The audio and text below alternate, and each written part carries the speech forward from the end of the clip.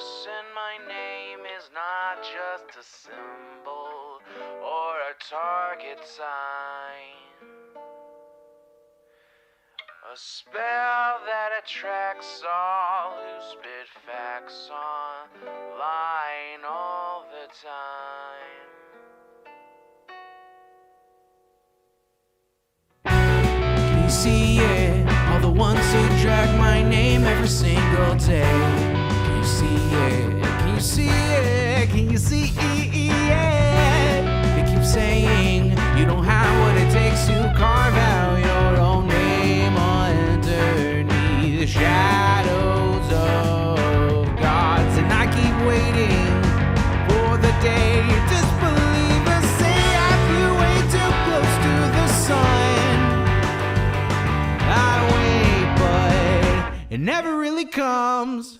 The X in my name is not just a symbol or a target sign. A spell that attracts all who speak facts online all the time. The X in my name is not just a symbol or a target sign. A voice that compels all to rebel from all right shackled minds.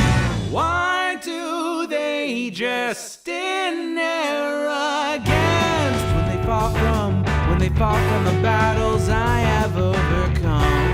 We feel it, feel the cope and the seething tone that they make while I stand up, man among gods. And I keep vaping with my mills, shooting ropes in my cold that faces towards the sun.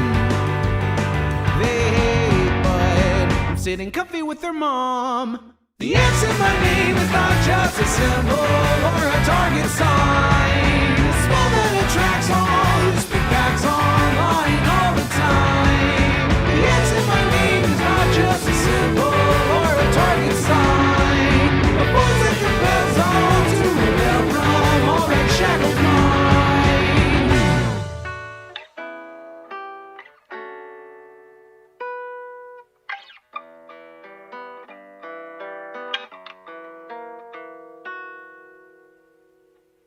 The X in my name is not just a symbol or a target sign. A spell that attracts all who speak facts online all the time.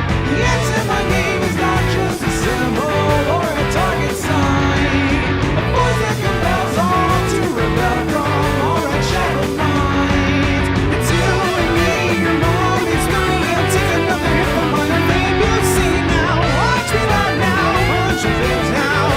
Show you how.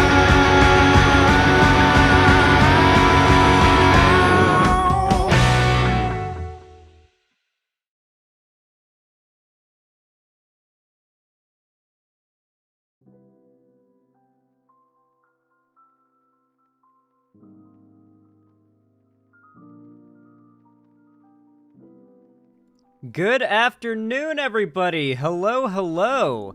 It is so good to see all of you again. Welcome, welcome. Good to see you, Trans Gal. War Penguin 55, what's up? TSW the Shadow Wolf, good to see you. Wingo, how are ya? Oculaire, hello. I know who that is. That's one of my IRL, well, not IRL, but outside of stream friends. Decayed Slav, how are you? Tommy Dude, what's up? Ride the Rails, good to see ya. Balthazar, good to see you in chat as well. Hey there, Avalon of Babylon. Good to have you. Welcome.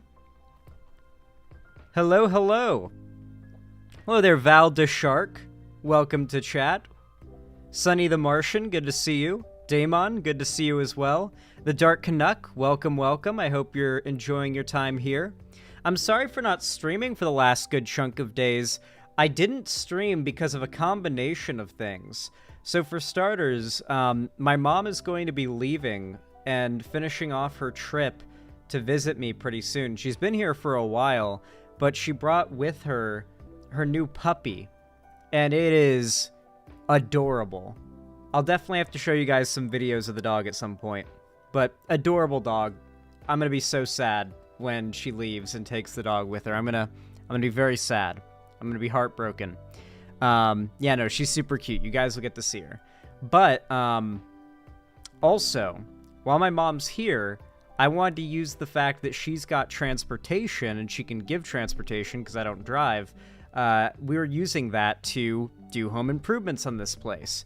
And for starters, we decided to go ahead and start by painting the cabinets in the kitchen because they're a little bit grody looking. Like, they were already painted, and the paint that was on there was a little old, you know, little, like, generally you could just, like, I don't know, sand it away, and maybe there's wood under there that you could finish or something, but just repainted it the same color. And it came out looking really nice, but while I was bent down underneath the cabinets, I cricked my neck like crazy. I don't know how else to describe it other than, like, you ever just wake up one morning and you get that kind of neck pain where you turn left, it still hurts. You turn left and it hurts, either like your right side is like, or you turn right and it hurts, either your like right side is stiff and it feels like there's something in there that's like blocking you from turning, or this side is stiff and it gets tight when you turn. You try to turn to that side and you get the same thing. It's basically that kind of stiffness. So my neck hurting, not great. Then my editor, or one of my editors, ends up having his computer shit out on him. So we have to reduce the production of segments to begin with. So I decided to just take the time off stream because my neck hurts and, you know, I can't get the segments that would be done from streaming edited anyway, and decided to wait until all of those things are solved. And here we are. All those things are solved. Are we live? Yes, we are, Versus. Welcome.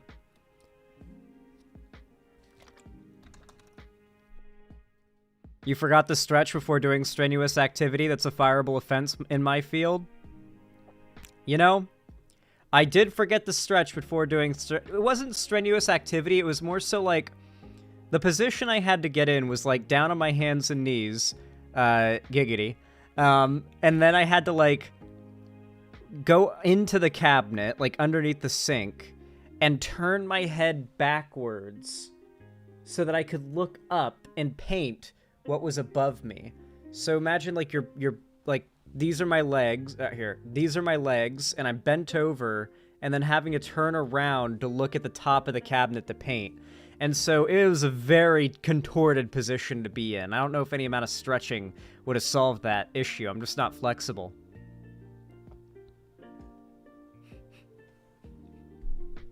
The giggity. Yeah, I had to hit you guys with the giggity. Oh, and while I was taking time off, I also got back into Project Zomboid. I've told you guys this many times, but it's genuinely one of my favorite games ever made. The only downside, in my opinion, was the combat. I just could not get a hold of the combat and understand it. I just always ended up getting my shit pushed in by zombies and losing all of my progress. And it made me have gear fear, so I wouldn't fight zombies, which made me not get practice. So a couple days ago, I decided to say fuck it and just hardcore started to, you know, play Zomboid single player. I did a few characters, and by my, like, third or fourth character, I managed to get, like, 6 days in on vanilla settings, which doesn't sound like a lot, but I killed a lot of zombies, and I was playing pretty recklessly, specifically to try to challenge myself. And I ended up starting just a friends server with Oculaire in chat, as well as my friend Ethan, and we're doing really well. My character is, like, a zombie-killing motherfucking badass, and I haven't gotten bit or infected, really. I've got full firefighter gear, so I'm pretty bite-proof now to begin with. We've pretty much cleared out Rosewood. There might be a few more streets and buildings left that have, like, a good amount of zombies in them, but we've really fired off a lot of guns in the city and killed a lot of zombies, so it should be clear, and then we're going to start moving out of Rosewood once we've pretty much looted it dry, and we're going to make a straight beeline for Louisville. Maybe stop at a few towns, police stations. Maybe the military base. Try to see if we can get ourselves more ammo. But it seems like the best source of ammo is looting people's houses. That's where I've reliably gotten the most guns and ammo in Zomboid, is looting people's houses. Like in their bedrooms and their cabinets, they'll have like a gun case, and you can drop that in the ground and then loot it. And it'll usually have a gun and a box or two of ammo in it. Not like some ammo, but a box of ammo. And that's quite a bit. Zomboid update 42 is so close to being released. Oh yeah, I know that, and I'm hyped for it. I'm getting ready. I'm extremely excited. Xanderhal, it's like when you try to play an old CRPG and you kind of force your way into clicking with combat, like how it took me forever to grow an appreciation of Dragon Age Origins combat. Zomboid, and particularly its combat, is like coffee.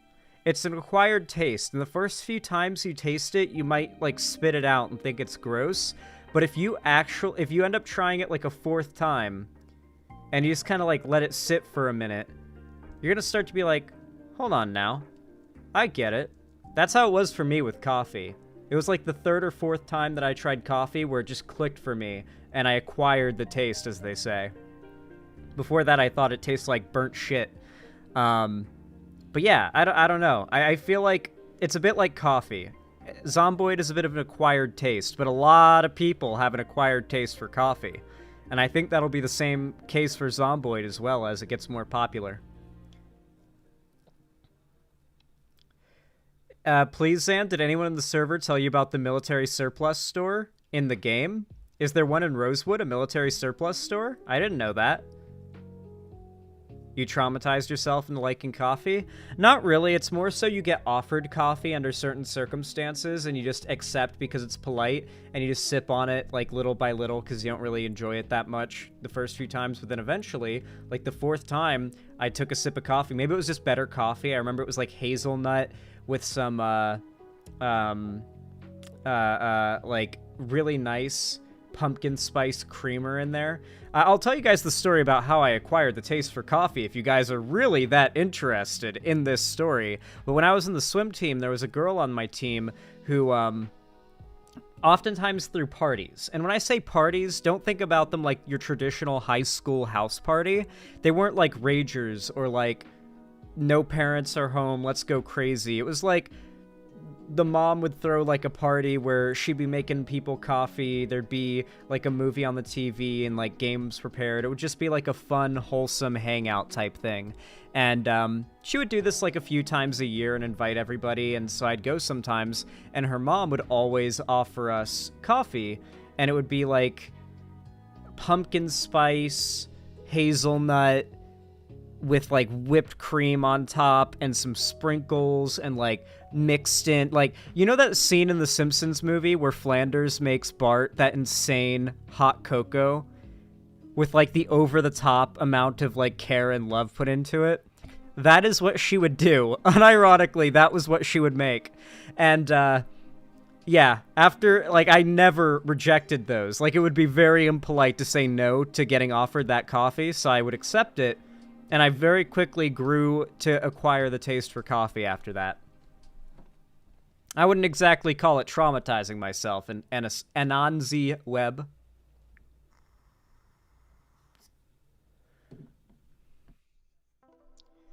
I know that you have a bad relationship with these two. I don't know if I have a bad relationship with both these people, Chainsaw Chimera, but Hannah and Jake broke ties. I don't think I have a bad relationship with Hannah in any way. I think we follow each other last I checked or heard. But, like, the beef with Jake is such a... It's not even beef. It's literally as simple as, like... It's not... I don't even have beef with Jake. Jake has beef with me. It was just that his partner jumped on a couple of cancellation bandwagons, like the sex cult drama and... like jumping on with the false allegations of my ex when she was trying to like extort money out of me by posting her twit longer, and I had to make my big response. Like they supported that as well. Not actual Jake, actual Jake's partner did. And then after every drama would like refollow me again and sort of pretend like nothing happened after, sometimes even, especially during the sex cult drama, making some very, very hurtful statements about me. And it's just like, once I get it, big allegations came out, you believed them because whatever. The second time that something like this happens and then you pretend like nothing happened after, and I just ended up blocking, what's actual Jake's partner's name? Phoenix? I think it's Phoenix. I ended up blocking Phoenix, and they complained about me blocking them, which resulted in actual Jake just out of nowhere replying to one of my tweets getting angry about me blocking them. And I was just like, did Phoenix go to actual Jake and tell him to get mad at me about this? What? Legend of Phoenix? Okay. It was just really weird. I don't know, but there's no beef really. I just blocked them both because I don't know if they really liked me all that much.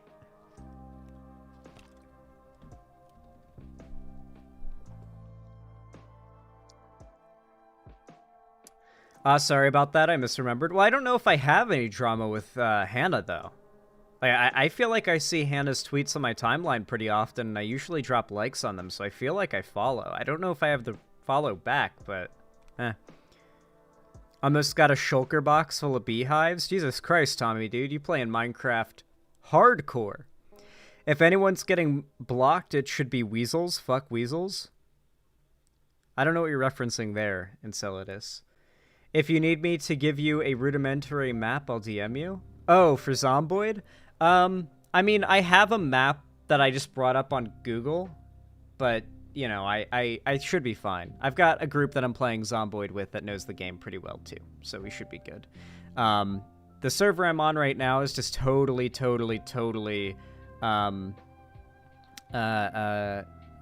vanilla. All vanilla with just some vanilla settings tweaked to make the game a little better. Things like, you know, no zombie respawns, but a much higher zombie population and high zombie migration. So zombies don't respawn at all, which means theoretically you could kill all of them. But the reason I did that is it more so gives that, like, Walking Dead effect of, like, oh, we go into a town and we, like, clear it out and kill all the zombies, and, you know, it's clear until more roam in from noise or wandering or anything we do that attracts them. Community role-playing Zomboid server when? I don't know if it would be like a role-playing server, like by rule. I definitely think a lot of people would play it as such. I did attempt that one time, and I even live-streamed it. The problem is, A, we would definitely have to whitelist it, because when we did that, a hacker joined, and B, when it was just me and my, like, smaller group of friends that just wanted to base up together, people would just watch the stream, and because the map is what the map is, people could just find where we were, especially, like, longtime players, and, like, come find us, and either kill us if PvP was on, or try to, like, base with us and be part of the group, and eventually it just ends up being one big community. So I think I might just not even try to enforce any rules about not, like, annoying us and like, trying to get, like, play with us whenever I make a server for it. I might just make the server under the pretense that we're all basing together and making a community, Walking Dead style. Definitely would end up modding the server a bit, too, for that.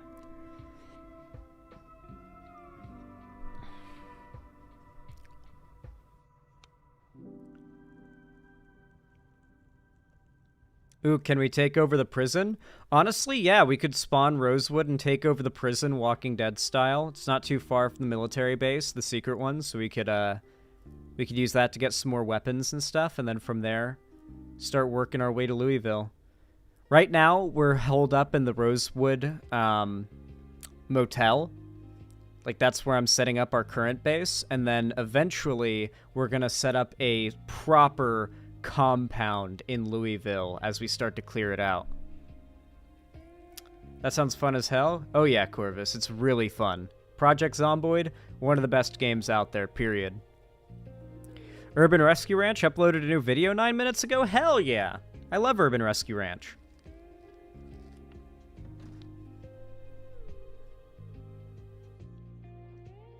Oh, good for them, Summer Star. Pepper T21, thank you for the $5 donation. I really appreciate it. Thank you so much. Very kind of you. I really do appreciate that. Said, attempted to stream while you were gone. Ethan informed me that I had leftist audio and I had to cut it until I get a new mic. Yeah, that's one of the biggest, like, obstacles to getting into content creation is that, especially these days, the bar for production quality is so high that unless you are... It is possible to make such good, entertaining, funny content that with a horrible camera and horrible audio, you can still take off, right? Granted, this was a long time ago, but Filthy Frank did it. For a long time, Filthy Frank's videos were not in any way up to par with the quality that was standard on YouTube at the time. He obviously raised that bar quite a bit, and that's how he got into his, like, big-time heyday. But, generally speaking, if you're a content creator trying to get into things, the bar is so much higher for the production value you have to bring than it's ever been. And so you're going to need a good mic, at least something where you can sound, you know, fairly clear through it. And while a great camera isn't necessary, what's really necessary is good lighting. Anybody who works with cameras will tell you this, and will tell you that what I'm about to say is correct. A camera is only as good as the lighting that is being used to capture the image. If you have shit lighting, your image is going to look like garbage. Notice right now, I've got natural sunlight hitting me through a window right now, and so I look pretty decent. The camera quality is actually pretty clean, but as it gets darker, the camera quality is going to noticeably drop as the light levels drop, and I'm going to have to start to tweak around settings that are going to reduce ever so slightly my camera quality, but make it more, like, bright, and make it, you know, make you guys able to see me, even though it's going to get darker. I'm a VTuber, I don't need lighting? Oh, well, in that case, there you go. Well, don't you need, like, a rig, though? That, like, I guess you don't need a rig if you're just talking and it's, like, set to animate mouth movement or something. Because when I think of VTuber, I think of, like, who's that one lady that has, like, the full body mocap rig? What's her name again? You guys have to know who she is. Code Miko, I think her name is. Is that the name? Code Miko?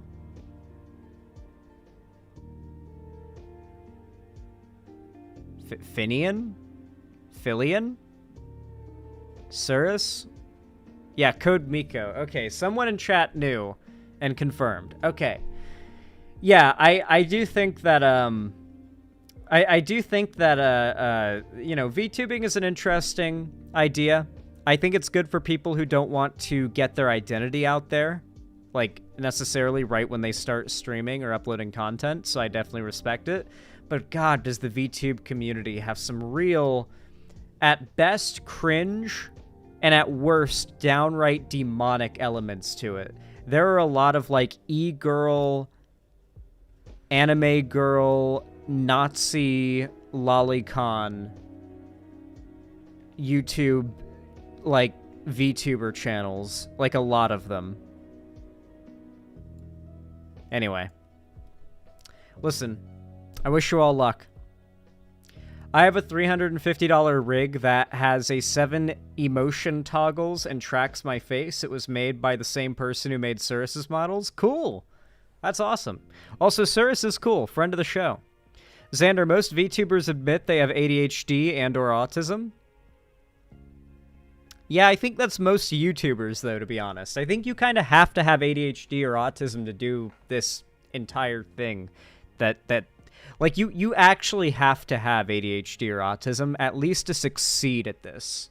Not to do it, but certainly to succeed at it. You have to have some kind of neurodivergence going on that fuels it.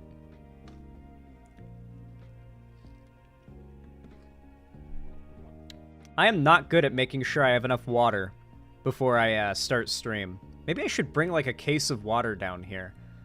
Like, why don't I just... You know? It's when I'm on stream that I start thinking outside the box. What I really need to do is find that coldest water bottle from my sponsorship and start using that again. I lost it in my move. Not, like, lost. It's, like, somewhere in my packed stuff. But it's a really good water bottle. I'm obviously years since being sponsored by them now, but hell, they made a damn good water bottle. My reason for why I even accepted that one sponsorship ever was because they offered to send me a free water bottle to decide whether I wanted to accept the sponsorship, which you could imagine is kind of a bribe. But I received the water bottle, and it's like an insulated thermos bottle, by the way. I fill it up with water, and I fill it up with ice. You know, not a crazy amount of ice, but, you know, a fair amount. No, not a Stanley Cup. It's the coldest water bottle. You know, I go ahead and I take some sips from it, some ice cold water, and then I put it down, and it was like 4 p.m. I pass out at like 9 p.m. that night, maybe actually more likely like midnight, and then I wake up the next morning, and I go to the water bottle. It's been like nearly well over 12 hours at this point since I filled it with ice and water, and I go to take a sip expecting it to be like stale warm, because I needed a sip of water right when I woke up. I did not expect it to be ice cold, exactly as it was when I chilled it originally by putting ice in the water. That ice had not melted at all. It actually had a little bit, but then it refroze somehow into a big like column of ice in there, so it wasn't individual ice cubes anymore. It was interesting. Aren't the Stanley Cups being boycotted for giving people lead poisoning? Yeah, I saw that. I was actually told about that today, that Stanley Cups are getting like some sort of boycott or controversy for having lead in them. And there's a response that a lot of people are saying that like there are very few brands that make these cups that don't have lead in them, which seems like a cop-out response, but it also seems crazy enough to be true. And it makes me wonder, what is the legal amount of lead for, like, cups and thermoses to have sold in America?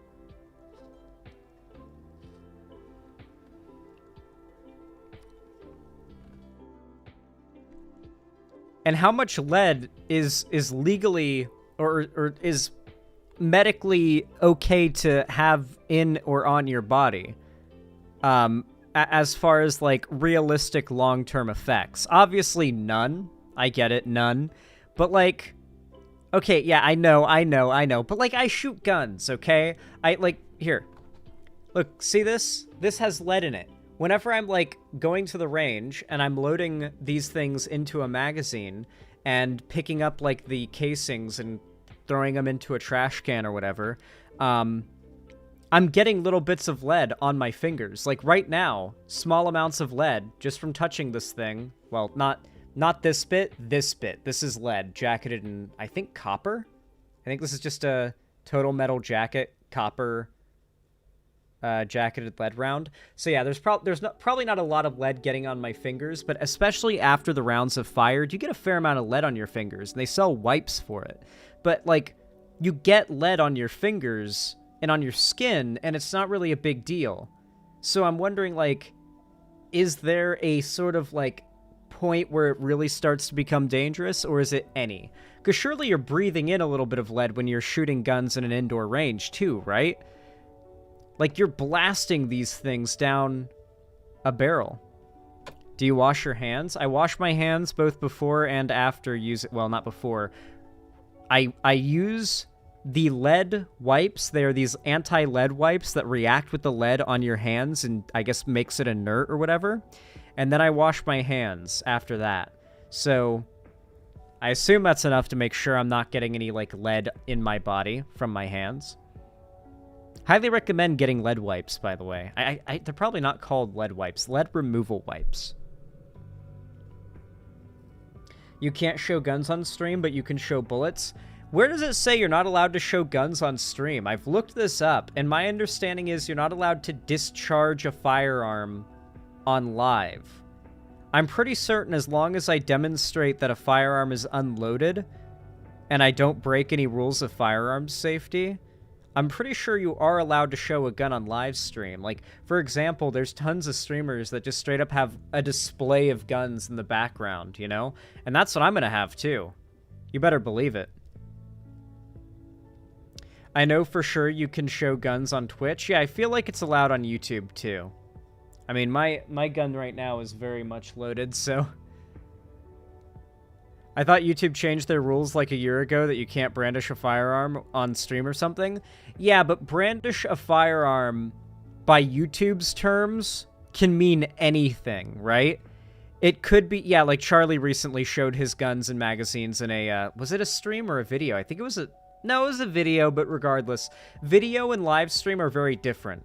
The reason why they're different by YouTube standards is that if it's a video and I'm talking about a gun in a video and I'm showing it off and I'm emptying it and I'm like showing you how it works and everything, and then I take that recording, edit it, and then upload it onto YouTube, at no point is there any risk of there being a video of someone getting shot, just uncensored, uploaded onto YouTube because of that.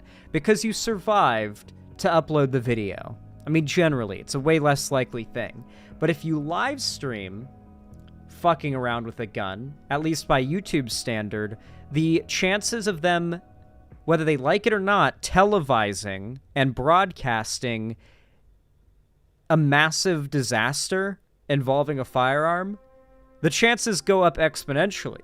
There's infinitely higher chances of it happening then. So the reason why YouTube has that rule is likely because they want to avoid someone having a bad accident on stream, on live, you know?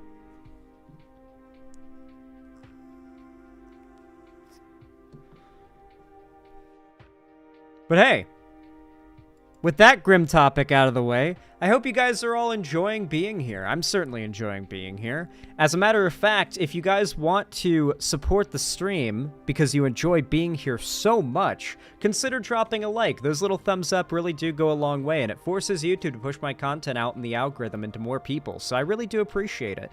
And of course, if you want to go the extra mile and you really want to help me out, you can always donate, subscribe, or gift a sub on my website, xanderhall.com/live. Or support me financially through YouTube, Twitch, Streamlabs, Stream Elements, Patreon, or even buying merch. Link down below through the Streamlabs link as well in the description. You can also join my fan Discord, which is an awesome community hub where we do all sorts of cool fun stuff. So definitely consider joining that as well. I'll be doing watch parties of movies and TV shows, especially a lot more in the coming future, as well as call-ins. So yeah. Is your mom still visiting, or are we going back to regular streams after your break? Oh yeah, we're going back to regular streams. My mom's still visiting for, like, I think another week and a half.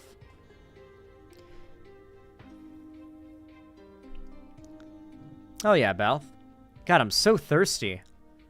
I am so thirsty, chat. I'm gonna have to go up and grab a water. I'm sorry, guys. I hate to interrupt stream this early. Orther's Dork, thank you for the $10 donation. I really appreciate that. Thank you so much. Very kind of you. Said Xander Hall, drink water. Same for everyone in chat. Drink water. Take care of yourself. Wear sunscreen if you plan on spending more than 15 minutes in the sun. Love y'all.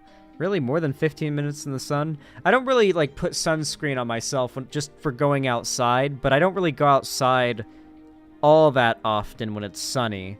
It's usually rainy when I go outside. Really just by sheer coincidence. I'd prefer it to be sunny when I go outside, but Seattle, it is what it is. There's not really much sun to begin with, except for in the summertime. For a little bit in the summertime, it's actually pretty nice. As far as, like, the sky being clear, sunny, warm. Hey Zan, have you seen Engineering with Rosie's video on climate change solutions, where she talks about the viability of eating the rich as a solution? Interesting. Like, unironically eating them? Like cannibalism? Because I'm genuinely curious about what would happen if, like, all the poor people unironically ate all the rich people. Like, cannibalized them. How would that go? I want to see, like, a simulation. Half expected you to end the sentence at, I don't really go outside. Well, I don't really go outside as much as I think most... Well... Actually, no, I think I probably do go outside more than the average Zoomer, to be honest, now that I think about it. Because, like, I compare the amount of time I go outside to, like, Gen X, like my parents' generation, but when I look at, like, the rest of Gen Z, like, people my age, most of them live like a far more reclusive indoor shut-in lifestyle than even I do, and I'm a YouTuber. Like at the very least, like twice a week I go for a like mile and a half, well technically 2 mile because it's there and back, walk to the dispensary and to the store to pick stuff up. So I think that's probably more like getting out and walking around and touching grass and enjoying like nature and getting out and moving around than a lot of people in Gen Z do. Well, you can't say eat the rich. RGR will accuse you of harassing her. Is RGR still around? I feel like that's such a deep cut now.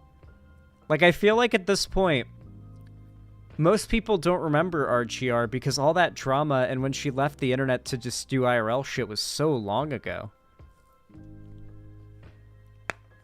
Who's RGR? Exactly. See? What's an RGR? Like, yeah. See how many people in chat don't even know? These are little politics zoomers. Little politics Gen Alpha-ers. What are we going to call the Gen Alpha people instead of zoomers? Is it going to be like aimers?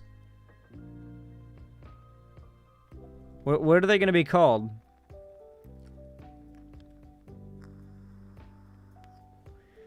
Aumers? They're definitely not going to be called alphas. That's for sure.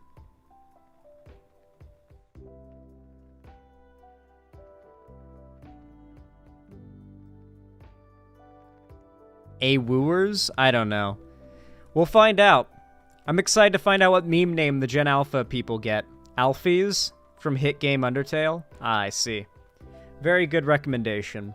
Well, thank you for the $10, Orther's Dork. I really do appreciate that. Very kind of you, and thank you for the advice. You know, I've never played Undertale, and I actually don't know anything about it other than, like, the most surface-level memes you can possibly imagine. One day I will play Undertale on stream. Get me to 150,000 subs and I'll play Undertale on stream, okay? I know you Undertale fans are able to make amazing things happen, so get me there, alright? Get me there. Okay, really quick, guys. I'm gonna go up and grab a water because I'm very thirsty. My lips are dry as a desert. Look at these lips. They're dry as fuck, and I literally forgot to get... Well, I should honestly just get like 3 water bottles, just have tons of extra water. That's probably what I'll do. Anyway, I'll be right back, guys. It'll only take me a minute. I love you. Be patient. You guys are amazing. I'll be right back.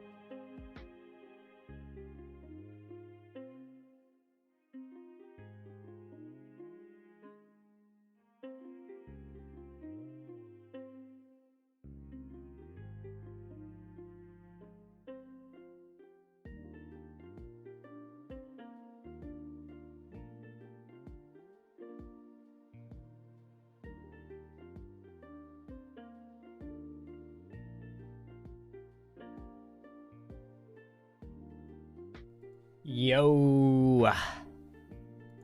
Thank you guys for being so patient and waiting for me. I am back, and I have water.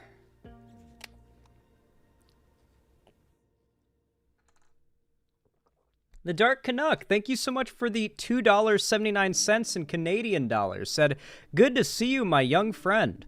Am I really that young now? I'm almost 25. If your lips are dry, use chapstick. Well, unfortunately, I don't have any here, so I'll have to buy some and then use it next stream. Can you review Critical Drinker's new video on Star Wars and his dipshit right-wing talking points? It's been up for 5 hours and already has 300k views. Critical Drinker doesn't make any real arguments. At this point, literally all that will happen is he'll make, like, nothing statements about how it's for the message or the agenda and, like, woke corp. Like, he won't even say woke. He won't even say the keywords that denote conservative messaging. There's no arguments there. It's just meant to shit talk the things that conservatives dislike in media and the culture war right now as vaguely as possible in regards to politics to satiate an audience of people who believe exactly what, you know, we all know the video is meant to appease. But he doesn't really make any actual arguments that you can engage with. So it's frustrating. But maybe we'll do that. Drop the link in my Discord server in my content recommendations channel, and I may add it to my list. Cover it in a future stream. It may happen. I keep seeing people talk shit about this new Star Wars series, and I don't get it. They're pretty good. I haven't watched the new movies, just Obi-Wan, Andor, Boba, and Mando. The new movies are okay, but they definitely have a fair amount of flaws for sure. The problem is that any old property getting rebooted, even a soft reboot like sequel type deal, when things are different, people are going to get upset. And right now there is a very strong culture war resurgence in content that gets upset about representation and progressive messaging in media. Nothing has really changed in this respect. It's just the words they use to describe it and the insults they use to deride their opposition that have changed. The meanings haven't changed. The words themselves had, right? Have you seen that, like, the no bullshit clone channels, like the quartering clone channels, I guess, are now using the term cancel pig and then, like, AI art generations of, like, pigs with, like, rainbow hair and, like, SJW glasses in their thumbnails to represent the left? It's less so about making arguments to support their side and more so deriding anyone who disagrees with them and leans more left than them. Their content isn't for anything, it's just against representation.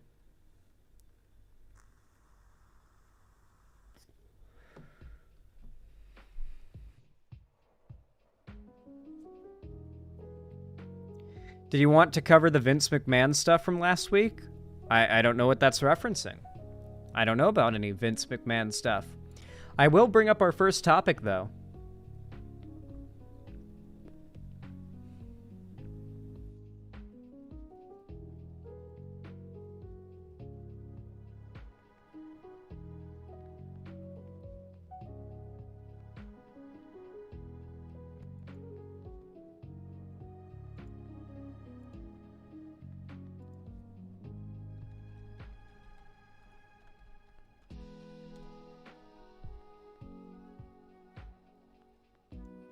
Palworld. Whoa!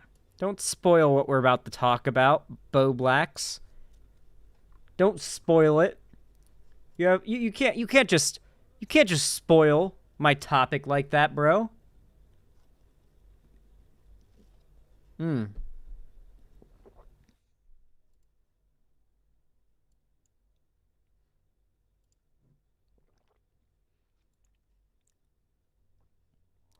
All right. Larry Banks 78, thank you so much for the tier 3 sub. Holy crap, I really appreciate that. How many months is that, by the way? I don't want to undercredit you. Yo, Zan, welcome back to streaming. I will say that due to what's happening in Jordan, I don't think that it's gonna be a nothing situation as other times. What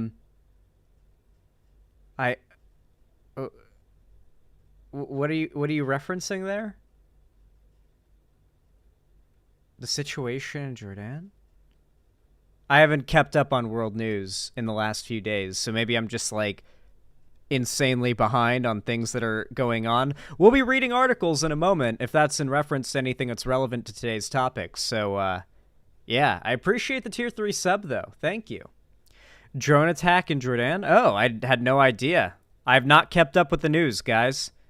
I've been like Captain America frozen in the Arctic. I'm completely out of the loop from the last like 4 days of news. U.S. soldiers died in another country. Oh shit! Like in the last day or two, this happened. That's a big deal. 3 U.S. soldiers died on foreign soil. That's a big deal. That's a big deal. Ooh. Man, times are really tough for Biden. It feels like despite the fact that pretty much I would hazard to say 9/10 of his policy decisions have been like the best of any president ever. Despite all of that, all this shit is going on that he's inevitably going to and is actively getting heat for. Despite the fact that all of his policies are inevitably going to lead to future, future happiness that is going to be attributed to the work of Trump if he wins. And it, honestly, right now, if the election happened today, all the polling says Trump wins by a long shot between Trump and Biden. The current polling says Trump wins easy if the election happened today. That is a scary thought. And it's because young people, by the way, young people in particular, young progressives, do not want to vote for Biden because of how the Democrats have responded to the Gaza-Israel situation.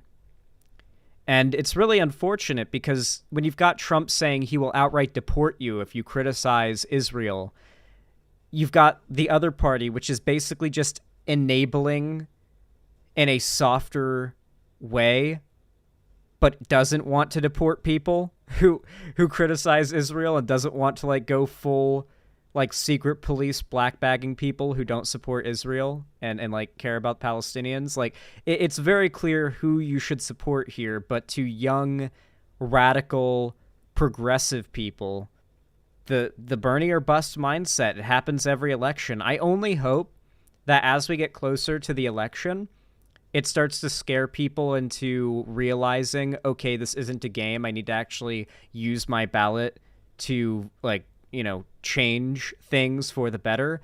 But man, without the fear or without the active display of a Trump presidency that we had back in 2020, I don't know.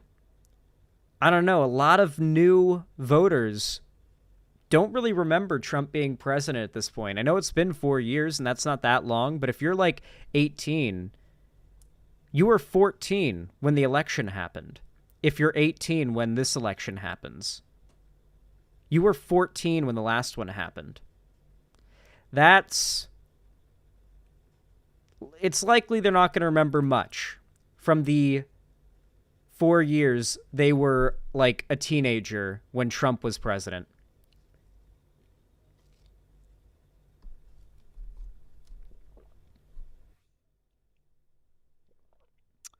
Yeah. It's hard to say, though. It's definitely not going to be young people voting for Trump. It's going to be young people not voting against Trump is going to be the big problem. It's definitely scary.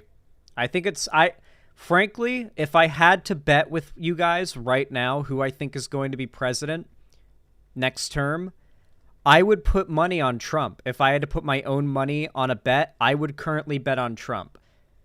That's pretty much where the current data shows. Things could change quite significantly, but right now the data would suggest it'd be smarter to put your money on Trump that doesn't mean things can't change. There was a fair amount of polling that showed that Trump could actually win quite strongly back in 2020, and that didn't happen. His approval ratings were pretty high early on in the election, and it looked like he might actually win for a while. Even on election night, it looked like he might win for a while.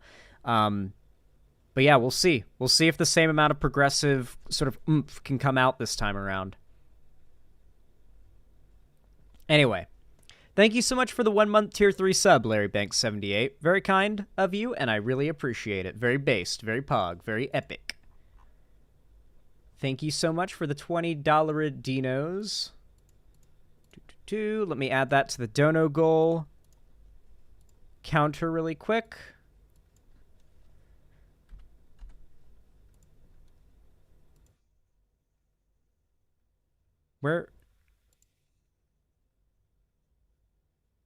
Why is my dono goal thing gone? What?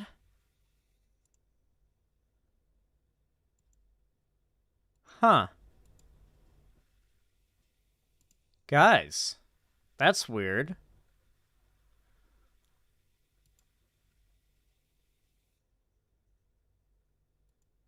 I'll just fix that later. Okay, so I don't have like an on-screen dono goal right now. It disappeared. That's cringe. Well, hopefully you guys don't just donate to see the bar go up. But know that I am still counting up the donos, so yeah, that's weird. Weird bugs just happening with Streamlabs, I suppose. Love that for me. Okay, let's start with the first segment after another sip of water, because my lips are just getting... Why is my mouth so dry?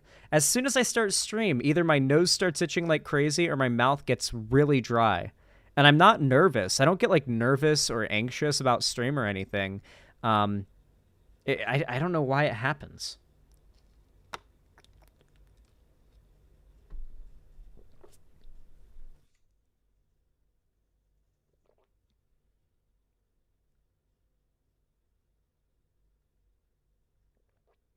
Dasani is the worst water. I mean, it's fairly cheap, right? I just get the cheap water. Water is water. As long as it doesn't have like piss and shit in it and other stuff that's gonna hurt me, then it's water. And I don't know how there's like better quality. It's acidic. Yeah, I can definitely taste a little bit of acidicness to it for sure. I can definitely taste a little bit of that. I get, hold on, let me...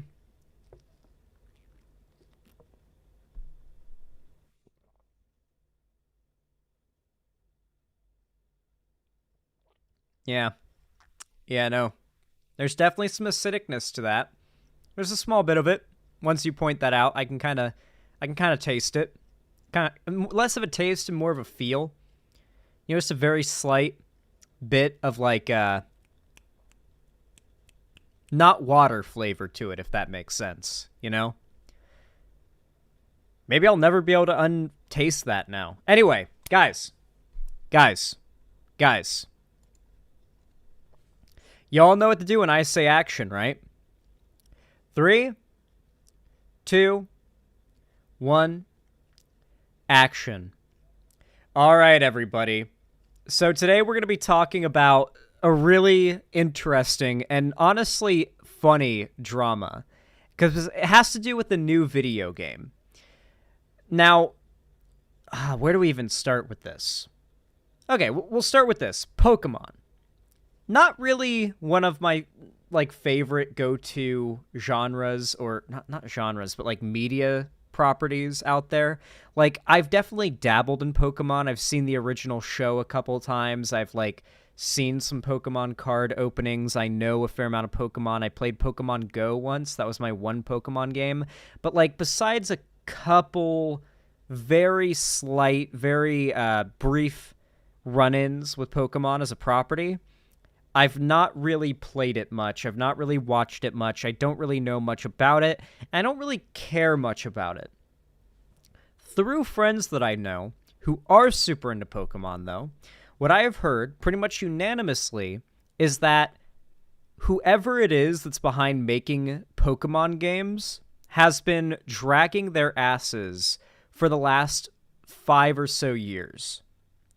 The low quality graphics, the glitchiness, the low performance, the just generally really crappy looking and feeling games that have been coming out. I mean, what was the most recent Pokemon game, guys? Chat, what was the most recent Pokemon game that came out?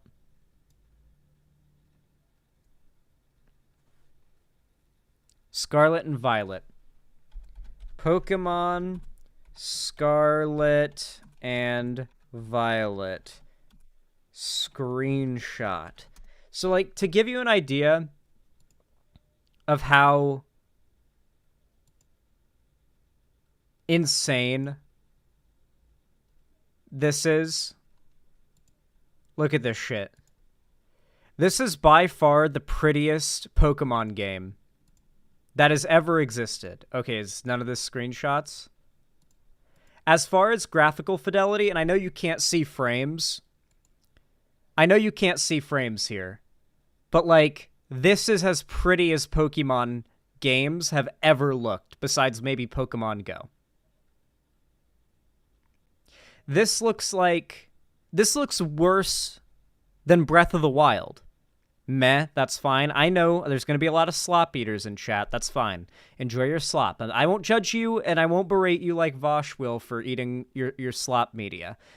But what's clear from a lot of people that like Pokemon that I've spoke to is they feel very disappointed and very let down that the amount of potential that Pokemon as a media franchise has been, especially in the world of gaming, in the last 5 or so years, really, really upset, like very disappointing.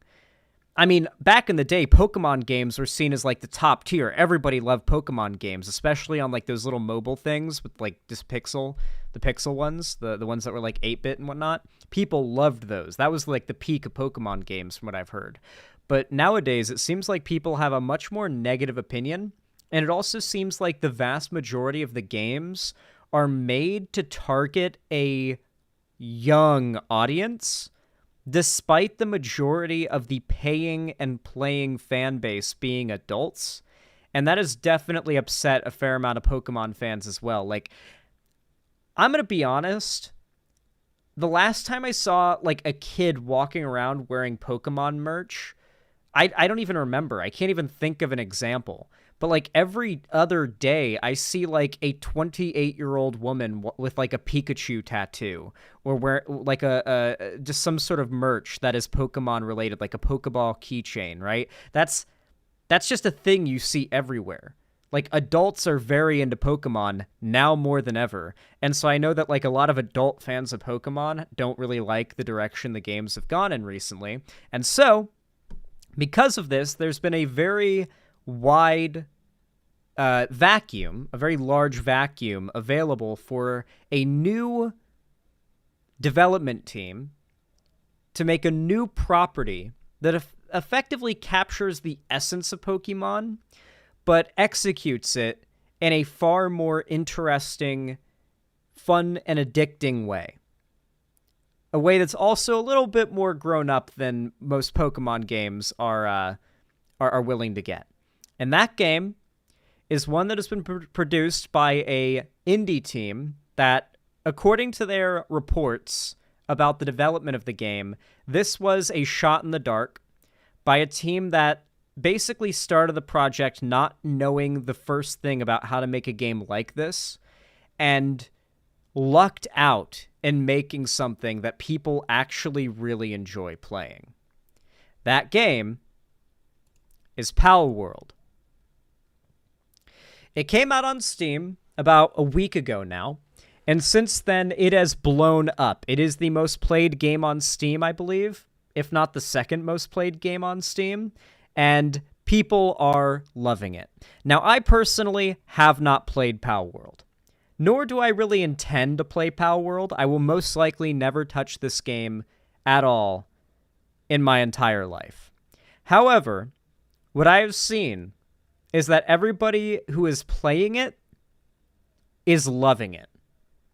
I have watched a couple streamers play it, not really paying attention to the gameplay so much as paying attention to the streamers' opinions and experience and reactions to the gameplay experience. And they've pretty much unanimously been having fun. My friends who've gotten into it have all been having fun and really want me to join them in it, but I don't really plan to because it's just not my cup of tea. It's a bit like Ark with Pokemon-looking, Pokemon monsters, and very much more modern, well-defined graphics than the kind of stuff you're going to see in any Nintendo. Is it Nintendo that produces Pokemon stuff? I actually don't know. Is it Nintendo that makes that shit? Or is it like Pokemon Company or something like that?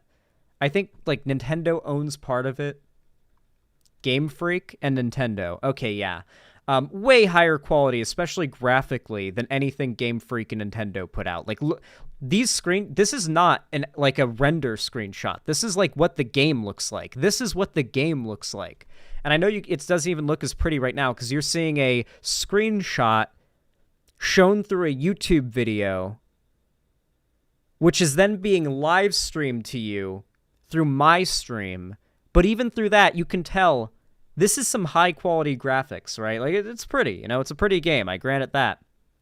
I will admit, it looks obnoxious. And when I first saw this game, my first instinct was to immediately jump on the growing hate train against it. Because obviously, any new big popular piece of media, once enough people start jumping on board with it, people who aren't really interested in getting on board with the hype train start to feel like they have to have an opinion on it. And the more they hear about it without really being into it, they start to get annoyed. They start to hate that thing. And so when allegations came out that this game was using stolen assets and AI art, a lot of people immediately jumped to believe this. And to substantiate these claims, people started to produce screenshots that claim to be evidence of this. Things such as wire mesh models compared side to side from Pokemon games and Palworld to try to prove that they had stolen meshes. They tried to claim that the models were generated using AI. Things like that. And there's very obviously, like, this is very clearly like, yes, this is like, I don't know, is there like a plant type Eevee? Or is Eevee just Eevee, and then you have to evolve it into, like, a Vaporeon or whatever, right? I don't know. But this is very clearly supposed to be, like, reminiscent of, like, an Eevee from Pokemon, for example, right? And Leafeon, that's a thing? Well, Leafeon's an evolution of a Eevee, right? Isn't Eevee just, like, the base form of any of those, like, Eon Pokemon? Yeah. I know that from Pokemon Go. I played Pokemon Go, guys. I know the little bit. I know a bit. I know that Magikarp turns into a Gyarados. I especially know that because I lived by the water back then, and a lot of water-type Pokemon spawned. I had so many Psyducks. Just a lot of Psyducks and Magikarp. And once I got enough Magikarp, I had so many Gyarados.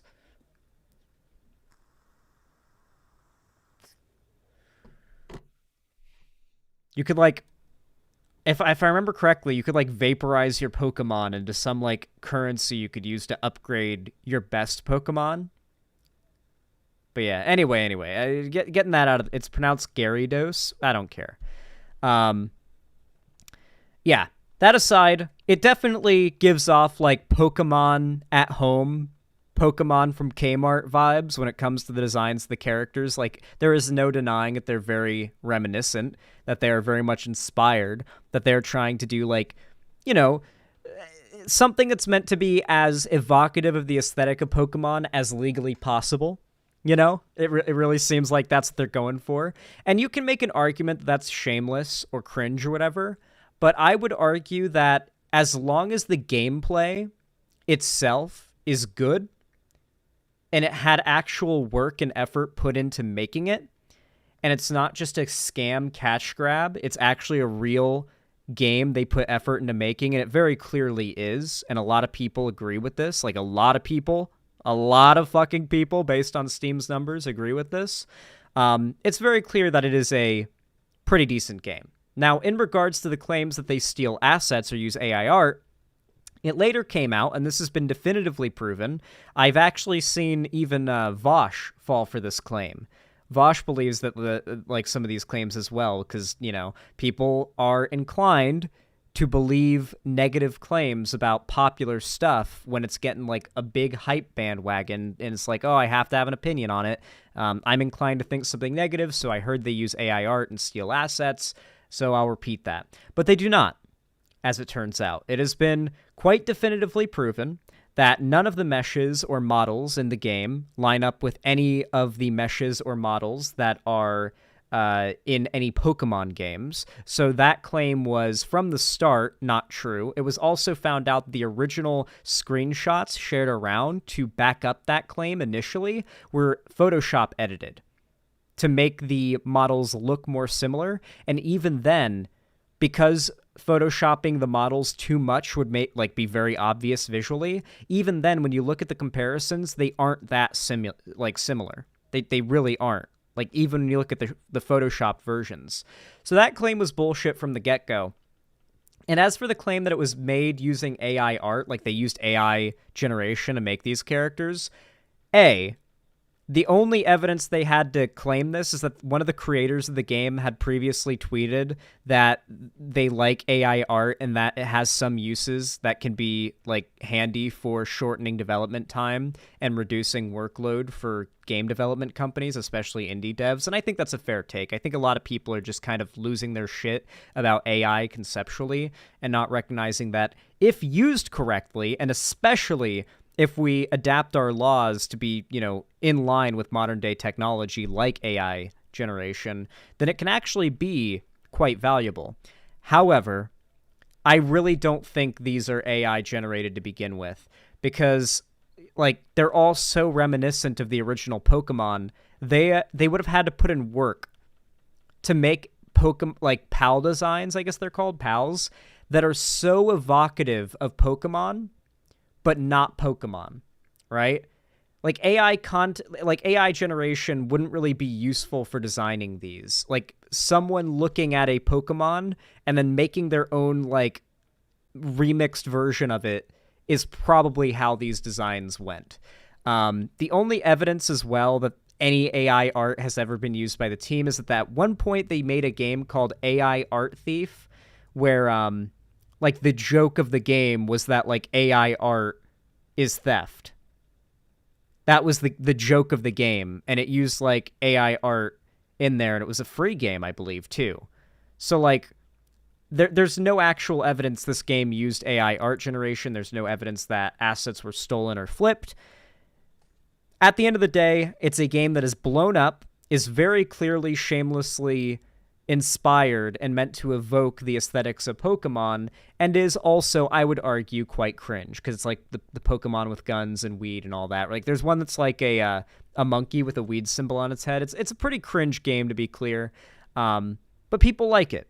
And I have learned that people have a massive tendency online to yuck stuff that's popular. If someone likes something and they don't like that thing, they have to shit talk it, because they know if I shit talk the thing this person likes, it might hurt their feelings. And I don't know anything about them other than they like this piece of media. So I feel like shit talking people for liking a piece of media, or just really going against people for liking a piece of media, has become more popular now than ever. I'm just not going to jump on that bandwagon. It just feels pointless. Hazbin Hotel. Yeah, I've seen that tendency online too with Hazbin Hotel and Hell of a Boss. A lot of people are absolutely losing their shit at anyone who likes that show. I watched I watched up until, I think, the most current episode, and I'd say it's pretty nice. I'd say it's a good show. Don't, cancel me for it, I guess, but I'd say it's pretty, wholesome fun. It is not wholesome fun. But, anyway. But yeah, it is a bit like that, right? Where people just don't like things that are popular if they don't enjoy it. And other people are. They want to ruin other people's fun so they can find a way to make fun out of this popular thing for themselves. So Boblax made a video called Twitter versus Palworld, and I imagine this is going to be a pretty good collection of the discourse that's been happening on Twitter over the game. You may be wondering, why am I talking about this? Well, because I think that misinformation becoming prevalent online and people choosing to believe it because it's convenient ties very, very closely into the state of online and real-life politics right now. So while this may just be a relatively apolitical video game, I'd say that people's reaction to it, particularly the negative reaction, is actually very reflective of the types of thought processes we see in the political space, in like culture war discussions and dramas and stuff like that. Anyway, let's check out the video. Palworld, the game that has been absolutely dominating online gaming discourse due to it selling millions of copies within only a few days, having those millions of people who bought it playing it consistently on Steam, and of course the discourse around the game's creatures called pals looking extremely similar to Pokemon, to the point of being borderline plagiarism in some people's eyes. But to get the full history of where this game came from and a bit of the development behind it, Rock Solid posted this thread that explains it all. It starts out by him. Yeah, that's the tweet in reference, Balthazar, but there is no evidence they used AI art to generate stuff for the game. Like, there's no evidence of that. Just that, like, one of the CEOs talked positively about AI art, and it was cringe. That's not evidence. That's them having a cringe take about AI art. Him saying, thought I would make a thread to tell people more about the Pocket Pair Studio, aka the studio behind the newest hit game Palworld, and give more insight on their previous works and what you can expect in the future, as there seems to be a ton of misinformation. Poc's first game released all the way back in 2019, titled Over Dungeon. As far as I can tell, it's basically Slay the Spire roguelike RTS deck builder. The game was met with very positive reviews, and good sales, and it's commonly described as fun, exciting, and dynamic. It has over time gotten a few DLCs, but nothing really of note. 1 year later, Pocket released their flagship title of Craftopia. Game was met with mostly positive reviews, but criticized for lack of content, bugs, and non-working multiplayer mode. The game is very clearly heavily inspired by games such as The Legend of Zelda Breath of the Wild, Genshin Impact, and to some degree Factorio. As for today, the game has mixed reviews on Steam, mainly because it seems that Double completely abandoned the project to focus on Palworld. They outlined this in a blog post explaining that due to an engine change and financial problems, they had to make a choice between keeping Craftopia afloat or going all in on Palworld. They chose the latter, though with the newfound success from Palworld, there may be hope. Probably the most talked about and controversial game from their catalog, nearly 2 years after Craftopia, Double. Ironically, you know what development process this mirrors directly? Fortnite. The explosion of Palworld reminds me so much of like Fortnite's initial explosion in popularity, where it came out and it blew up overnight. Within like 5 days of the Battle Royale becoming available to people, it went from being like a failing, barely like chugging along game with like the Save the World and whatnot, to exploding in player count overnight. Just exploding. And as it got more popular, and as everybody started to play it, you started to see the same phenomenon happen. You saw people claiming it was a ripoff of PUBG, people claiming PUBG or PlayerUnknown's PlayerUnknown's, I think is the name of the company, whatever, Battlestate Games, I think is maybe the company that makes them, should sue Epic Games. Like, obviously Epic Games wasn't on the edge of like falling off, but the team that made Fortnite, and like Fortnite as a game, was not all that successful. And then it blew up out of nowhere. It was a shot in the dark. It probably by now would have lost. If it was just Save the World would have definitely gone offline. And like there would be no more Fortnite if it was just Save the World. It would have gone offline. There'd be no support for it probably a while ago. But Battle Royale came out. It blew up, and either people loved it or they hated it. Because after a couple months, everybody knew what Fortnite was. And it reminds me a lot of what's happening with Palworld right now. I feel like now, though, like, what is it, 6 years later, Fortnite's been around for so long, it's been maintaining very big numbers for so long, it's sort of cemented itself as, like, a respectable game, you know? Like, people still make fun of Fortnite, but no one can really claim it's, like, a dead game, or it's, like, a nothing game, or it's, like, fallen off or anything. You know, it's a cultural icon. It's been around for years and years and years. It's maintained its popularity. I think it reached its newest peak of total players recently.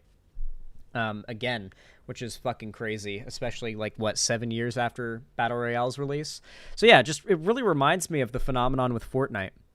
Released a small-scale party game, AI Imposter, where everyone gets an art theme besides one person, the imposter, and has to follow that theme to the letter on vote and try to uncover who is the imposter based on the art they generate. To me, this game seems like this was the other game they made that did use AI art. good idea made on a complete whim. Seems like something that spawned as an idea out of the whole rise of AI art at the time, but never really went anywhere. This brings us to Palworld in 2024. Interestingly, many people may not know this, but this project was barely even made in time. Double was very low on funds as the game cost them nearly 1 billion Japanese yen, $6.3 million. Pocket took very big risks with this project, as themselves describe it, saying they got extremely lucky with their hires and funding, which makes the move to abandon Craftopia not really any less bad, but a lot more understandable. They also state that they are fully aware that their game will be compared to pre-existing game projects, such as Pokemon and Ark Survival Evolved, and no, it does not use AI art. In conclusion, Double definitely has a history of taking inspiration from other pre-existing projects, and trying to perfect them. By any means, there is nothing wrong with that way of thinking, and many popular franchises even today took inspiration from other pre-existing projects to get their foot in the door. This is the future of game development, I think. At least as far as like games that are really gonna dominate and keep people, you know? I think that there are a lot of really good ideas out there that have been put to games. I think a really good example is DayZ, and Project Zomboid, right? Are really good examples of this. The idea behind DayZ is you've got a big open world, you customize your character, you go in, you're in this big 3D environment, you can explore wherever you want, there's woods, there's buildings, you loot up, you get your clothing, you get your like your backpack and stuff like that so you can store things, stock up on food, weapons, and everything you need to survive. Build up a base, try not to get killed by other players, team up with other players, get a vehicle, you know, general survivor game stuff. The problem is the game is being made by possibly one of the most inept teams and companies in all of game development. It's been in early access since 2013, and it's still so fucking broken that when you go to open a door, half the time nothing happens when you press the button. The other half of the time, the door opens and like pushes you as the door like its doors open and like pushes you into a wall, which starts to make you jitter out and like phase into the wall until eventually it rubber bands you back to where, like, they should just make it so like when doors open and close, they are non-collidable. That would fix that problem right away, and then you just have to deal with the lack of feedback for opening doors. But that's just one example. Opening doors, shooting zombies, hitting anything in the game. Super clunky, super slow, super buggy. It is awful when it comes to DayZ. Zomboid is smooth, clean. Zomboid is being developed the way I wish DayZ was being developed. DayZ would be a million times better if it was developed like Zomboid. Yes, Zomboid has been in development for a long time, but they've put that development time into developing it in a good way. The base functions of the game are solid as fuck. Really, really solid. And every update now just has to bring new content because the base functionality of the game is set. You can hop onto Zomboid and play it, and the fundamental functions of the game, opening doors, fighting zombies, looting, cooking, all these things are going to function the same as the final build of the game in the future. It's just going to have more content added over time.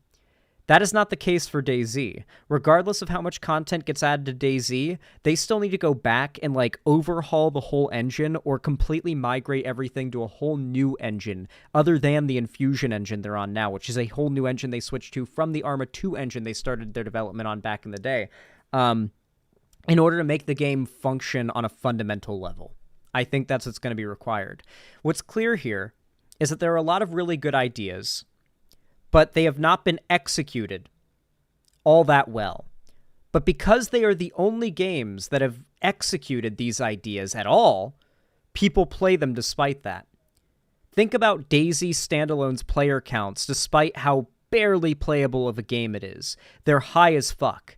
Then look at the day before, the game that I covered that ended up being a scam that came out, and then literally they shut down the studio 4 days after release. that game advertised itself as basically just DayZ, but polished. That's what we wanted. A polished, smooth, responsive, well-made DayZ with the content of Zomboid. Because a lot of people, they like Zomboid's content, but they don't like the isometric aspect of it. And I feel like a lot of people's dream zombie game, like zombie survival game, is a mesh of DayZ and Project Zomboid made by a AAA quality team that is capable of making a polished, well-finished experience. And if someone made that game would explode to the top of Steam's charts just like Palworld within a matter of days after release. It would be massively high on the it was #1 on wishlist. That was what the day before was, but it ended up being a scam. I do think the future of like the biggest games that are going to come out and dominate the cultural landscape in the next like 5 to 10 years are all going to be games like Hytale, Palworld, Fortnite, games that took ideas that already existed and executed them way better than their predecessors. And that's just what Palworld is. They took and also, not to mention, Pokemon was literally to the same level inspiring their stuff off of already existing like properties back when it first came out. The same thing has happened with Palworld, and I don't know. Well, I'm not really on the train. I'm not on the Palworld train. All I can say is, I don't really see the need to freak out over it. I don't see the need to be against this game or to think it's some like awful thing that's ruining gaming. I've seen so many people losing their mind about it, and I just don't really see why. Sneed then responds, TLDR, I'm still playing Palworld. And then Rock Solid says, pretty much yes, enjoy it and ignore Nintendo cucks. And that's exactly what people are doing, as Palworld announced that they had sold over 5 million copies in only 3 days. Yokai Watch News responds by saying, this is fucking bullshit. Asmongold says, the success of Palworld proves that the only thing customers actually care about is a good game. AI, slavery, bestiality, copyright infringement, it's a video game. Those are pretend problems that people don't actually... Well, oh my god. So Asmongold, we're going to be doing a whole segment about Asmongold later, but people have finally realized how stupid he is. I don't know if there's bestiality in the game. Is there? I have no idea.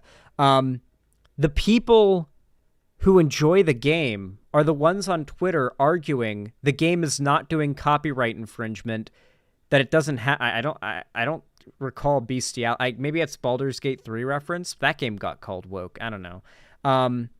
Slavery... I don't know what game that's a reference to. Minecraft, AI. The people who defend these games say they don't contain these things, not that these things are okay to be in the game. At least in the case of Palworld, they argue that, like, particularly the copyright infringement and the AI stuff isn't in the game. Not that if it was in the game, it would be fine. Basically, Asmongold's argument is that people don't care about anything, and if you do care about anything, you're an outlier, and you don't want to be an outlier, so stop being an outlier and stop caring about things. Asmongold is like the new mascot for disaffected, right-leaning, culture war centrism these days, and it's quite obnoxious. We'll be doing a whole segment about it later, but Asmongold literally just... he enforces not believing in anything or wanting anything for the world. They care about. Make good game equals people buy game. Since Potato responds, all the hate it's getting really astonishes me. Some people are vehemently against more fun games existing. Luna's Ra says, my first reaction was they copied Pokemon, but after I saw you play it and others, I realized this is a completely different game, and you can't argue with the sales. People want this, and they... It's more so like the devs played Ark Survival Evolved and were like, wow, this is a buggy mess. They saw Pokemon and were like, well, people love Pokemon. What if someone made like a functional Ark Survival Evolved, but it was like Pokemon-like creatures, and there was like guns and stuff, and it was like a survival crafting game too, with like Pokemon battle type mechanics as well. Like that isn't that terribly hard to execute. They as it seems, and so they just pulled it off. And as it turns out, it's a combination of things that people have wanted for a very long time. they want it bad. Dan Peters says, it's like Ark with a Pokemon coat of paint, but it doesn't suck. Yeah. Mislead says, why do people assume there is the use of AI when there is no proof? Tectone shows a picture of the Pokemon Vaporeon and says, yeah, and you can have sex with the pals too. Wake up, Nintendo. Hear what- Wait, you can? Is that real? I have not played Palworld. Guys, is this real? Can you fuck the pals?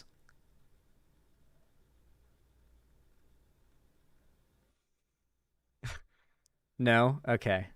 I assume this is a shitpost then. players want. Asmongold responds by saying, imagine owning the Careful, you sound excited. I'm bewildered. IP for Vaporeon for over 20 years and still not making a dating simulator. Bep Delta quote tweets Asmongold's initial tweet and says, when everybody realizes the opinions of social media lunatics are irrelevant, the world will become a better place. Rouse Hay says, Palworld fans are genuinely worse than Pokemon fans, oh my god. Like the massive deflections they are doing to defend plagiarized AI slop is maddening, and now they've come full circle in her. So this is a good example of, like, the people who are against Palworld. So, like, not only is there zero evidence that the game uses AI, and not only zero evidence that the game stole assets, but clear evidence that people who are claiming it stole assets manipulated what, like, the images they were using with photo editors to make what they were showing look like evidence, like falsifying it. So these people willingly just want to hate the game. And it's not like, oh, these people are dumb for enjoying the game. It's like, I hate these people. These people are bootlickers for liking the game. And it's like, dog, like, play something else. I'm playing Zomboid, man. I've been no-lifing the fuck out of Zomboid. I don't give a shit about Palworld. I've been busy collecting crowbars and sheet metal and cutting down trees to saw them into planks for building the wall around my motel base. I've been playing Zomboid. I don't give a fuck about Palworld. If you're really this mad about it, it's very clear that you are obsessed with it. Like, look, 7.2 thousand people liked this to like agree with it. This is derangement. This is not just disliking a piece of media. This is being deranged, hating that media. Nowadays, it feels like you have to have an opinion about a piece of media that's popular, and it either has to be negative or it has to be positive. You're not allowed to just say, I don't care. Harassing real artists. Genuinely worse than any Game Freak bootlicker I've ever seen. Captain Sucks replies, literally zero proof of AI, and the game was revealed 4 years ago before AI was even halfway competent. Lead pipe art. That's also true, yeah. The game has been, like, publicly in development for longer than like the AI art generation stuff has been out there. So a lot of these designs that are claimed to have been made with AI predate the availability of those AI like art generators especially before they were capable of making anything that wasn't like a blur. Go back to like 2 years ago. Go back to 2 years ago and watch a video about AI art generation and look at the like unintelligible garbage that AI art could produce AI art generators could produce back then.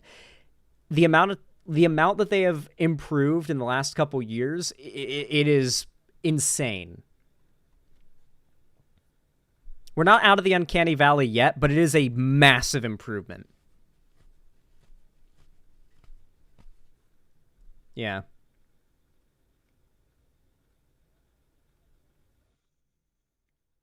I loved it. Early AI-generated images. They've definitely gotten better now, though.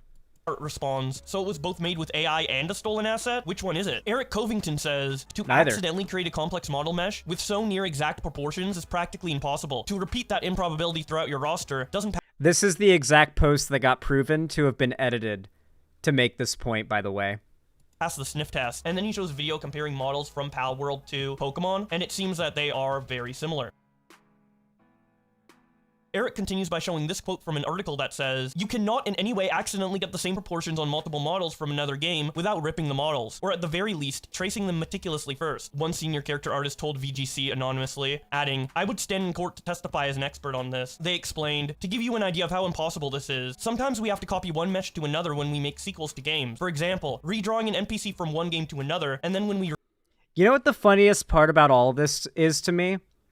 As a YouTuber, my knowledge about how Nintendo does copyright has given me like a pretty decent like in on knowing whether or not this is realistically any form of like copyright infringement that could ever be proven. Within like a day of the Pokemon skin mod coming out for Palworld, because people made mods to turn like the pals into Pokemon, because of course they did. Within a day of that coming out, Nintendo sued and like sent a cease and desist, and they had to take that shit down. Within a day. And that was a mod for the game Palworld. So what that tells me is that Nintendo, and they've already made a statement about Palworld, Nintendo knows Palworld exists, and if they wanted to go after them with copyright infringement, like charges, they would have done so a while ago. They're both Japanese companies, so there would be no like international bullshit to deal with here. Like, yeah. Zan isn't siding with Palworld, just debunking false claims. Are there people in chat like getting mad at me? Like for talking about this? Like, listen, I'm not defending Palworld. I'm just calling out where misinformation is being repeated. Because while this is just some dumb game that I am no doubt never going to play, I think it's clear that people's tendency to either hate, like, to immediately get some bit of misinformation and hate this, like, game, like, aggressively, loudly, it's the same thought process, the same behavior that makes people do the kind of shit that we call out in the political space all the time. Rework these old models, they only sometimes match this closely due to rigging changes that might need to happen. Yeah, you guys know fair use isn't a thing in Japan. If Nintendo had like any grounds to go after Palworld for copyright, they would have done it already, and they would have nuked them into ash with copyright infringement case, like takedown requests and like cease and desists and like take this down, remove this from the internet, and like, or we will see you in court, like that kind of shit, claiming revenue, all that stuff. If you so much as breathe the word Mario in YouTube videos back in like 2010, your whole channel would get taken down by Nintendo. They were so happy to abuse the systems on YouTube back in the day. They do it less now, but Nintendo is still a scary company to have come at you with copyright as a YouTuber. Yeah, they said they were going to investigate, but considering how fast their legal team works, it's very clear that the fact that there's been nothing's come out, nothing has been announced about a legal case, it just doesn't seem like anything's going to happen. Like, you guys know this has happened a million times before, right? Like, there's been tons of companies that have made, like, knockoff Pokemon products and knockoff Pokemon concepts that, like, in the past, Nintendo would try to sue them and fail. Sometimes they succeed because it was an obvious ripoff, like just too close to claim it's not the same. But like, it just generally didn't go anywhere and wasn't worth it. So Nintendo only goes after the cases where it's a very clear win. They've got a very big, very good legal team. If Palworld was infringing their copyright, I do think we'd know by now, because I think Nintendo would have made it clear, and Palworld would have said something about Nintendo making that clear. 4 days ago is a long time in the legal world, Balthazar. There are times when dozens of artists are given the same concept art to create a 3D model. For example, during art tests for jobs, I've seen 30 artists try to make the same horse using the exact schematics. None were as close to each other as these Palworld models are to the Pokemon models. None. The silhouettes and proportions here are near perfect matches. Eric continues his thread by saying, "My intention in posting about this is not to aim..." The funny thing as well is they're trying to claim the meshes are exactly the same, but they're not. Like, which, I think the black one is the mesh for the Pokemon, and the orange one is the mesh for the PAL. Or no, the black one is the mesh for the PAL, the orange one is the mesh for the Pokemon. These aren't... They're not the same. Like, they don't even... They're not even on top of each other. Like, it's very clear that they, like, that...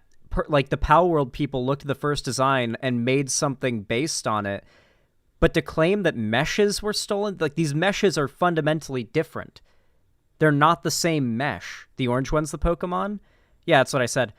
They're not the same mesh. They aren't. It's not even like, oh, they threw ears on or anything. Like, the shape of the head is different. The position of the legs and the width of the body is different. And this is the mesh. That is the model. It's not stealing for them to have the same proportions. And at that, they don't even have the same proportions. A lot of people called this out because of how clear bullshit this is. This point relied very heavily on people not understanding anything about modeling. Eric continues his thread by saying, "My intention in posting about this is not to aim pitchforks at the Palworld team, but to offer a cautionary tale to would-be developers and artists. Please do not cut corners. You increase the risk to your project, your company, and the credibility of your teammates and peers. Do I suspect there will be legal action taken from Nintendo/the Pokemon Company? I would say it's likely, knowing how litigious they've been in the past, and knowing how strict their copyright laws are in Japan. Why haven't we heard of anything yet? They take time. For generic ideas, courts have applied a legal principle known as the merger." They take time? Do they really? Because that mod that turned the pals into Pokemon got, like, cease and desisted by Nintendo within a day. Doctrine, where copyright protection is not granted to monopolize ideas. However, specific expressions of ideas are subject to copyright protection. While Steamboat Willie's Mickey Mouse is now public domain in 2024, even up until then, you could still create a cartoon about a talking mouse with gloves on. But once you drew those iconic 3 circles for the character design, you would have crossed the line. While a generic idea or functional rules don't have copyright protections, courts have demanded that a look and feel of a game can be protected by copyright. Panui responds by saying, "Ah yes, when a wolf looks like a wolf is plagiarism." Cream Girl says, "Are you telling me they are stealing from Nintendo? Based." Andy Warski says, "Good, fuck Nintendo." Traget Design says, "Here's a take, no one cares. Play the game or don't." To be fair, a lot of people who are gonna play the game probably wouldn't care if they were stealing from Nintendo anyway, because Nintendo is possibly the shittiest game company in all of, like, the gaming industry, as far as, like, big game companies, but they aren't stealing from Nintendo to begin with. If they were, then it would still be illegal, and you could argue the stealing would be immoral, but, I mean, they aren't, so it's not even a conversation worth having. The end. Pupsker says, You forgot about Blizzard? No, Nintendo's worse. Palworld pulling off the old yoink and twist to make all the money. No real shock there. Blizzard at least still puts out, like, playably good games. Nintendo, well, at least insofar as their development, like, quality. Like, it's very clear that, like, Blizzard gives a shit about making their games look and feel modern. Like, even with WoW, they've done a lot to overhaul the game to make it more modern. It's like a 20-year-old game at this point. So, but in the case of Nintendo, like, holy shit. Have you seen how garbage the specs are in the Nintendo Switch compared to, like, a PS5? Or even a PS4? Like, they literally make kids' toys versions of consoles and make pretty solid games. Usually, not always, but usually, but you have to buy their console to play them, unless you're going to use an emulator on a PC. So it just ends up being like, yeah. Bio says, "I'm interested." Yeah, but I don't care about the specs, take. Do you know what specs means? It means the actual physical hardware in the console that is running it. It's what makes it so that you're playing the game not at 20 FPS where it looks like a slideshow. I promise you care about the specs. You do. If you experience, like, 60 FPS a single time in your life, you'd never be able to go back.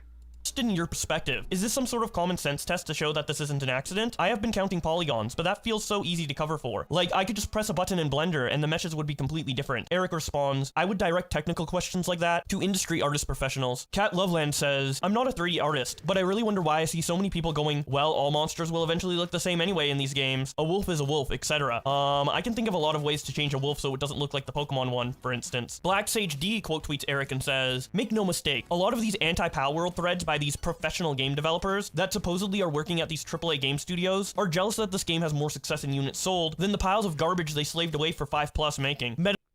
I knew it. I knew the Gamergate types would be coming in. For those that don't know, right now, and this is like an Asmongold type take, there is this massive growing hatred for game developers. Not the game, like the execs, not like the publishers, the developers, the so-called blue-haired SJW game devs that are like taking over the gaming industry. So now it's gone like the idea of like crunch time and slaving away 5+ years making a game is like, yeah, we make fun of them for having to do that because they deserve it for being woke SJWs ruining gaming.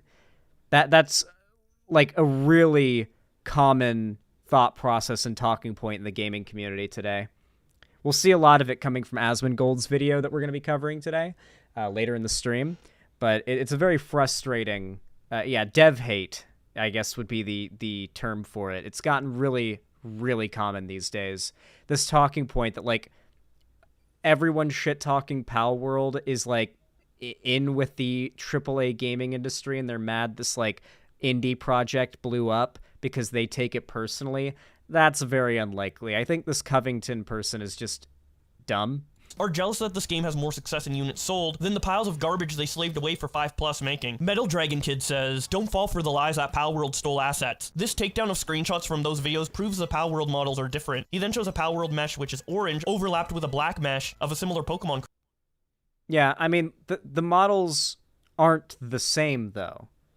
Like, that's all that matters. Like, if you... Okay, so, the mesh is the... like a layout of the polygons that make up the model, right? So take away all the color, all the texture, and just imagine like the angles and shapes that come together to make the shape of the model. If that was stolen, they would have to be exactly the same. They would have to line up one for one. Even if they took the original model and edited it, you couldn't claim this was stolen, because it's not the same. The models are literally just not the same. Creature, and him pointing out the differences by saying, these two meshes don't match in any way. The PAL mesh is just smaller and thinner, allowing parts of it to fit inside the Pokemon mesh. The PAL's mouth is much smaller than the Pokemon's mouth, while the Pokemon... You can also see, yeah, like the sizes don't even line up throughout the body. It's just that the mesh for the PAL exists inside the mesh for the Pokemon, except for the spots where it's sticking out. It's smaller in some places, and it's larger in others. Like, they're just both wolf-shaped. head is bigger and rounder. The people claiming these models have the same proportions are just lying. With the still images, it's clear they are two entirely different assets. There is no one-to-one overlap of any body parts. If these were the same model, they would fit together perfectly. The front view makes the differences more obvious. The Pokemon— Oh, yeah, you're right. You know what's probably a lot more likely as far as, like, angry bias going into this is probably, like, the hardcore Nintendo loyalists, right? We've got them in my own chat, right? Anytime I criticize Nintendo, there are people in the chat that are like, bad take, no, Nintendo's horrible, like, you know, consumer scamming practices are okay. I don't care if they're fucking me over. I'll eat their slop no matter what. Like, those people that are, like, massive dick riders for Nintendo and will defend them no matter what, and it's just they will buy Nintendo games and Nintendo products because it is Nintendo and that's it. Like, as much as I like Etika, for example, you know, Etika, rest in peace and all that, he wasn't a good example of this. He was a pretty big Nintendo fanboy. And like you could tell that he would just buy anything Nintendo related, right? And I feel like there are a lot of people that are that into Nintendo, right? They are just all Nintendo. Nazan, don't dig down on my man. I love Etika, okay? I'm not shit-talking him. But I do think he is the most prominent example of someone who's like a hardcore Nintendo fan, you know?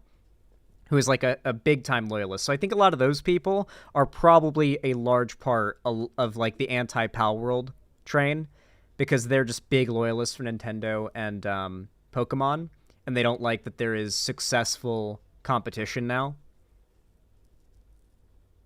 Mesh has large ears, while the PAL mesh doesn't. Well, yeah, the devs that work at Nintendo are fine. Guys, when I criticize one of these gaming companies, I'm not criticizing the devs. The devs are just the developers, like the employees working on the game and doing what they're told. It's the, like, CEOs and the publisher, like, the top-tier people at the publisher that are the ones that are the problem. They're the ones that are like, we're going to put no money into, you know, improving the engine that we're making this game on so it can run on better hardware. we're going to lock these games to only our hardware, so you have to buy one of our consoles in order to play it. You know what? We're going to make the next console a quarter weaker than last gen's PlayStation. And we're going to make the games look like it too, and they're going to eat it up because they just love their Nintendo. It really makes me sad to see. The hair on the PAL mesh is also much longer. Large portions of the Pokemon mesh stick out of the PAL mesh because the PAL mesh is just not the same. Metal Dragon Kid continues by saying, the person that created the misleading anti-Palworld video admits to hating Palworld for glorifying animal abuse. This has nothing to do with plagiarism. Just hate a game for being too edgy. I am doing this because I think it's disgusting how much Palworld glorifies animal abuse.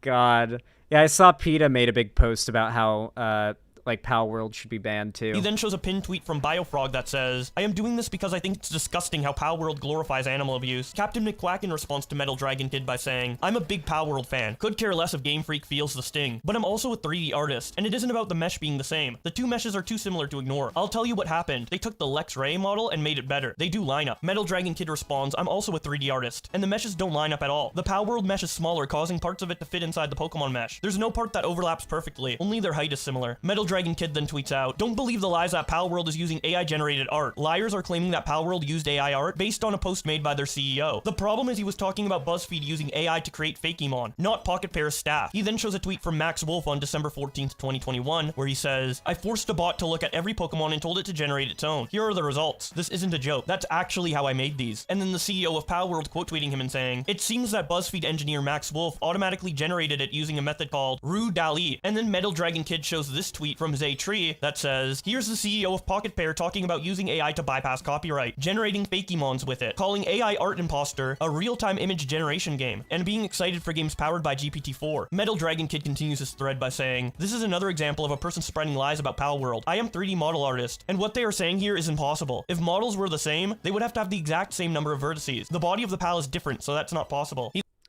There's like two parallel talking points. The one that they're stolen models, which isn't true, and the claim that there is evidence that the game used AI art generation for the designs. But the game was announced and the designs revealed before AI art generators were really a thing, like DALL-E and whatnot.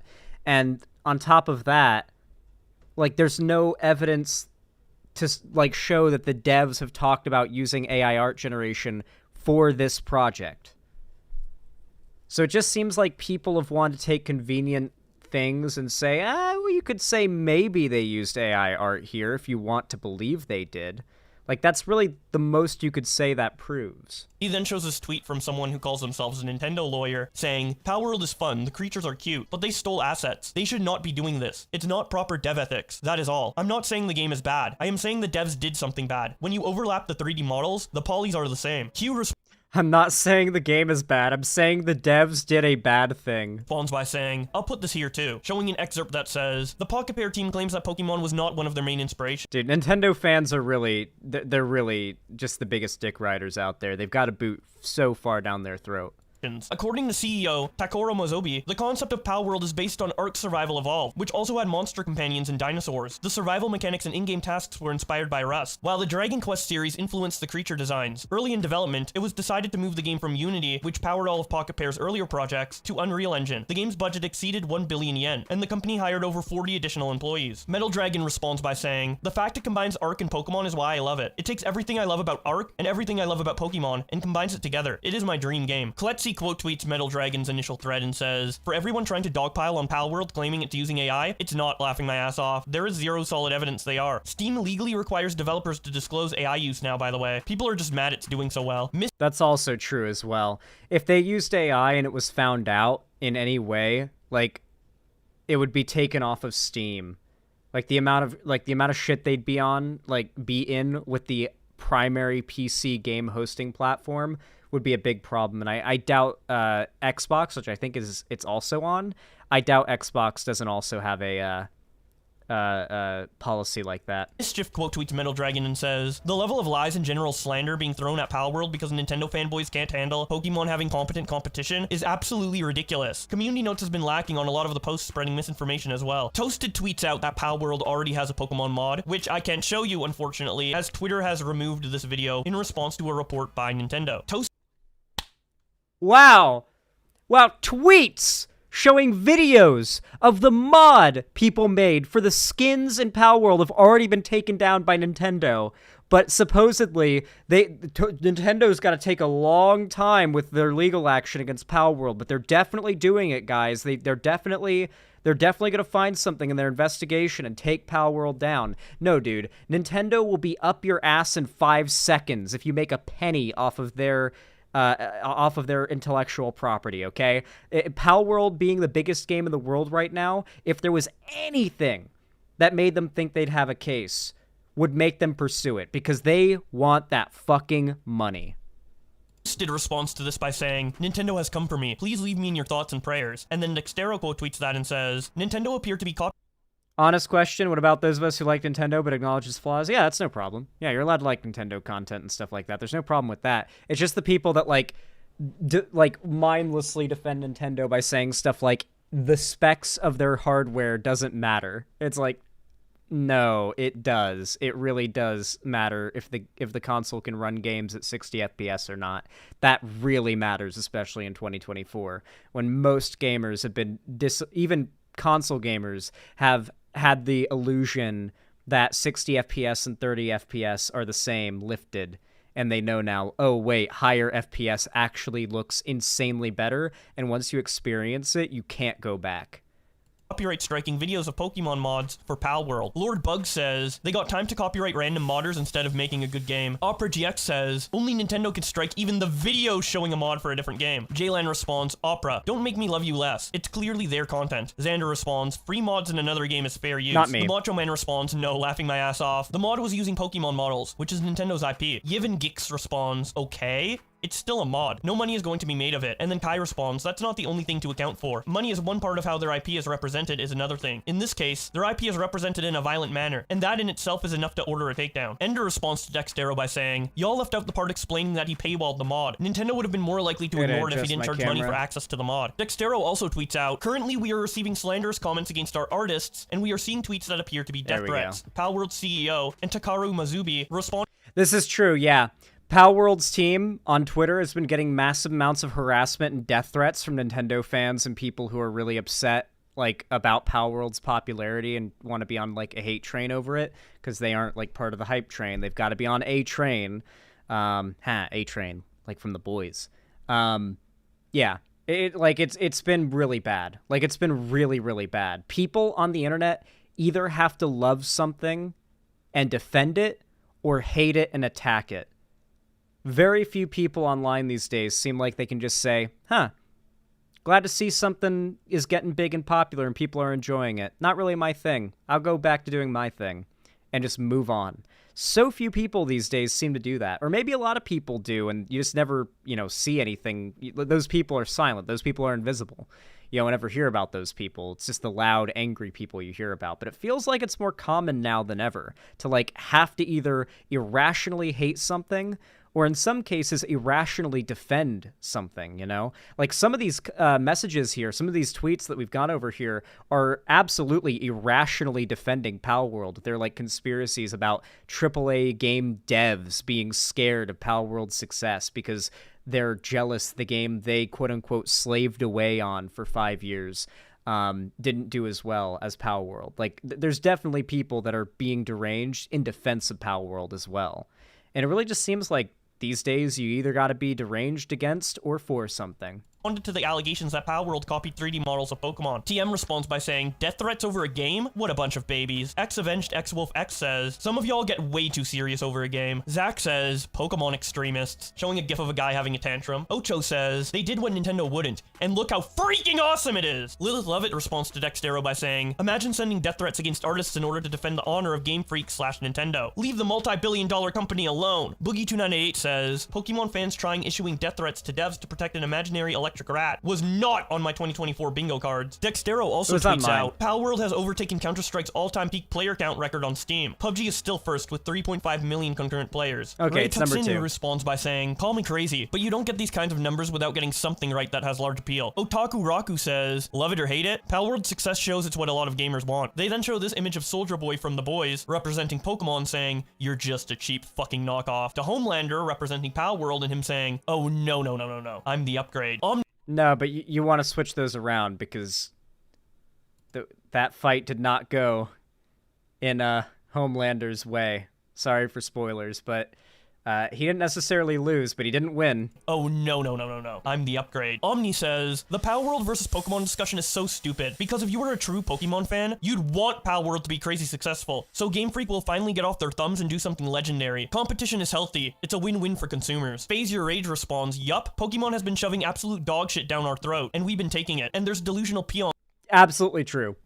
that actually defend it. Sickening. Omni responds, facts. I respond to Omni by saying, Pokemon desperately needed competition. The quality of the mainline games has been unacceptable for years, but they don't improve it because it keeps selling well, since people don't have any alternative. Pokemon is what I think the highest money-making franchise ever. More than the MCU, more than Minecraft, more than Lego, I believe. It's Pokemon. Makes the most money. Regardless of whatever shit they put out, people buy it because it's Pokemon. They'll keep buying the plushies. They'll keep buying the cards. They'll keep buying the games. They'll keep buying the movies and straight to streaming or DVD shows or whatever. Yeah, it's just, if it's Pokemon, millions will buy it, no matter how garbage it is. And Nintendo has just been relying on that and pumping out shit for years and still making millions off of it. For a modern Pokemon experience. Fleas says, competition is one thing, blatantly stealing is another. With that being said, I'll still play. Fipsy says, I agree 100%. Plus, to be honest, Palworld isn't really Pokemon. Anyone that's played it probably thinks it's closer to Ark or Rust than it is Pokemon. But you capture creatures, so Pokemon. I love Pokemon as a franchise, but the game side of the company needs to do a better job. We shouldn't have a game in pre-release that runs better than Pokemon that has been out for over a year at this point, and in its 9th generation. They've had 6 years to get used to the Switch's graphical style, and still cannot make a game that doesn't run bad. I hope this— Well, that to be fair, there's only so much you can do with the Switch. Like, what are the Switch's specs? Nintendo Switch hardware specs. Obviously, it's gonna be like custom shit, but we can get an idea. Oh, Nintendo's site. Here's what Nintendo's site gives you.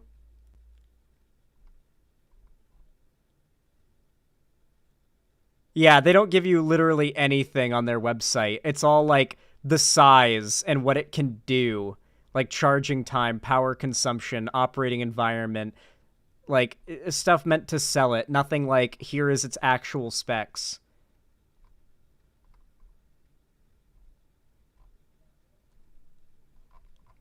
It's a custom NVIDIA Tegra processor is the CPU/GPU. So the CPU and GPU is one thing, and it's a custom NVIDIA built thing. Do we know what are equivalent PC specs for Nintendo?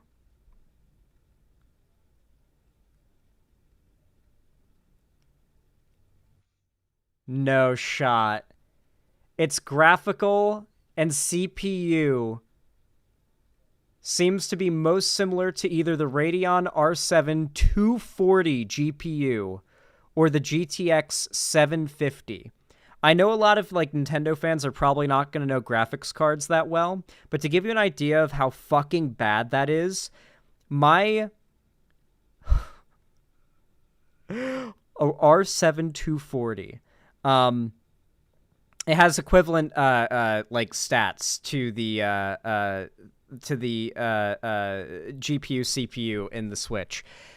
I had an R7 260X from MSI Radeon when I was on the swim team, like back when I was 13 years old. That was my PC's graphics card, and I remember booting up Minecraft with shaders, hoping it would run well, and being so disappointed to see I could only top out at 28 FPS. It was, and like as the shaders got better over the years, it would run worse and worse and worse because the shaders got higher quality and more visually nice and harder to run. So like we're really talking about low quality hardware that even the devs have to work with. Like it's not even the devs' fault here. Like the devs have to work around really, really behind the date. Or behind the days hardware here. I mean, holy shit. Where's that one gameplay? Oh, I love this gameplay. Hold on. This is my favorite video of all time to demonstrate how bad Nintendo is. Switch Arkham gameplay. Holy fuck.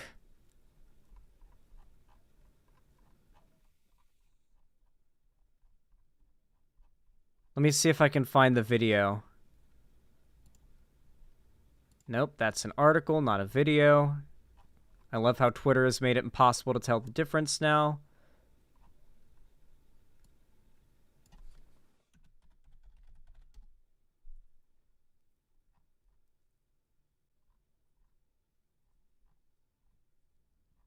No shot. This video was so... Maybe under media? Maybe I retweeted it? I feel like it's the kind of thing I'd retweet.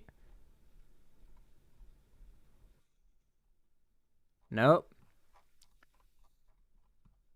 Ah, where is it? It's such a good video. It was a Batman Arkham game.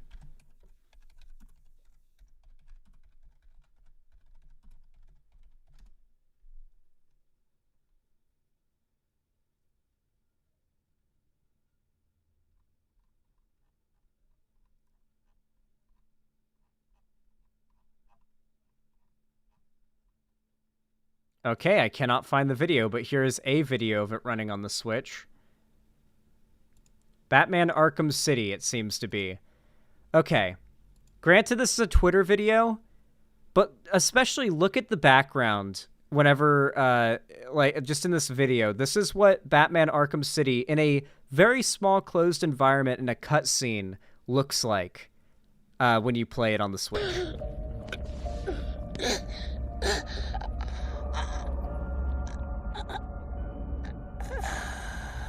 The jank should be less pronounced through my stream. An X video, you mean? Yeah, what the fuck happened to him? Joker got his ass fucked up. Batman didn't kill him.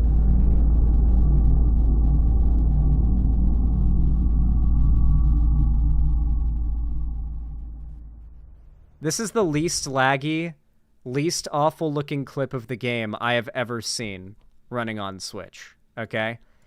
I wish I could find the video where it's like driving the Batmobile through the city and it's like a blurry mess because the 480p or whatever they're using can barely render like motion at that speed.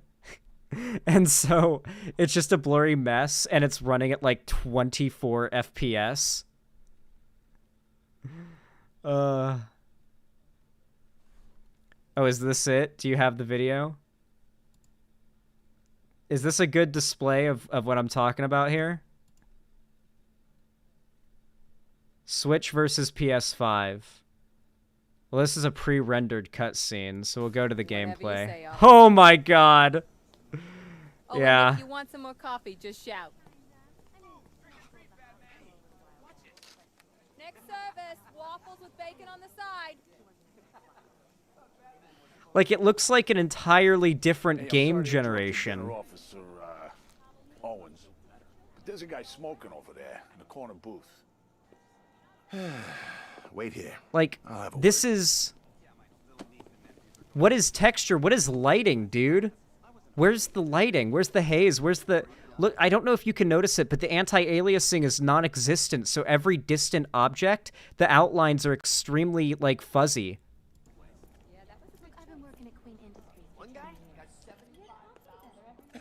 This is the shit people defend from Nintendo. There's no smoking in here.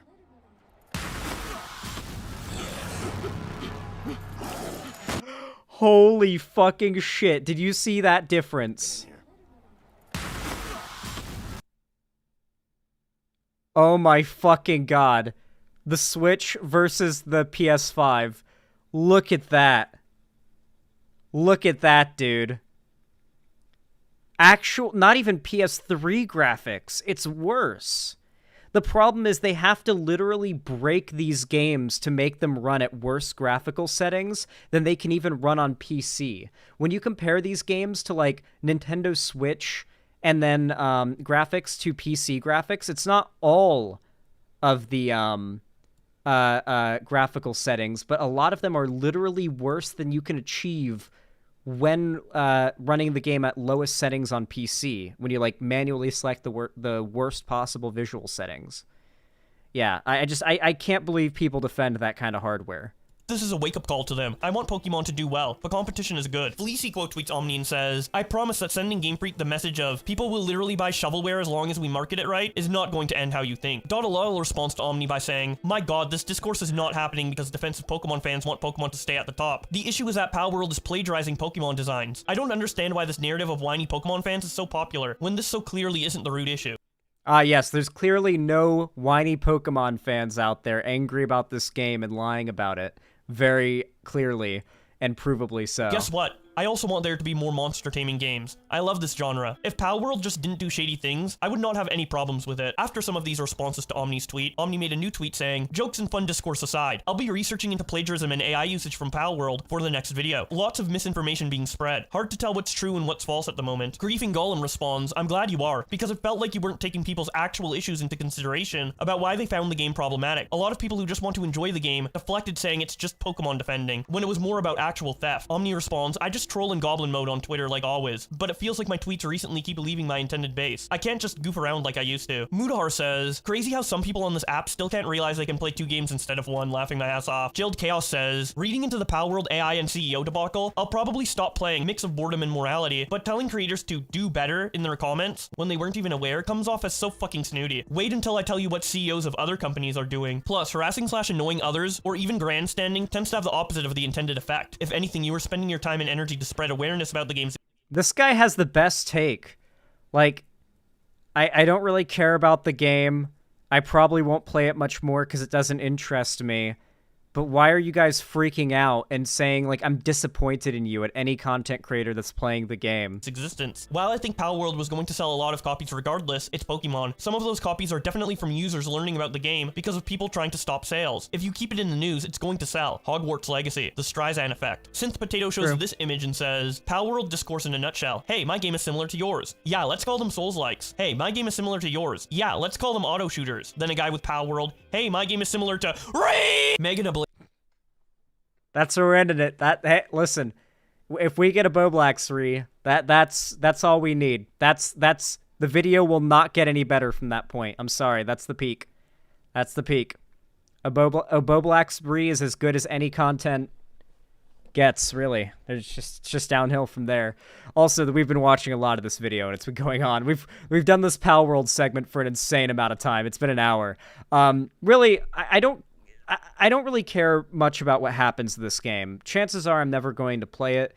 But as I said before, the amount of misinformation being spread about the game, both to support it and to attack it, it really just reminds me of the tendencies we've seen in the politics space that have caused so many issues and so much misinfo and tribalism to form. And it makes me wonder if this is a result of times changing just generally, if it's a result of the internet, if things haven't really changed at all, it's just there's more crazy people now than ever, or if the crazy people are louder now than ever.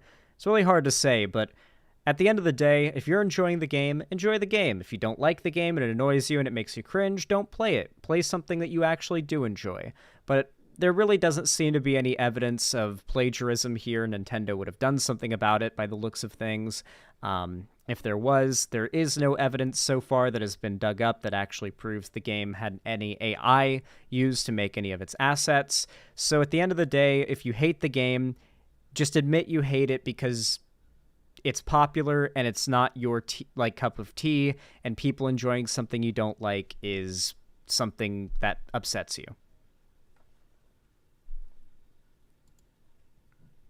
Alrighty. I hope you guys liked that segment. I feel like it came out pretty good. Feel like it's a good warm-up segment for the stream, you know? Based and long-pilled. Yeah, thank you, guys. Oh, boy. This will be fun to talk about.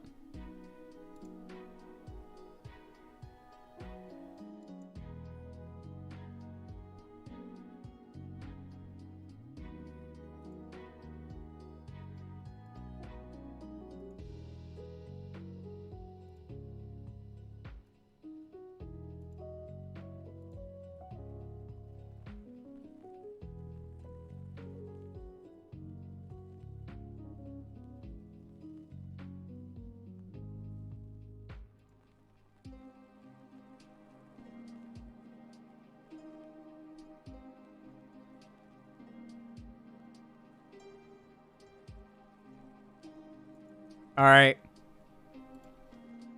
You all know what to do when I say action, right? 3, 2, 1. Action. All right, everybody. This is probably one of the funnier dramas that happened while I was away for the last 5 days. If you want to call it a drama, it's more of like a big culture war clusterfuck. I don't even know. You see, there's this guy, you know, tall, lanky, white dude who has a whole lot of cultural appropriation going on with his everything, whose whole thing is being an anti-woke rapper, and his name is Tom McDonald. And he really got big, I think, like a year ago after making a song called Fake Woke that went viral. And obviously it was dog shit, but conservatives will really just support any piece of media that starts to get attention in their sphere for the sake of trying to boost anything into the cultural zeitgeist that supports conservative politics, because they recognize winning over culture is the way to convince people to move to a political position.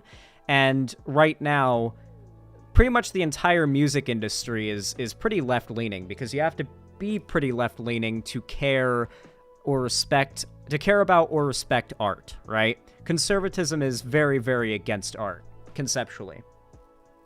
So, what fucking culture? Like internet culture, like cringe culture, any culture that exists online, any like community or space that exists online.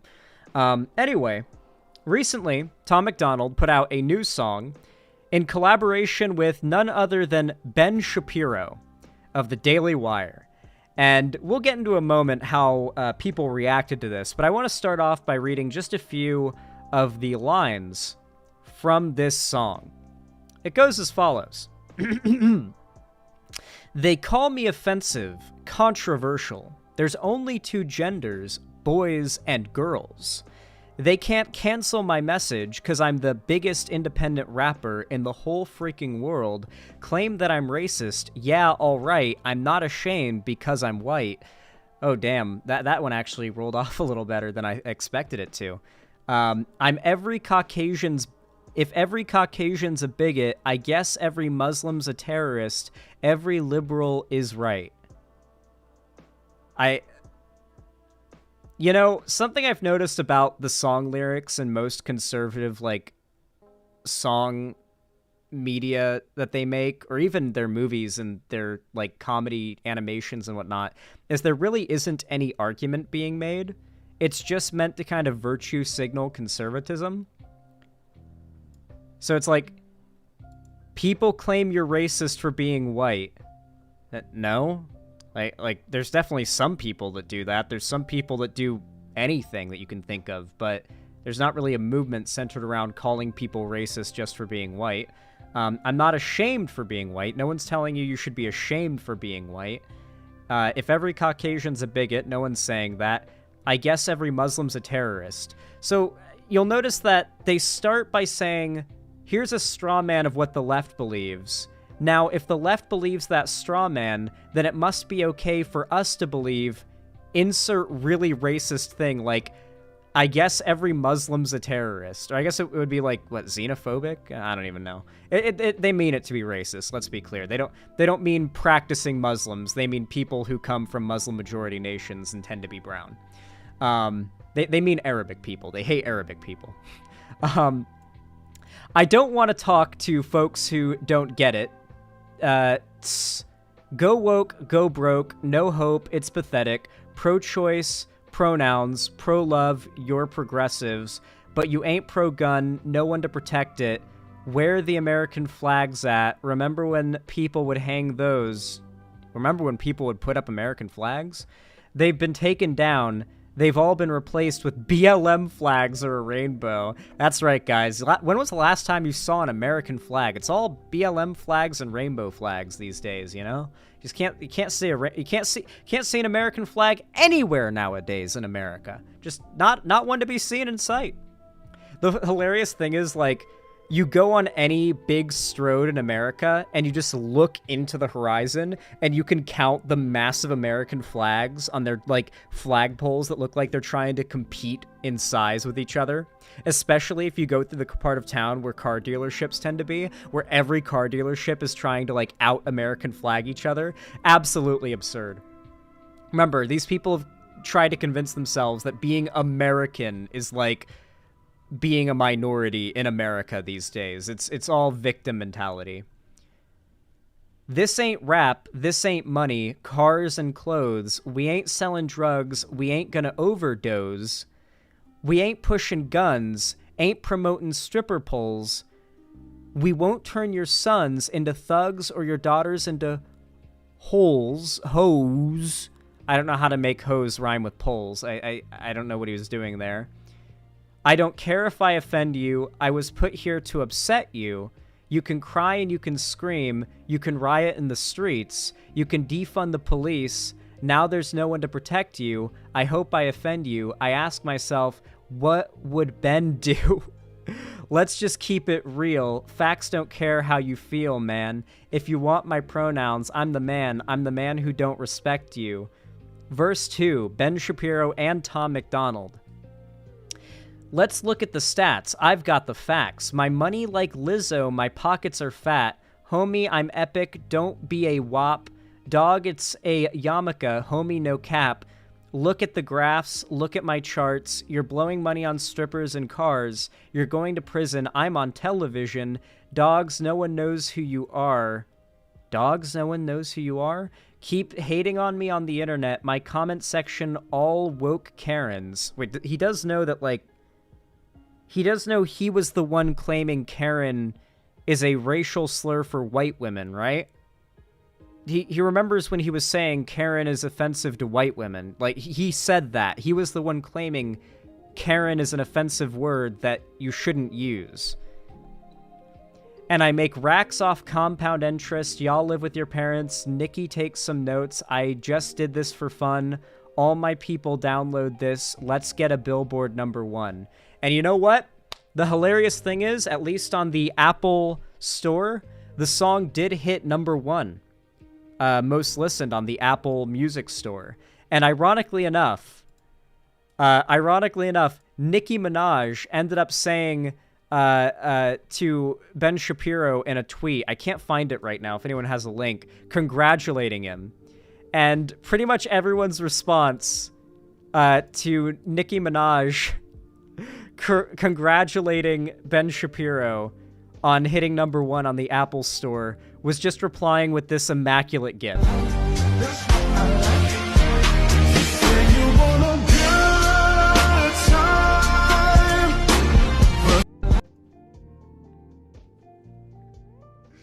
Dude, Warzone is crazy. So, okay, I don't really know what's going on with Nicki Minaj right now. My understanding is, like, every man in her life, pretty much, that she defends and hangs out with, her brother, her husband, like, her landlord, her fucking janitor, is, like, a pedophile rapist, and she defends them and defends her association with them. On top of that, she went after... Yeah, she's also got drama right now with Megan Thee Stallion, and, like, claims some really shitty stuff about her.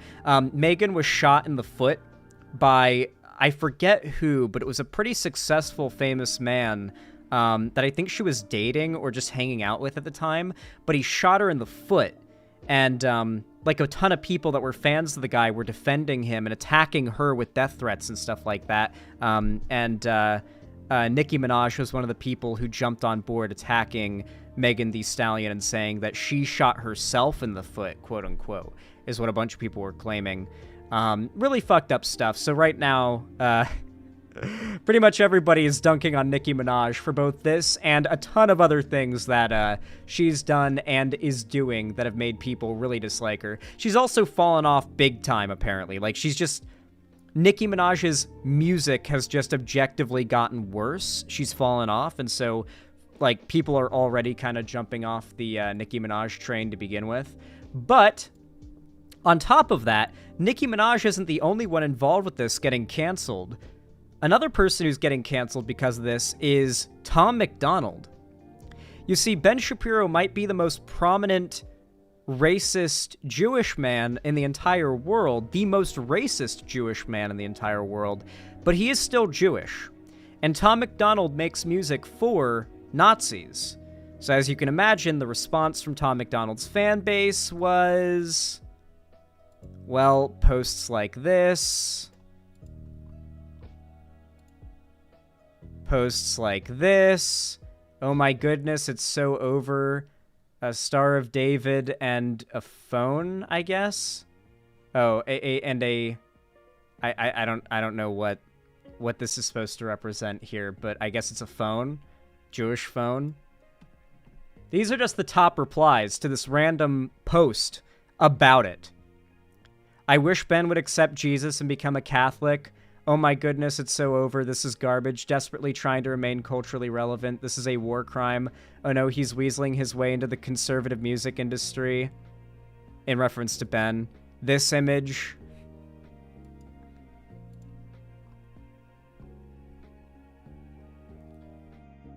Need a Ye remix to clean it up a bit.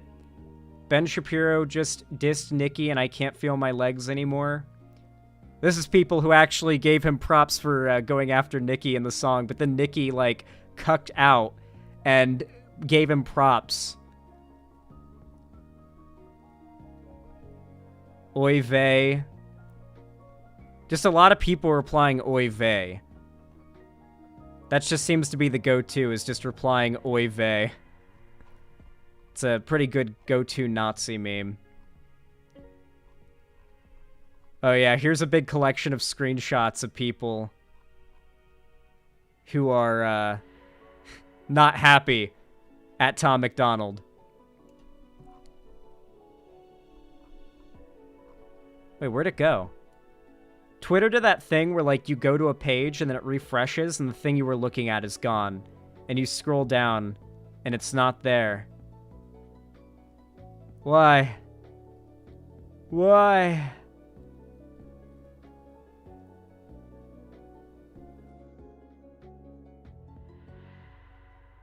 Oh, wow. I guess it's just gone.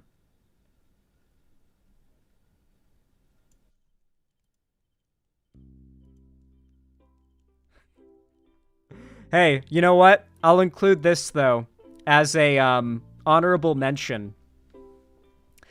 Tim Pool, literally the same day that this song came out, tweeted, "Biden is a Nazi." And much the same way that Tom McDonald's, like, audience turned against him with Nazi shit, the same thing happened to Tim Pool. Look at this. These are the replies to Tim Pool's tweet about Biden being a Nazi. Lefty tweet, "Don't insult National Socialists like this, Nazis. No, he's not. If he was, we would be supporting him," from Graped AF. Lol, no. Tim Pool doesn't understand National Socialism, Nazism. "Don't insult the boss like that," and then a picture of Hitler. "What the hell have I and my fellow National Socialist gentlemen done to you?" Another Nazi. "No, Nazis were base, Joe Biden is not." And then that's a message from another Nazi.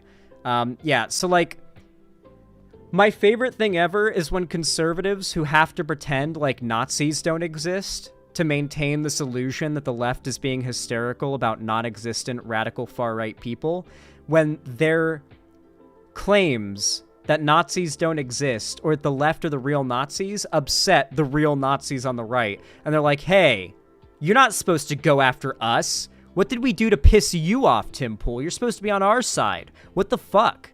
The same thing they did with Tom McDonald. Tom McDonald was the Nazis' guy. You know, they liked him. But then he collabed with a Jewish man, even the most conservative, right-wing, prominent Jewish man out there, and it pissed them off. I have this video that just came up on my timeline, and I feel like it's the perfect palate cleanser to this awful song.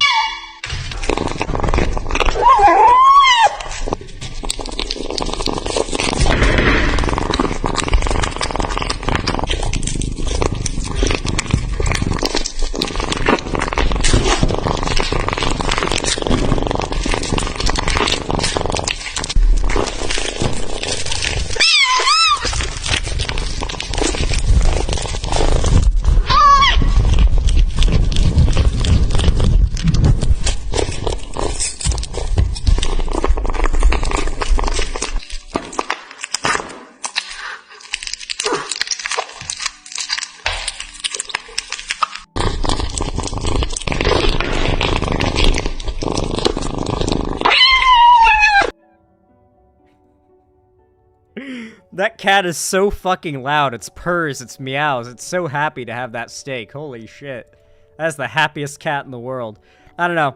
Overall, the song is obviously cringe. Most people don't listen to music on the Apple Store anyway, so the fact that it hit #1 on the charts, obviously big conservative figure is going to have that shit boosted big time. Spotify and what is it, what's that other app that people listen to music on? It's Spotify and fuck, my friend uses it. What's it called? It's that other app that everybody uses. Pandora? Yeah, Pandora, and I guess YouTube too for music. Most music is not being listened to on the Apple Store. So the fact that it hit #1 on there, I mean, obviously it got a fair amount of attention, but don't be fooled into thinking this song got more success and more attention and more listens than it really did. It didn't really get anywhere on platforms like Pandora and Spotify and YouTube. So with that in mind, this has really just been another example of the right trying to astroturf success, and people, not only did it backfire on them in that Tom McDonald's own fans freaked the fuck out about his collab with Ben Shapiro and got mad at him because they're anti-Semitic, but Ben Shapiro once again is getting dunked on, and on top of that, Nicki Minaj is getting dunked on, both for supporting the song and for completely separate stuff, which is just generally making it so that every awful person involved in this story is getting some kind of shit. And you know what? I think that's a happy ending if ever there was one. I hope you guys enjoyed that segment. I feel like it came out pretty good. Really quickly, guys, I am going to use the bathroom, and I think I wanted to do something else. There was something else I wanted to get. I wanted to use the bathroom, and I wanted to... No, I can't think of it. Nope, I think I just gotta use the bathroom. Anyway, I'll be right back, and we'll get right back into it. Be patient.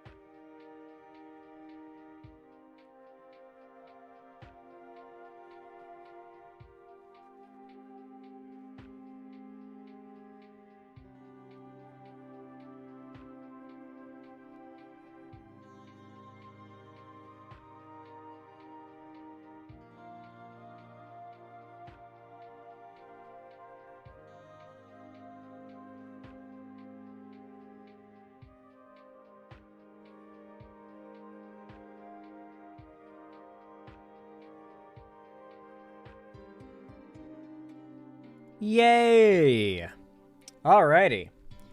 Hey guys, if you're enjoying the stream so far, consider dropping a like over on YouTube. Those little thumbs up are completely free and they really do go a long way to help, so really, don't think your like doesn't count. Every single one translates to a bump in viewership upwards. Like, unironically, a single like leads to a small bump in viewership upwards. So if you want to go ahead and, like, drop your little, like, think of it like tossing a penny into, like, the hat of a street performer, you know? It ain't much, but them pennies add up, you know? So yeah, if you want to drop a like, although you don't have to pay anything, not even a penny. So if you want to drop a like, I really do appreciate it. And of course, if you got the money for it and you want to go the extra mile and support me financially, you can always do so by donating, subscribing, or gifting a sub on my website, xanderhall.com/live, or financially supporting me through YouTube, Twitch, Streamlabs, Stream Elements, Patreon, and or buying merch, link down below, all in the description. And you can also join my Discord server, where we're going to be doing watch parties of movies and TV shows pretty regularly from now on, as well as call-in streams, which will be starting soon. Oh, nice, you got merch? Yes, I do. In the description of every stream, there is a Streamlabs link that will take you to my merch store. I have a merch store, and I have for years now. I mention it almost every stream, sometimes multiple times a stream. Check it out if you want to see if anything there appeals to you. Seriously, though, every one of you who drops a like on the stream, though, in particular, I really do appreciate it, because those likes really do go a long way. Like, right now, we've got 110 likes and 206 people watching on YouTube. If like, half of the people who haven't liked dropped a like right now, it would skyrocket the viewership, no joke. It really would. I'm not even joking. So I really do appreciate it to everybody who does.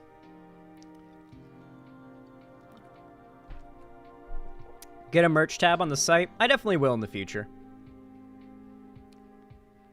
I plan on it. I definitely need to, like, drop the, like, general art for how I want the website redesign to go. Because I think, like, besides the main page, like, the main homepage of the site needs to be redesigned. Like, the front page needs to really be redesigned. Because that was my design I made with, like, Wix, I think it was. Or whatever that, like self-site builder is called.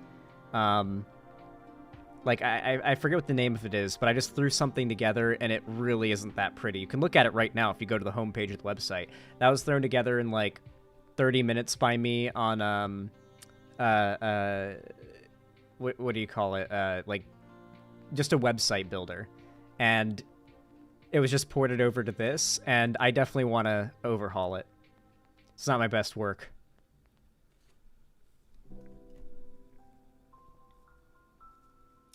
Alejandro Barrera, thank you for the $10 super chat. I really appreciate that. Says, hey, Zan, love your stuff. Also, you cover/hear the Asmongold saying his audience to harass an English anime dub VA because they translated one line in an anime that wasn't really a big deal, but he blew it up. I haven't seen that specific drama, but if you could link that, I would really appreciate it. But I am going to be talking about Asmongold today and some dumb takes he's had. So if you could link that, I'd really appreciate it. Okay.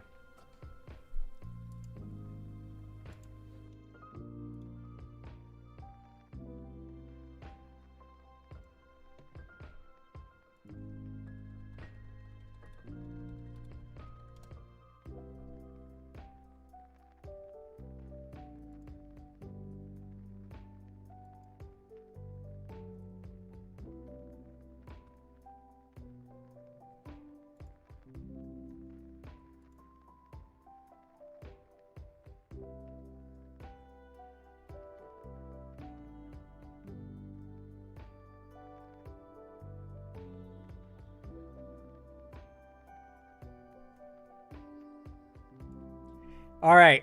You all know what to do when I say action, right? 3, 2, 1, action. All right, everybody. So I know that I have taken quite a few days off of streaming, and I feel so bad that I wasn't actively going live on a daily basis when this happened so I could cover it when it was fresh news. But as a Floridian lefty, I feel the need to cover this and celebrate it with you all if you are also Floridian lefties. Hell, you don't even have to be a Floridian lefty. Well, I'm not Floridian anymore. I'm from Florida, but, you know, I'm a Floridian at heart. I'm a Florida man at heart. And that is DeSantis, the shit-ass governor of Florida, dropping out of the presidential race in the Republican primaries, leaving Donald Trump to go up against Nikki Haley in New Hampshire. And obviously, Trump ran the fuck away with that, obviously. Everyone expected it. No one was expecting Trump not to absolutely take the dub, especially over DeSantis. DeSantis has no chance.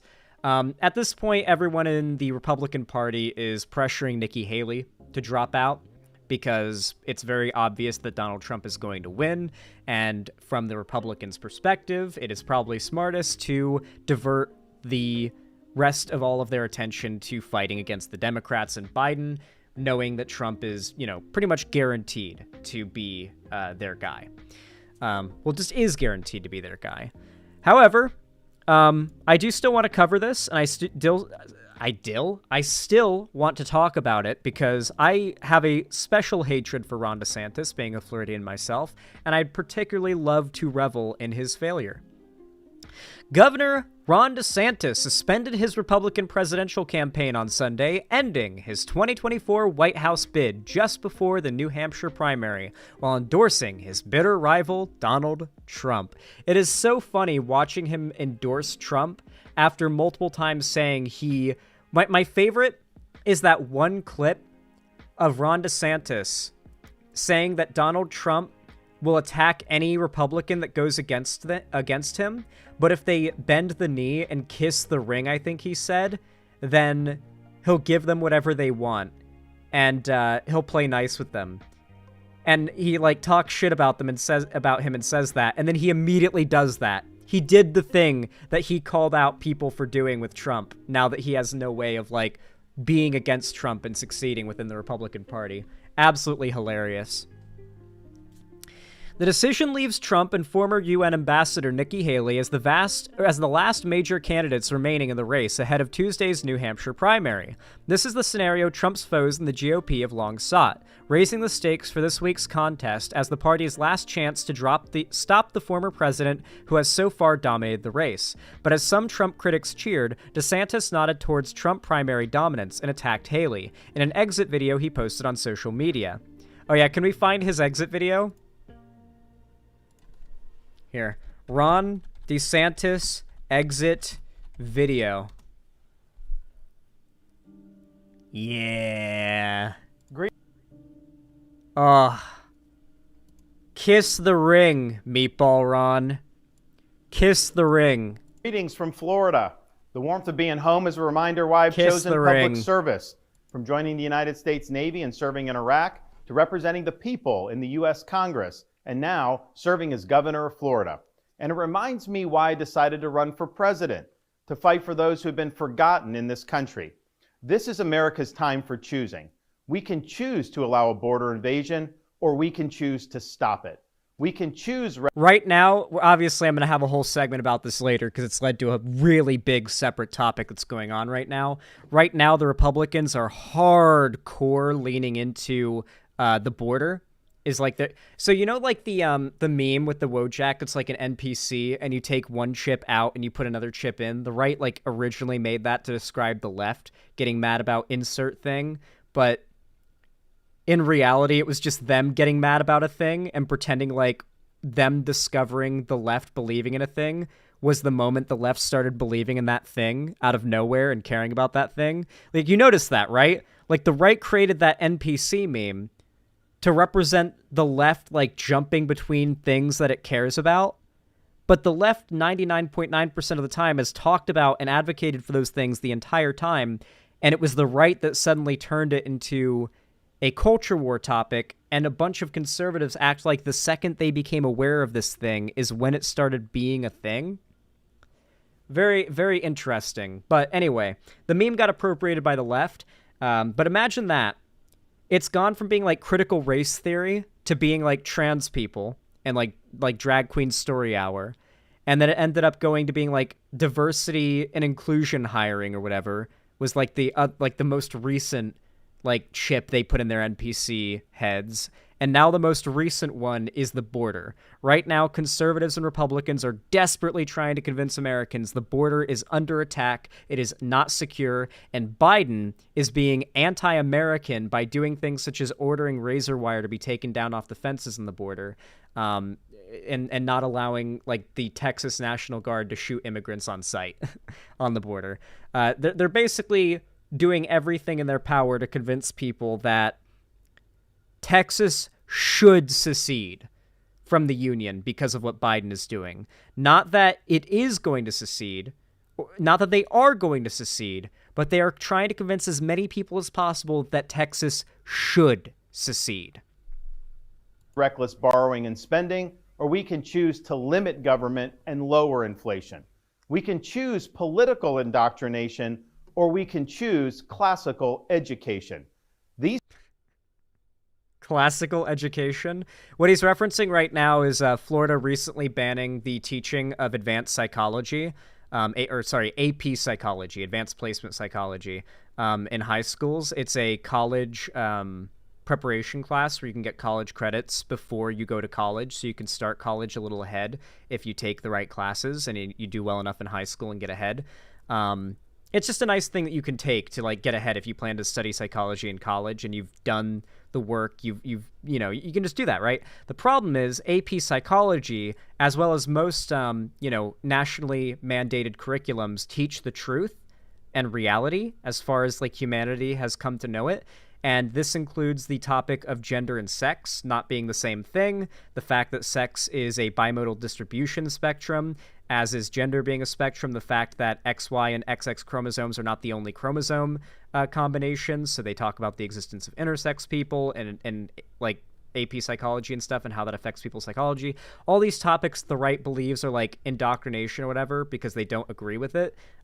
They straight up banned the teaching of it in Florida, which effectively banned the teaching of AP psychology in Florida because for the class to be admissible for any sort of credit, you have to actually learn all of the curriculum. And with part of the curriculum being banned, it means they can't teach the class anymore. Well, they can't teach the class and make it worth taking for any form of credit now. So, yeah, no, they are already banning entire classes from certain states. In certain states, Florida being one of the best examples because of the talking points Ron DeSantis is pushing. These choices are symptoms of the underlying struggle to ensure that constitutional government can endure and that Western civilization can survive. And we launched. So something I've noticed is that conservatism, especially in the internet era, is Nazism in every way, shape, and form effectively. The only real difference is how much you hate minorities and how who you blame for the problems that you see. Because all right-leaning people at this point seem to agree online that, like, all of the major institutions that control, like, popular media, like movies, the prisons, the government, like, everything like that, the military, they either think they're controlled by, like, SJW, like, woke insiders who are trying to, like, take over whatever institution it is, or they're a full-on Nazi who believes it's the Jews doing exactly that. They all believe that there is a insidious takeover of any institution that, like, puts out anything they don't like. It's just whether or not they think it's the Jews that seems to be the line. And both of them, and then, like, how much they hate minorities. Like, your average conservative doesn't really like representation in media. They maybe don't hate gay people. They maybe don't hate black people. They maybe don't hate, trans people. But they definitely don't like seeing representation in media. And they'll definitely complain about it. And they'll definitely be put off by it. But that can escalate to outright, like, making mods for games where it, like, gets rid of all the women in the game, or it gets rid of all the non-white people in the game. This has happened before. There are people this dedicated who hate minorities this much. That is the reaction they have. Or like the cuts people make of like Marvel movies where there's no women, or the Star Wars no women cuts that people made online. Those are real, by the way, like fan cuts of these movies that don't have any women. or at least any women that are speaking in the scenes. There are a lot of people online in these communities that have, sort of ranging reactions. But at the end of the day, the difference between like a full-on neo-Nazi online and your average chud, as far as like the mechanisms through which they think their political opposition acts, are exactly the same. It's just the difference is whether or not they think their political opposition is just people with more progressive politics than them, period, or Jews. Like, is it woke people that have infiltrated everything and are taking over and ruining Western civilization? Or is it Jews that have taken over and are making everything woke and ruining Western civilization? Like, that is literally the line between conservative and Nazi at this point, on the internet at least. Launch this campaign to bring accountability to government, regain sovereignty at our border, and restore sanity to our society. We cannot succeed as a country if we allow our nation to be invaded, our currency to be debased, our cities to crumble, and our kids to be indoctrinated. Okay, cool. So, for starters, cities crumbling, you are against every single infrastructure spending bill. You don't believe in tax money going to infrastructure, so you don't... I assume you mean cities crumbling. He probably means, like, some moral thing, or he's just trying to fearmonger about, like, cities having crime because cities have more people and higher densities, so they obviously are going to have more crime. And most cities are more diverse, so they have a, like, tendency for Democrat leadership, so the Republicans try to rely on the higher crime rate that all cities have as a point against Democrats, as if Republicans running them wouldn't make things insanely worse. And then on top of that, you've got the idea that, like, America's being invaded, or that the American dollar's being defaced or debased or whatever. For one, most immigration is not coming over the border. Most illegal immigration, especially, is people overstaying work visas and green cards and whatnot. Like, they're not, like, walking over the border or, like, getting into a van with, like, a smuggler and going over the border.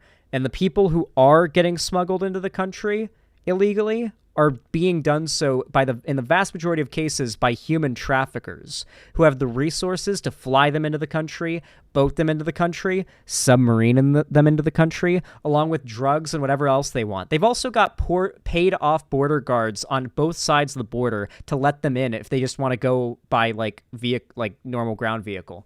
The idea that there is this, like, caravan, like Donald Trump said back in the day that, obviously didn't exist, of illegal immigrants that are, like, winding their way up from South America through Central America, up through Mexico, and across the border and invading America is, like, a fantasy that conservatives who want to believe their little, like, mountain town in the middle of nowhere, like, is on the edge of being invaded by, like, a wall of brown people marching into the country, like some scene out of the Lord of the Rings.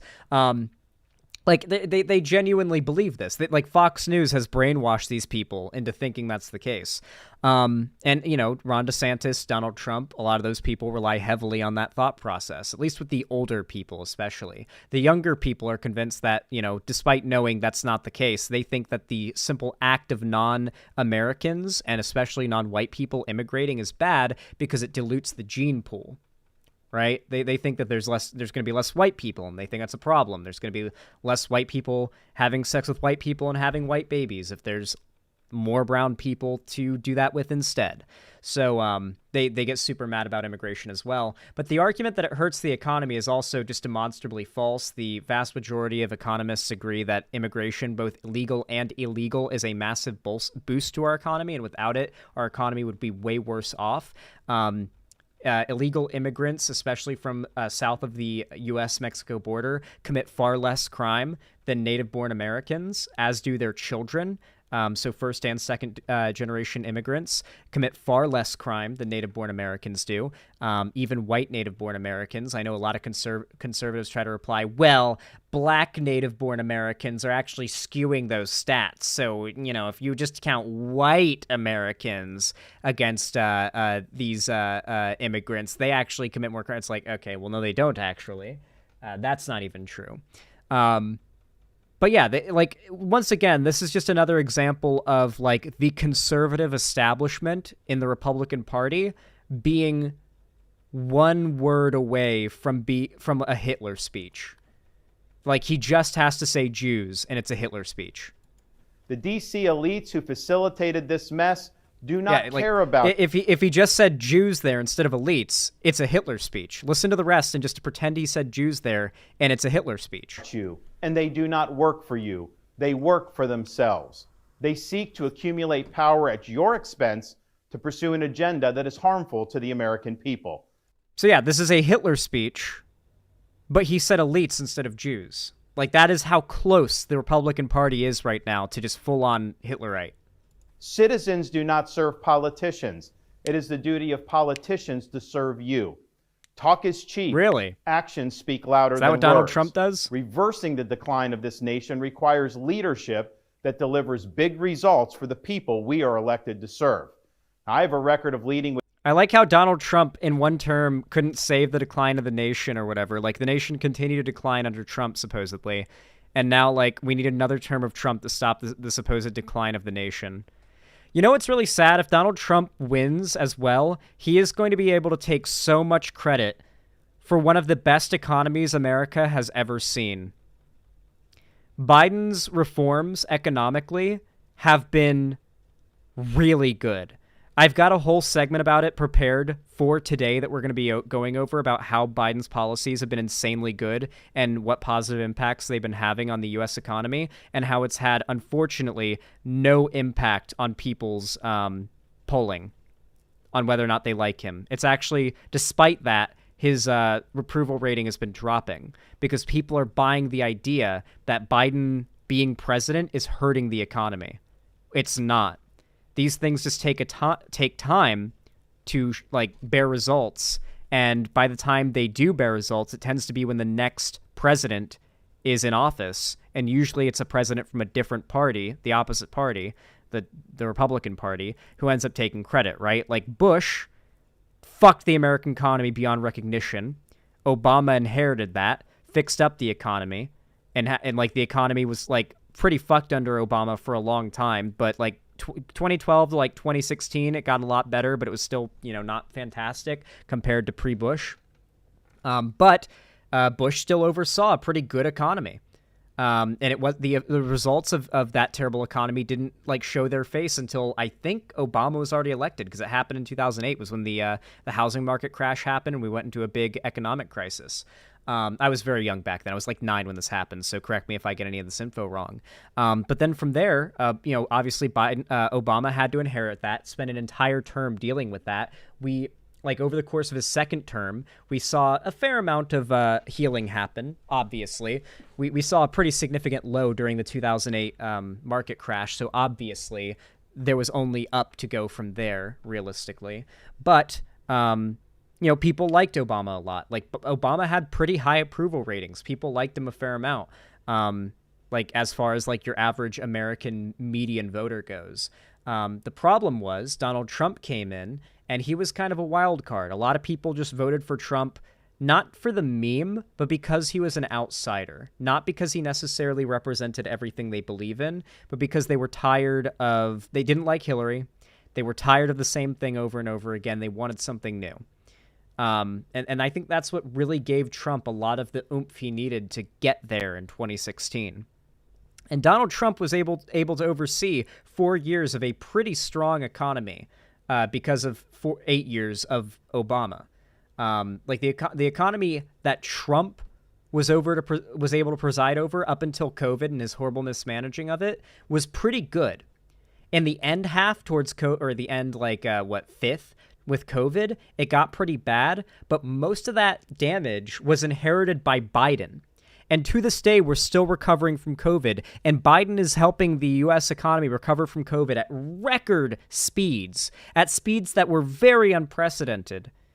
But people are still struggling. The Republicans are very successfully hearkening back to how good the Obama-era economy was under Trump, and convincing people that a Republican means a good economy, and a Democrat means a bad economy.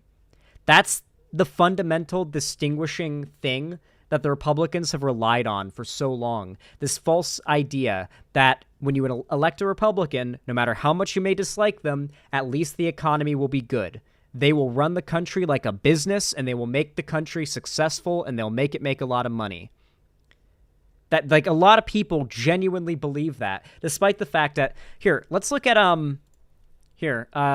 which states pay in more than they take from the government. These people think that, like, they have been convinced that Republicans run the country like a business.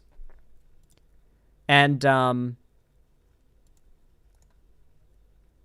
like, they're super successful at making money and making sure that the country will, like, be financially successful with their budget allocations and everything.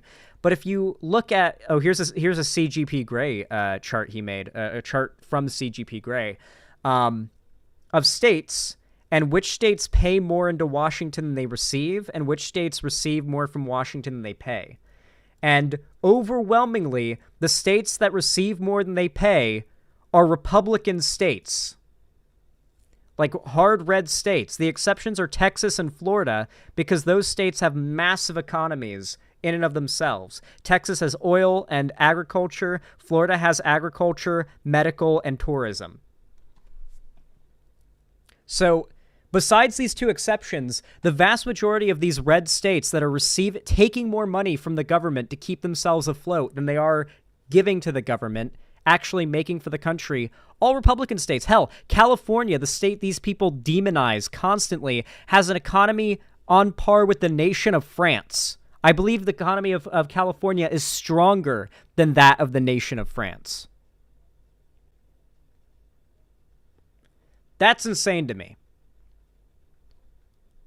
The idea that, like, Republican leadership means economic prosperity is a lie that they have desperately tried to convince the American people of, using the fact that most people don't understand national economics, that the effects of a president's policy decisions take time to bear any noticeable results in people's lives, and the fact that the Republicans have way more money to spend on spreading said lies and, like, ideas that Republican president means you have more money and you pay less taxes, for example. And that's another lie they tell, that Republican president means less taxes.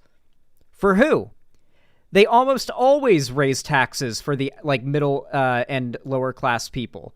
And they do tax cuts across the board for, like, corporate tax cuts, and they reduce wealth taxes, and they reduce the brackets for tax brackets for wealthy people. So they cap it.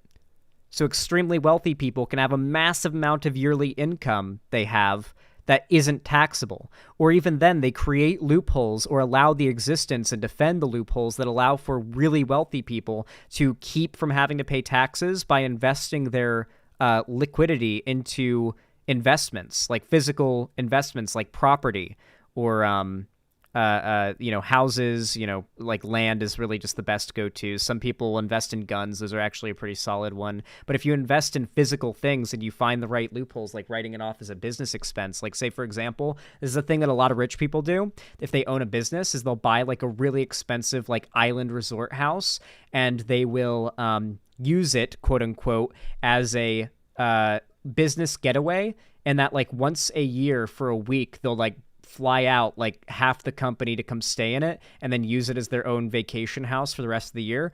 That makes it a business expense, though, and they can write that shit off on their taxes. That obviously should not be allowed. Republicans allow this. Churches, they make a shit ton of money. They should absolutely be getting taxed. Republicans make sure that does not happen. The idea that Republicans in power equals economic prosperity for the country or the state is, at a data level, untrue. But most people don't look at the data. They don't care. They hear a popular phrase or talking point and they go with it because they're willing to fill in a blank in their knowledge with misinfo, because to them, misinfo is better than not having any opinion on it at all. With conviction, championing an agenda marked by bold colors, delivering on my promises, and defeating the people who are responsible for our nation's decline. That is the type of leadership we need for all of America. The interesting thing is, by the way, the right nonstop plays victim about how the left is, like, against them having the freedom of speech or whatever, and yet these are the people who say, we need to defeat those that are responsible for the decline of America. And that's how they talk about their political opponents. Like, the only time you can even get Democrats to come close to talking about Republicans in a way even close to as, like, angry and mean as this about Republicans is when they attempt a coup on the Capitol and try to oust the sitting officials that are trying to validate the electoral results. Like, that is the meanest Democrats have ever been about. Basket of deplorables is the meanest thing a Democrat has ever said about Republicans publicly. This is the nicest thing I've heard a Republican say about Democrats publicly. Now, over the past many months, Casey and I have traveled across the country to deliver a message of hope that decline is a choice. I don't know. It's just always interesting to me that, like, Republicans constantly operate under the idea that anyone who disagrees with them is, like, inarguably an enemy of the country that needs to be crushed and destroyed. Like, attacked, belittled, made fun of, just, they shouldn't be taken seriously, but they should also be destroyed and wiped out, and they should have no ability to gain power, to speak, to make their ideas known. They shouldn't be allowed to have movies or media or games that agree with their politics. Like, they say these things, and yet at the same time, they say their politics are the ones that are under attack. One of the core tenets of fascism is the idea that the enemy is simultaneously overwhelmingly powerful and that they are an imminent threat to the motherland and the state, while also being weak and a parasite that's making everyone weaker and is easy to destroy. It's a inherently contradictory idea, one inherent to fascism and one that happens to be shared by the Republican Party. And that we can, in fact, succeed again as a nation. Nobody worked harder, and we left it all out on the field. Now, following our second place finish in Iowa, we've prayed and deliberated on the way forward.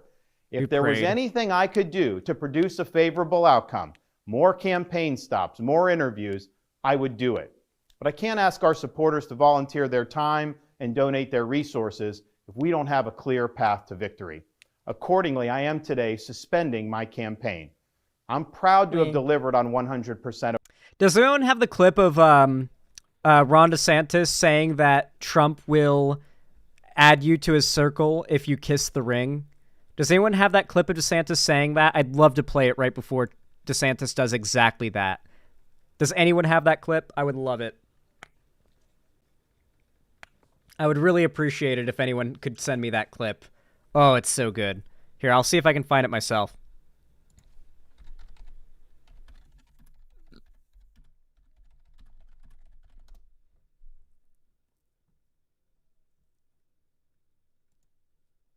You can be. Oh yeah, here's somebody who like clipped both clips together. Oh, this is great. You can be the most worthless Republican in America, but if you kiss the ring, he'll say you're wonderful. Trump is superior to the current incumbent, Joe Biden. That is clear. All right, let's watch DeSantis kiss the ring. Of my promises, and So I will Trump not says he's stop wonderful. now. It's clear to me that a majority of Republican primary voters want to give Donald Trump another chance. They watch his presidency get stymied by relentless resistance, and they see Democrats using lawfare this day to attack him. Well, I've had disagreements with Donald Trump, such as on the coronavirus pandemic and his elevation of Anthony Fauci. Trump is superior to the current incumbent, Joe Biden. His elevation of Anthony Fauci. I love that, like, to this day, conservatives are, like, part of being Republican, part of being conservatives, being anti-vax. I remember the days back when being anti-vax was this, like, Facebook crazy thing to do, and everybody on the internet made fun of anti-vaxxers and made jokes about how, like, anti-vaxxer parent, here, let me show you your baby's new crib, and it's, like, the picture of SpongeBob pointing to, like, the coffin, saying get in.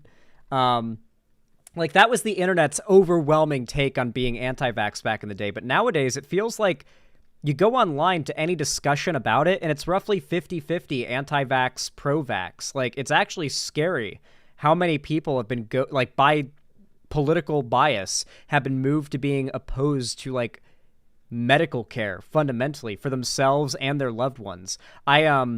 I had a friend who literally had to sneak out of the house. He's an older guy. Like, he's not, he's not like a kid or anything, but he still lives with his family, which a lot of people in Gen Z do.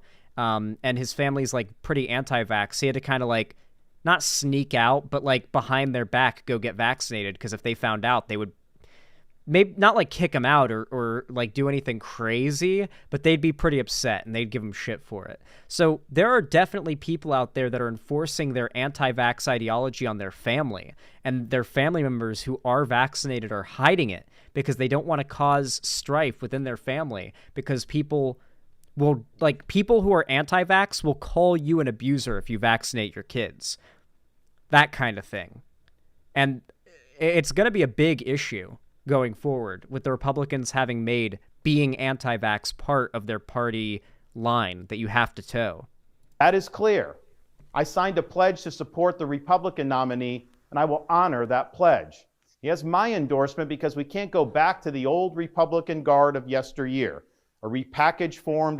To be fair, like back in 2015, Donald Trump did, like what's crazy is back in 2015, the fact that Trump was anti-vax was a gotcha against him. Like, you would bring that up in a debate with a Trump supporter and they wouldn't be able to respond because being anti-vax was so unanimously seen as stupid. They wouldn't even defend it. They'd try to find a way to make like, oh, well, maybe people are just misreading him. So like the clips of Trump from like 2015, 2016 talking about how we need to like reduce the amount of vaccines that young kids and babies are getting, because it's like these needles full of these needles that they give these kids for these vaccines, these little babies, they're like a horse injection. It's crazy, these big needles that they're injecting these little tiny babies with. So yeah, like Donald Trump's been on the anti-vax train for a long time, but back in the day it was so unpopular, even Trump supporters wouldn't try to defend the anti-vax position. They'd try to make claims about how Trump was actually playing 4D chess and didn't mean it. Now they just outright accept, yeah, no, vaccines are evil and Fauci should be executed for being pro-vaccine and being head of the like CDC or whatever. Yeah, like they're just like absolutely batshit about it now, and it's not even a thing that like garners mass ridicule online like it used to. Of warmed over corporatism that Nikki Haley represents. The days of putting Americans last, of kowtowing to large corporate. Nikki Haley represents corporatism, but Donald Trump doesn't? But the Republican Party doesn't? Okay. Of caving to woke ideology are ideology. I thank all of our passionate supporters who have stood by us through it all. That we had people volunteer to come to Iowa in the middle of a blizzard to knock on doors and make phone calls touched us dearly. No candidate had more thrown at him. That Iowa primary election had record low voter turnout, by the way. But no candidate had so many committed volunteers and staff. Finally, I want to thank my wife, Casey, and our kids, Madison, Mason, and Mamie. Casey's gone far above and beyond in her support for our campaign and for our cause. She's not only a great wife and mother, she's a great American who cares deeply about the future of the country. Isn't his wife like his sister or something like that? Isn't he like in an incest marriage?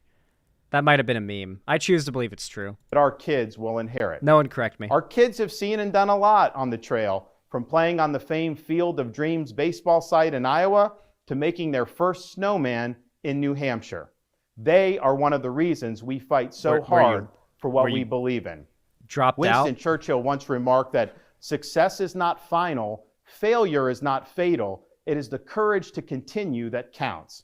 While this campaign has ended, the mission continues. Down here in Florida, we will continue to show the country how to lead.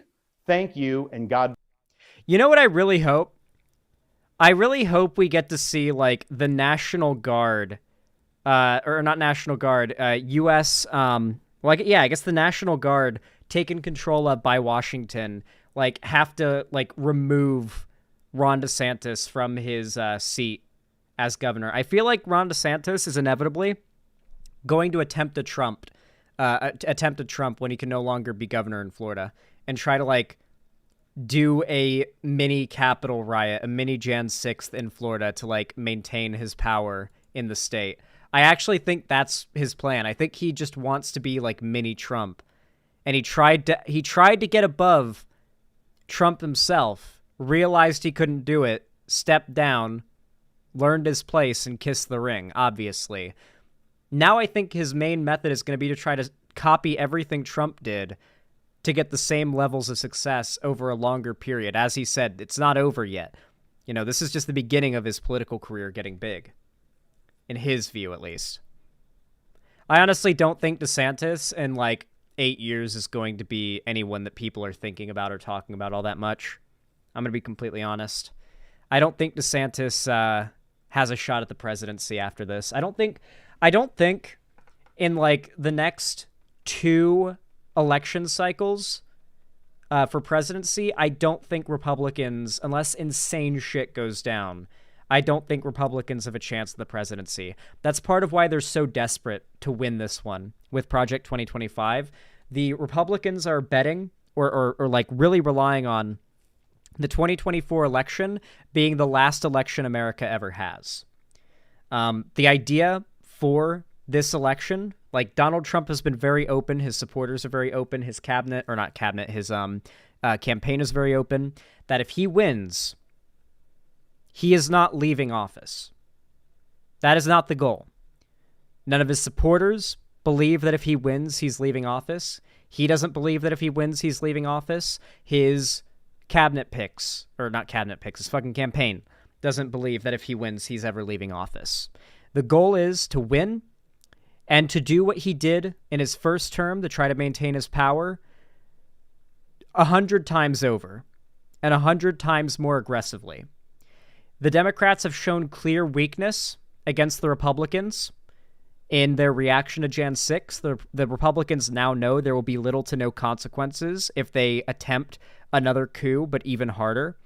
Especially if they're able to come close to succeeding, there'll be little to no consequences. No matter how much violence occurs or how much death occurs, there'll be little to no consequences. They recognize that they effectively can just do that and get away with it if they win the presidency legitimately. So it's really, and they know that they do not have a chance of winning many more elections the more election cycles go by, the more young people hit voting age. We'll see. We'll see what happens. The Republicans, Trump, if he wins in 2024, like this year, their Project 2025 plan is basically to dismantle American democracy, to make it so he can't be impeached or convicted for any criminal charges whatsoever, and to make it, he's also talked about dismantling term limits as well. So we're really talking about some crazy possibilities here if Trump wins. At the very least, we're going to see him try some insane shit if he wins. Whether or not he'll succeed is a different question, but he's going to try it. He's going to try to destroy American democracy, and I think it's going to make Jan 6th look like a nothing burger if he wins. Whew. How'd you guys enjoy that segment? I feel like it came out pretty good.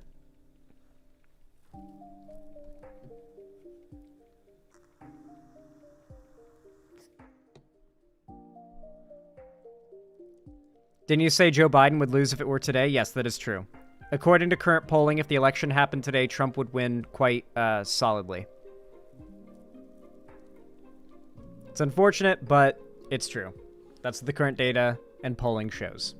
Granted, that could change with the actual election, because the actual election is very different than, like, pre-election polling.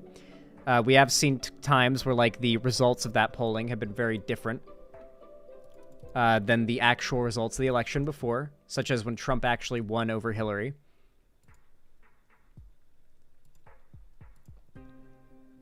Nope, not that one.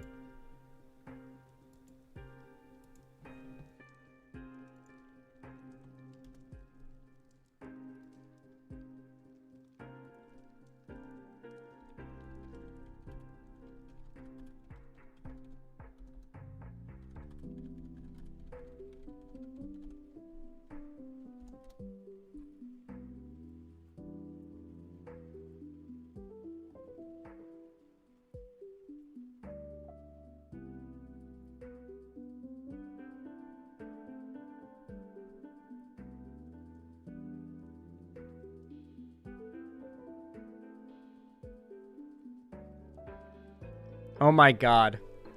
I know this is a little bit of a spoiler for what I'm about to talk about. It's the Asmongold topic. But here's a video that just came up in my, like, results when I was looking up the particular clip I'm looking for. From Fan Advocacy Network, Jamie Marchi is the Amber Heard of anime localizers. I need you to just, like, let that sentence mull over for a moment for you guys. Just think about that one for a moment.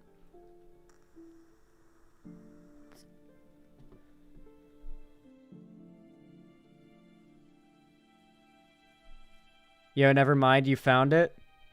No, I haven't found it, Alejandro Barrera. Could you send the link?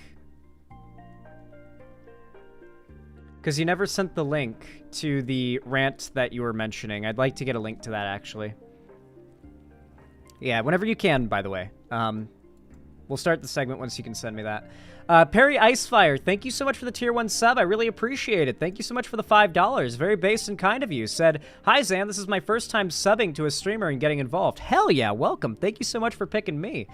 Question, is it more accurate to calculate population statistics per capita, not percentage? It's generally more accurate to do per capita because especially when we're counting for like let's say we're talking about crime likelihood in a location, right? When you're trying to calculate the likelihood that you're going to be a victim of a crime in a location, you're just going to want to look at like the overall crime stats, right? Like not like per capita, just the overall numbers to find the place where like you are least likely to be a victim of a crime. Probably like a small town with a very low population, right? Because there's so few people, there's going to be a lot less crime. But if you're looking for a place to live and you want to live somewhere that has the lowest likelihood of you being a victim of violent crime, which is what, you know, conservatives argue is that living in a city means that you are more likely to be a victim of violent crime. That just doesn't seem to be borne out in data. It seems like the lower the population is, generally the crime is lower, but per capita, not so much. Obviously, it depends on certain certain factors you have to control for. Like, for example, the biggest indicator of crime tends to be red-lined neighborhood borders. So back in the 1950s and 60s, when neighborhoods were big time getting redlined by banks and whatnot, and like zoning and what have you, nowadays you can see those zoning red lines still like in the real world today. Usually when you see like a train track in a town or a city where it's like on one side of the train track, you can tell like the neighborhood is like a lot more expensive, and on the other side you can tell the neighborhood is a lot lower income. And almost always in the lower income neighborhood, once you cross over like said bridge, train tracks, or large road, whatever it may be that separates, you almost always see a higher POC population. Because the fact is that generationally in this country, non-white people who are particularly Hispanic and Black have been set back quite substantially as far as economic stability goes. And so when you've got fairly wealthy, well-off people living right next door to people who are like literally in the lowest income percentiles, like with nothing but like a 5-foot wide train track separating, that's one of the biggest breeding grounds for property related crime. Of course, cities are where any form of gang related crime is going to operate, because you have a higher most gangs deal in some sort of like trade, right? It's not just like gangs don't just exist for fun, like, oh, we're just gonna get together and have guns and do like be a gang that does crime for fun. That's not generally the way things do. Sometimes, especially like with young kids, it happens, like they form a gang, but like generally it's like older people doing crime against other people who are doing crime, and they, like sometimes they'll get a kid into it, because like, you know, if you grow up in the wrong neighborhood, you might fall in with the wrong people. It happens, right? And it's not uncommon, but like, yeah, like the idea that like this is a thing that is unique to cities, unique to Democrat ruling or like rulership or leadership, or unique to, in some cases, conservatives claim this is the case, unique to non-white people, living in a place. That is the argument conservatives make that is just not borne out in data.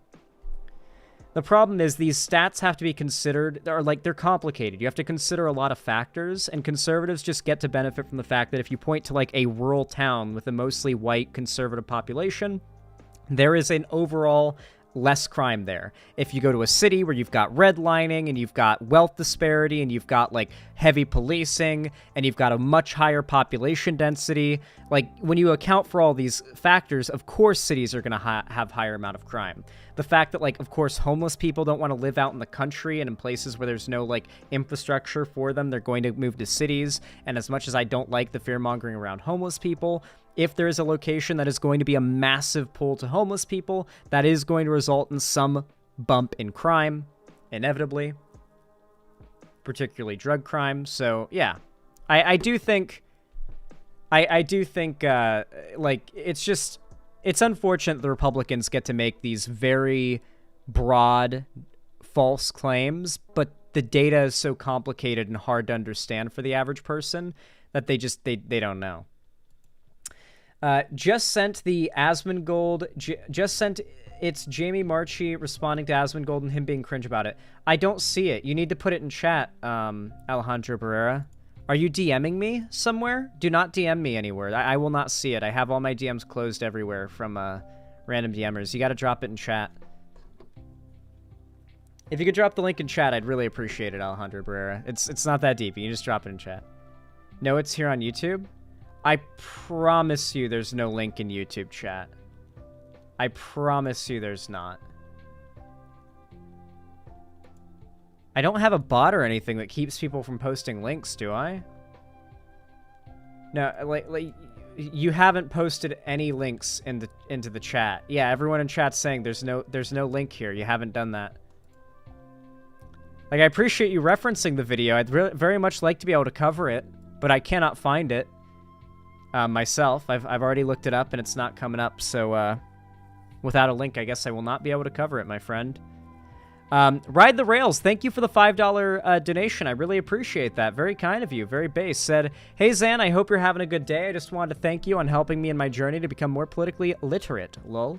Oh, well, I appreciate that, but definitely don't trust me to be the one to make you more politically literate. I'm mostly just here to entertain you guys and, you know, maybe help you keep up to date on what's going on in a, you know, more entertaining way. And to hopefully provide you other forms of content you enjoy outside of politics too, especially down the road with like the Quail content and gaming content and stuff. But no, I'm definitely glad you've learned from my content, but definitely don't just use my content as like your only source of learning for sure. There is so much stuff to learn that I can't even begin to dip my toes into on stream and with my content, you know? Like, don't just rely on YouTube streamers or YouTubers in general. Just like, you know, it's not hard to just like go onto Google in the morning and just look up what the biggest trending news stories are for the day and just like read some articles and like, you know, from the source, get yourself a little caught up with what's up. Most news coverage nowadays includes like pretty good like arguments against misinfo included in said news coverage. Zan, I got the Palworld take from Vosh. It's good to cross-reference stuff with you because you cover stuff he doesn't. Yeah, like Vosh, his take on Palworld is like, it's fine if he doesn't like it. I don't particularly like it, so I haven't played it. But him jumping on the bandwagon of claiming it's like stolen AI art crap is part of a trend of him like just kind of like jumping onto hating things that like are popular to hate on when he has a bias against it. Usually he doesn't do this with anything politics related. It's usually stuff outside of politics he's known for having, you know, not the best takes on. Okay, no, but Palworld is bad. I'm fine with people saying Palworld is bad, but the idea that they stole models or like used AI, it's just unfounded. Yeah. The problem is Vosh's reasoning for hating the game is unfounded. Like the AI claim, unfounded. And repeating that claim when it's false is, I mean, it's not like the end of the world, but it's definitely just like, okay, you're demonstrating that, at least on some topics, you are willing to repeat misinfo because of a personal bias against that thing, you know?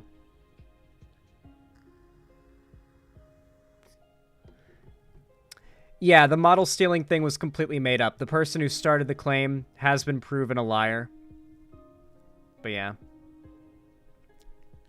Yeah, no one goes to Vosh for his media takes, obviously. Alright, Alejandro Barrera.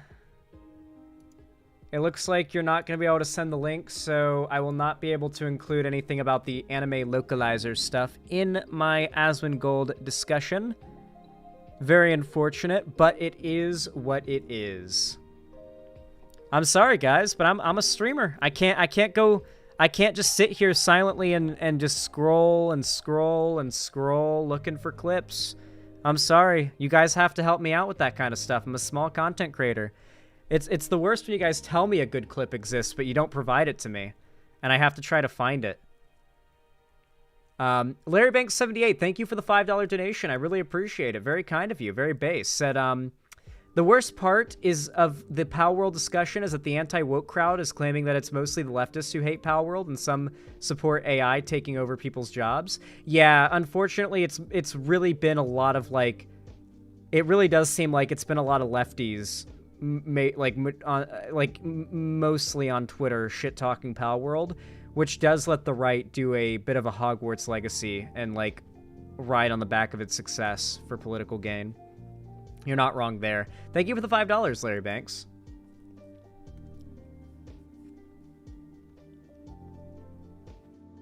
Segi has not started yet. Don't even know what clip it is? Yeah, I don't even know what clip it is either. I just had it described to me, so I'm doing my best to find it. But, oh,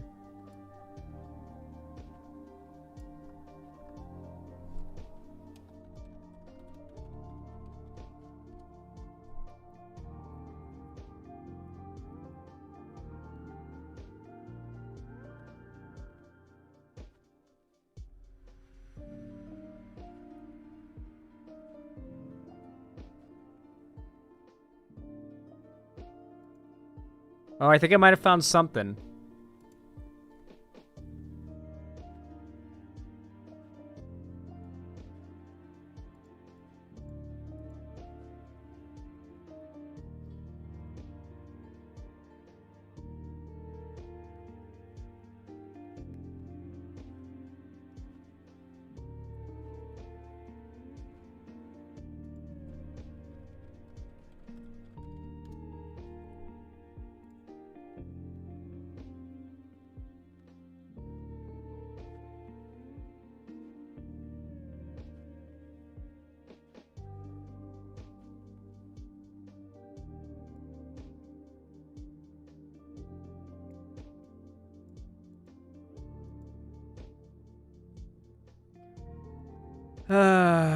Fucking hell. I'm trying to get all this stuff put together in a good order.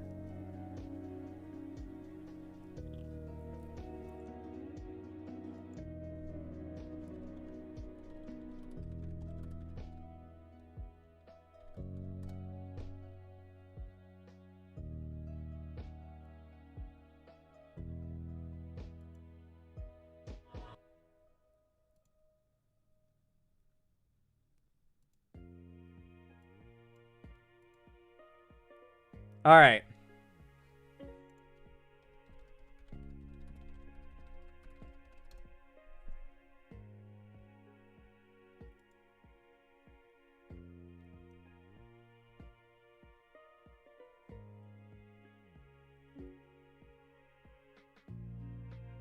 All right, everybody. Y'all know what to do when I say action, right? 3, 2, 1, action. All right, everybody. Today is a happy fucking day. A fantastic day. Because for about a year now, I have gone from being a fan of this content creator to very quickly falling off of his content, unsubscribing, unfollowing him, and just generally being disgusted by everything that he stands for nowadays. I like that versus. I like that one. That's good. That's a good message. We're talking about Asmongold. Good reference to Azeroth there. You see, Asmongold was, back in the day, I would argue, the best WoW content creator. There were definitely people out there making higher quality content than Asmongold, but as far as, like, a content creator who sort of personified the vibe of WoW, I really don't think anyone beats Asmongold for me. Like, when I sat down, especially to grind in WoW Classic, I really couldn't think of anyone better, like anyone else better to put on than like Asmongold. His just whole aesthetic, his you know, everything about him just really sort of played well into the vibe that WoW has, right?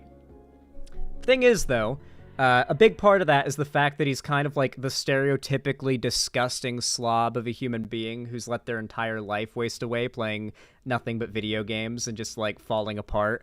Obviously, the most famous example of it being like the Asmongold's Lair video where we see his room. But recently, this Twitter post has been going around. When I was 12 or 13, I broke the light in my bedroom when my friends and I were being animals. Ever since then, I've just used a lamp because we were too poor to afford to have it fixed. Finally got that shit fixed today after almost 15 years. And here's a picture of his, not streaming room, his bedroom. And you can see there's something going on with that wall over there. Something kind of gross going on, among other things. This is the most clean room in his entire house, by the way. Like, there's also something going on at the bottom of that, blanket I don't even want to think about. This is the cleanest room in his house, by the way. But if we go and we look at one of the replies asks, "What is that on the wall?" He replies, "It's dried blood from when my teeth would bleed overnight. I just wipe it on the wall when I woke up so I didn't have to get out of bed." That is the level of does not take care of himself this guy is on, okay? And to be honest, part of this was seen as kind of an appeal of his, because while he is, like, possibly the biggest fail son on Earth insofar as his real life, he was also a pretty likable guy. He was humble, he was generally non-judgmental, entertaining, and just an overall chill dude who tried to avoid getting on anybody's bad side, and tended to have pretty level-headed, reasonable positions on most issues. That was Asmongold for many years. However, about a year ago, maybe a little more, things started to change. Asmongold started to get a lot more shameless with his content. I feel like it really started when he did this, like, non-stop coverage of the Amber Heard Johnny Depp defamation trial. I guess the funniest part of all of it was the way that all of his fans were talking about this court case, like Johnny Depp was on trial for, like, legal charges, like he could go to jail, when what was happening was he was suing Amber Heard in a country with like more harsh standards for what is considered libel or defamation to try to make Amber Heard owe him money. Like that was the actual court case happening there, not a criminal trial against Johnny Depp. Like just that fact alone, that him and so many of his fans were operating like that was the case. Like Johnny Depp was fighting for his life here or something, or is like very, very weird trend in his content started there. And I started to watch him a lot less, especially because even in his gaming content, things started to get worse. He'd stopped playing WoW to jump on this big anti-WoW bandwagon that started around this, like, end of BFA, beginning of Shadowlands. He just decided to quit WoW and, like, even quit Classic WoW and stop playing and streaming it as much. So, like, the main thing I went to him for just kind of stopped. Apparently he's recently resumed it again, but, like, I watch him play WoW nowadays, and he's shit-talking it the entire time. Like, he's not chill and fun to watch play WoW. He's just endlessly critiquing it at every turn and finding ways to shit-talk it in ways that are not even congruent with the rest of the community that is also pretty negative towards the game. Like, he's going, like, over, like, above and beyond to try to shit-talk the game. And that also made me kind of, like, move away from his content. But what really, more recently, started to make me, like, just decide to give up on him was when he would start shit-talking a video game, talking about how it is the scourge of the gaming industry, and then he'd start streaming it and dropping thousands of dollars on said game. A good example is the new Diablo game, Diablo Immortal. Or not Diablo 4, Diablo Immortal. He streamed that, and he, like, ended up spending, like, 15 grand or something on it after and during while playing the game, ranting about how the game is like the scourge of the gaming industry. Yeah, he was trying to max out his gear in the game. He wanted to see how, quote unquote, he was experimenting because he can afford to, how much it costs to max out your character in the game. So totally not just wailing out on the game, just experimenting and exposing how much of a scam these games are. Once he started doing that and trying to act like his wailing out on gacha games was actually doing some kind of service for gaming, like, viewers, it really made me fall off of his content. But what really surprised me, I never expected him to drop this low, was when a couple months ago, honestly, not even a couple months ago, just a few weeks ago, he started this weird trend of content. You see, I've watched Asmongold for a long time, and one of the things that was always true of Asmongold, up until like a month ago, was that he hated anime. That even if a game slightly resembled anime, he would refuse to play it or touch it. FF14 being a good example. For a long time, Asmongold refused to touch anything that was even remotely anime-like, and his fans were very much on his side with that. But as he started to get into the gacha game content, he started to get into games like Genshin Impact, into like just like the anime gacha game community. As he started to bring those people in, he started to get more and more fans that didn't really appreciate his disregarding of anime. In fact, he started to get more fans that were outright anime like fiends, like weeaboos. And so he started this trend of videos about how woke translators for anime are out of control. Here's just a couple examples of these videos. And we're actually going to watch this one really quick because the person he's reacting to is an old, hey, what's up, guys? Not friend of the show. This is Rev Says Desu that he's reacting to here. Asmongold has been boosting the fuck out of Rev Says Desu for a few weeks now by reacting to his videos defending him. You see, Asmongold, for about 6 months now, has been nonstop reacting to chud anti-woke YouTubers that make videos dick-riding him. So if you make a video dick-riding Asmongold, he will boost you like crazy. And one of the people he's been boosting is this guy. Now, isn't Rev a pedo? He is in fact a pedo. Now, obviously, if you look up Rev Says Desu on Google Images, thankfully the first 3 rows are safe for work, so we're good. But if you look it up on Google Images, you can see, I mean, this is literally his official Patreon thing, you know, like this, his VTuber avatar is like a little girl. This is his Twitter profile picture. He's also tweeted and made multiple videos and streams in the past about how lolicon is good. He defends lolicon. He believes that jacking off to drawings of kids is not immoral or pedophilia.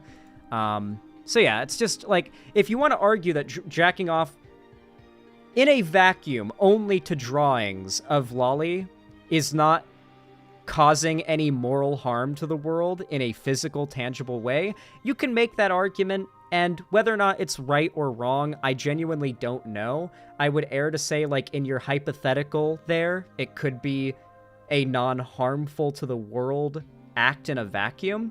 The problem is, we all know how these people really behave, and the fact that these lolicons are basically trying to use the idea that it's just drawings to normalize their paraphilia, especially online. Rev Says Desu is like ballooned in popularity as of late, and it's actually gotten to the point where his community of lolicon fans will absolutely dogpile the shit out of you if you like call him out. And so Asmongold has been boosting this guy pretty hardcore lately because of a drama having to do with anime localization. You see, when an anime is originally produced, it's generally, not always, but most animes are written, storyboarded, and animated and then voice acted in Japan.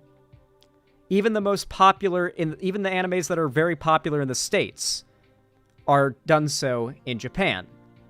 And so the job of a localizer is to, A, take the original media and transform it in such a way to be more understandable to audiences outside of Japan, usually Japan, when we're talking about anime, right? Although I will say it's become quite common as of late for China to put out media that is like basically like you'd look at it and you'd say, is that just anime? Is that like from Japan? But it's like from China and not Japan. I know that one of the big examples of this is it Genshin Impact? Like, Genshin Impact is an anime game. Like, the characters are anime characters, but it's made in China. So, like, generally it's Japan, though. Generally, we're talking about Japan here. Not always. Sometimes it could be something like Genshin, which is Chinese, but generally with this anime stuff, it's Japan. And usually the job of a localizer is to, A, take the Japanese lines and translate them into English subtitles, and like so people can watch it subtitled in English or whatever language, not always English, sometimes other languages too, right? Or if it's a dub, to write the scripts for the English dub or whatever language is dubbed to go over. And the localization isn't just translating, the localization is also changing certain lines to make sense to an American audience.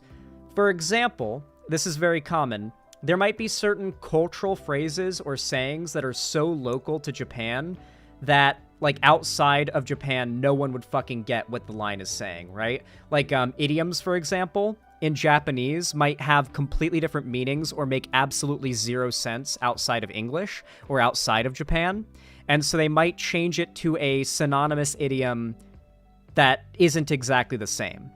They might change a word to mean something that means something else. They might even just change an entire line to mean basically the same thing, but to have or to even just have the same impact, but to not be the same thing because an English audience or insert whatever audience wouldn't get it, right?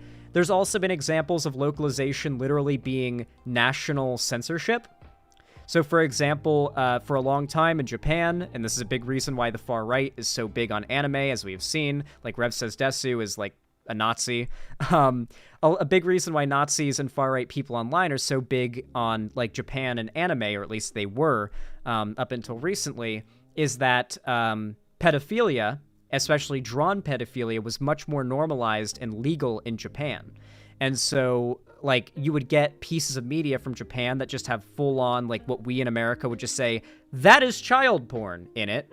They would get censored coming to America or to wherever with localization and censorship laws complying with them. You know, now you've got conservatives losing their shit about that. So Asmongold basically started a long string of content shitting on this one specific anime localizer named Jamie Marchi.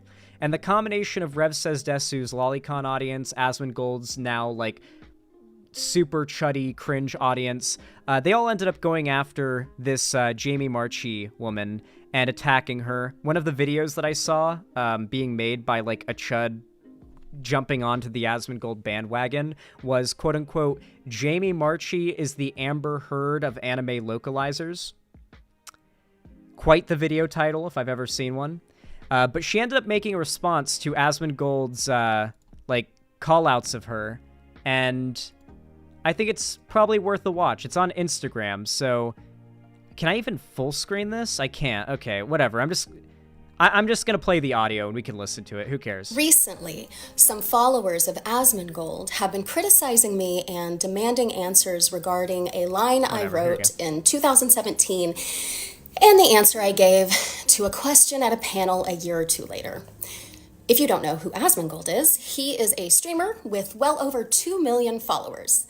Now, since Asmongold was gracious enough to respond to the criticism and the demands for answers he's been receiving regarding his involvement with Soft Giving and their controversy, I thought it's only fair that I respond to his followers in kind. Well, Who gives a shit? Somebody makes an allegation against me and now somehow I have to respond to it? No, I don't have to say anything. I think she's quoting Asmongold. I'm almost certain the bit she's just based on the quote and the way it's worded, what I think she's doing here is like a troll.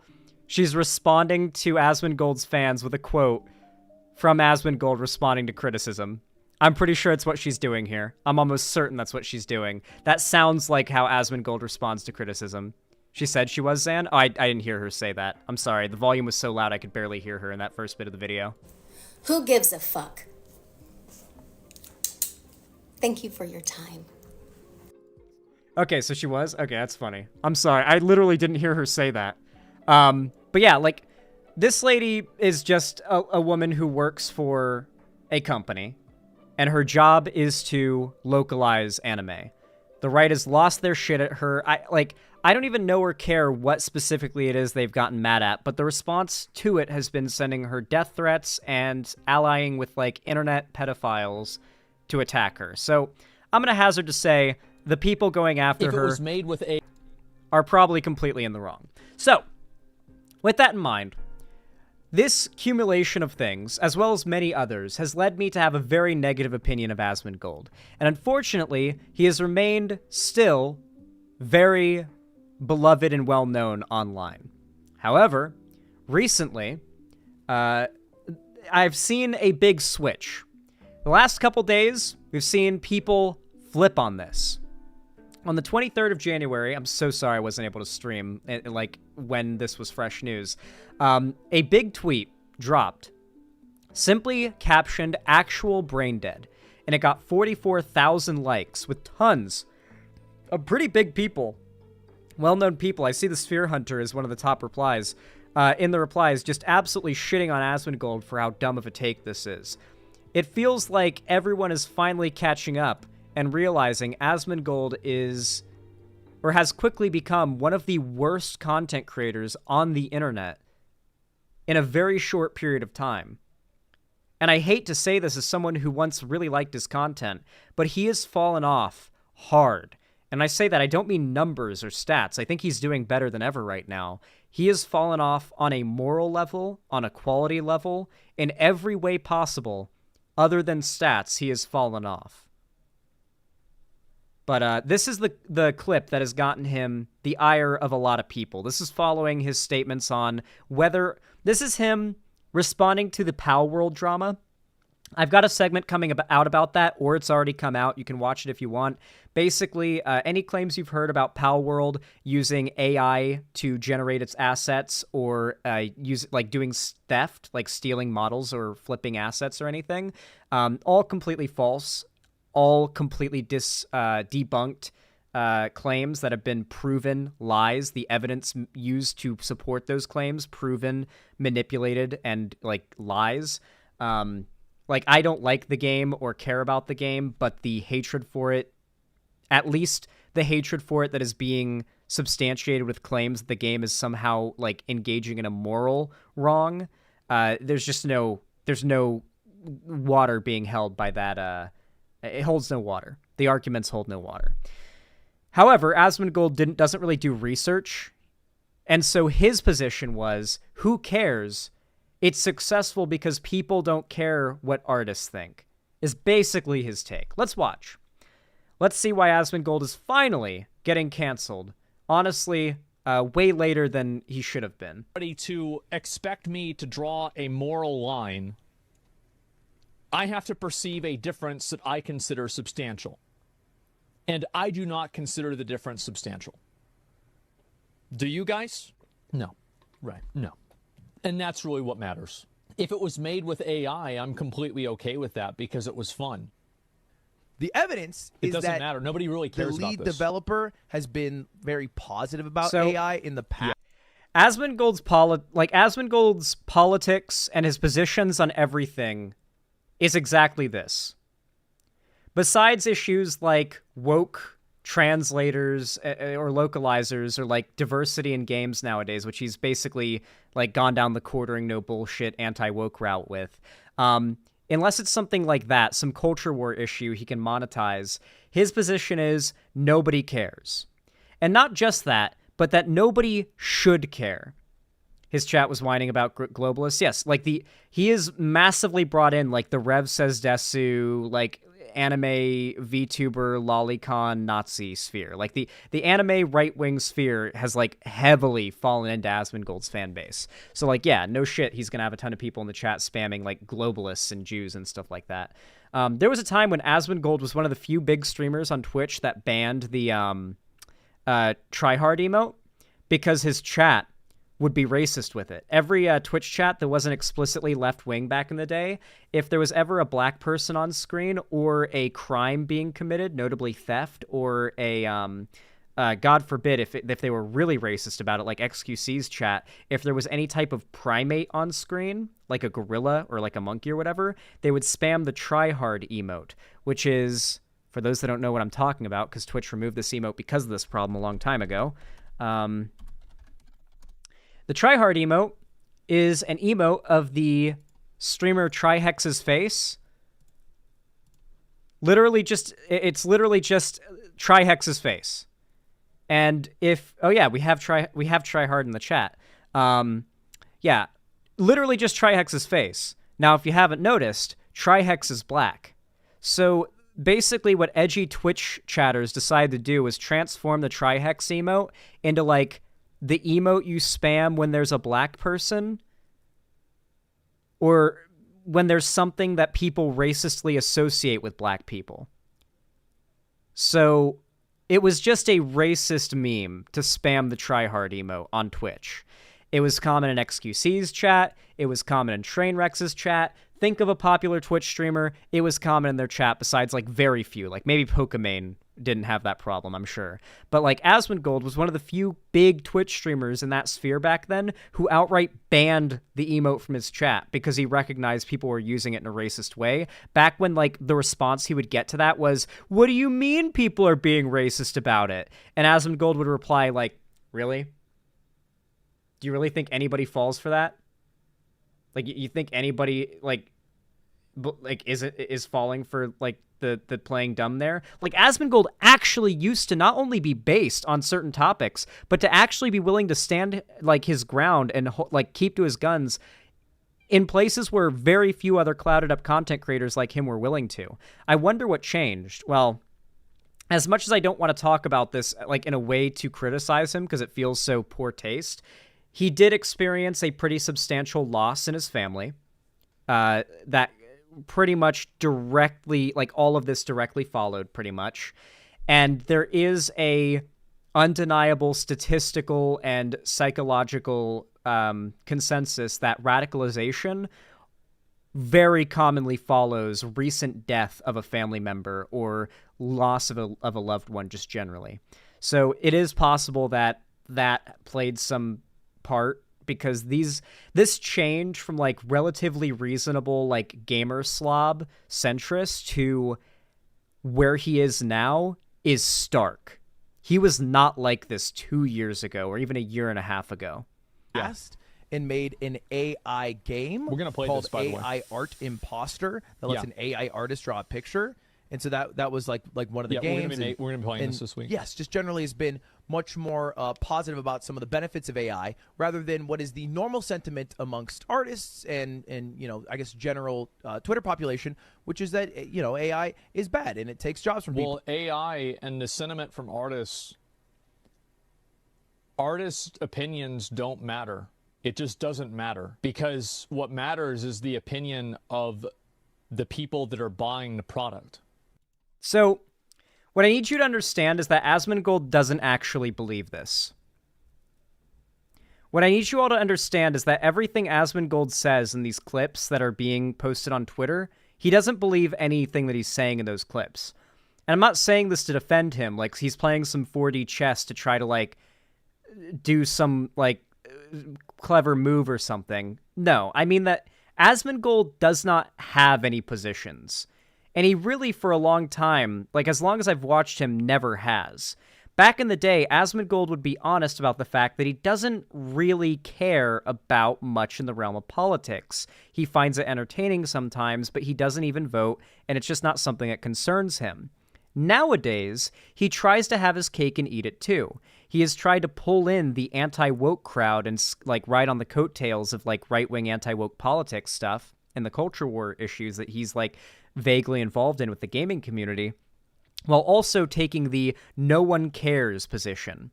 Obviously, what he's saying right now is false. The idea that no one cares what artists think. The fact that we had like the big SAG-AFTRA strikes that were like national news for over a month because writers and actors were striking for better terms on their working conditions and their contracts and whatnot. And because of AI being a big part of the negotiations for those contracts, like obviously people really do care about the morality or the moral character of those that create their media, who are behind the funding of their media, the morality of how their media is made, how the products they consume are made. It's just a matter of whether or not they're informed on it. What Asmongold is truly against here is people making a big deal about the immoral ways in which certain products might be made.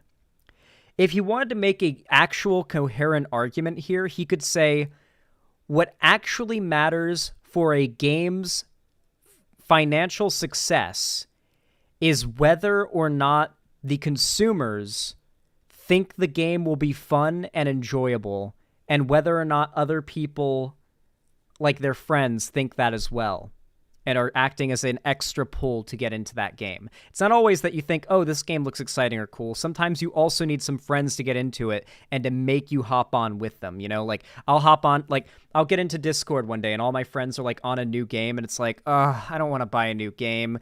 What are you guys playing? And it's like, oh, it's called Lethal Company. It's really good. And I'm like, I don't want to play it. And, like, 2 days later, like, the you know, idea that the game looks good and the fact that all my friends are on it ends up making me buy the game and get into it, right? That is also a big part of it too. Asmongold could have made an actual argument here that there are many cases in which like immoral practices are like gotten away with in the gaming industry all the time, but instead he had to turn it into this like no one cares argument, because right now Asmongold is trying to enforce brain-dead centrism on everything. It's not just the idea that you shouldn't care. It's the idea that no one cares, and if you do care, you are an outlier who is just begging to be called out and made fun of. So you better get on board and stop caring about making anything better or the morality of anything's production. Like, it's pretty much South Park politics to the max, right? I mean, if you want an idea of, like,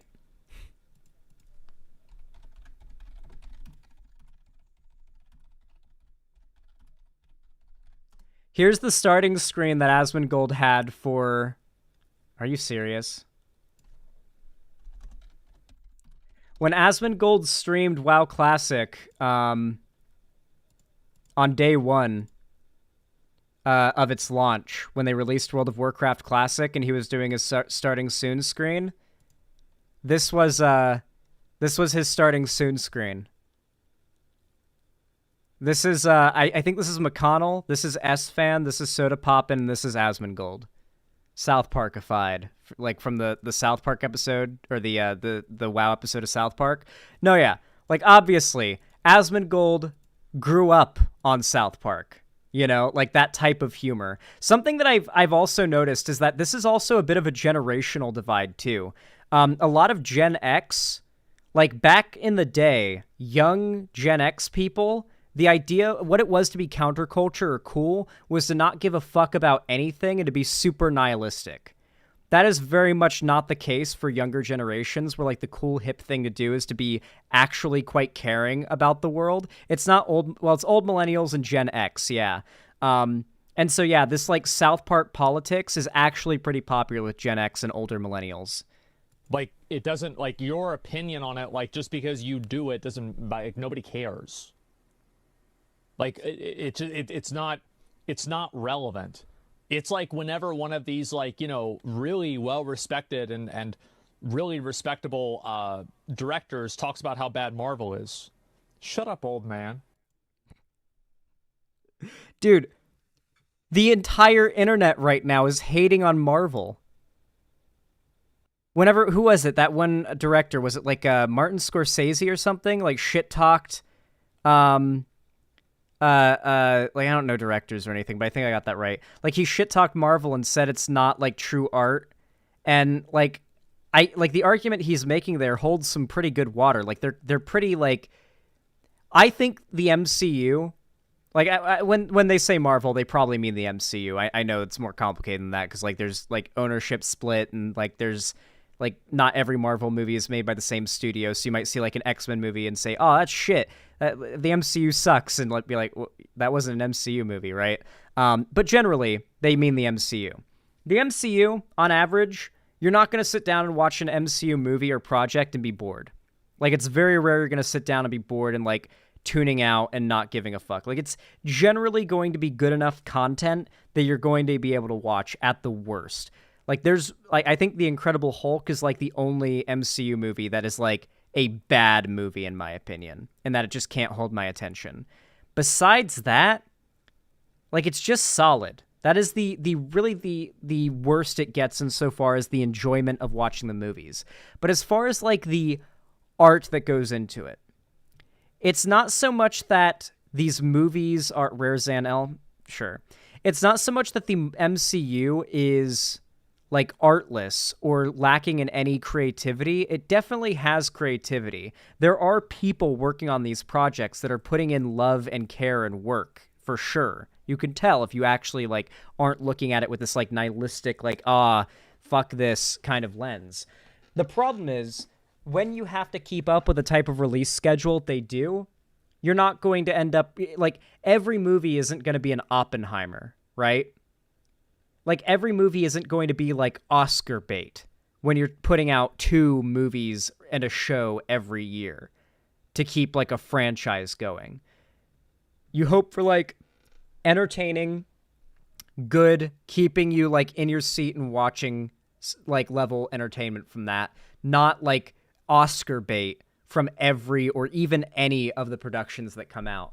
And I feel like that I feel like that's where that criticism was coming from, right? The claim he was making is Marvel is not Oscar bait media. It is junk food media. It is a filler. You sit down, you watch some Oscar bait movie, like, I don't know, Everything Everywhere All at Once. I haven't seen it yet, but I've heard nothing but good things about it, so I'm going to assume it's amazing. Like, that is like a big, juicy Michelin 5-star steak, okay? Like, you know, a Marvel movie is like a microwave dinner you're making for yourself so you don't starve that night and you've got something to eat. You know, it's good. And you enjoy the flavor, you don't feel, like, bad about it. You don't think, oh, this is awful. But if you could eat the steak instead and you didn't have to pay for it, you would. Right? Does that make sense? I feel like that was a massive stun lock on this topic. But, like, Asmongold is making an argument that doesn't even make sense nowadays here. Shut, like, what matters is the opinion of the people that are buying the product. Like, it doesn't, like, your opinion on it, like, just because you do it doesn't... What if the opinion of the people buying the product is that a product being made in an immoral fashion is something they don't want to support?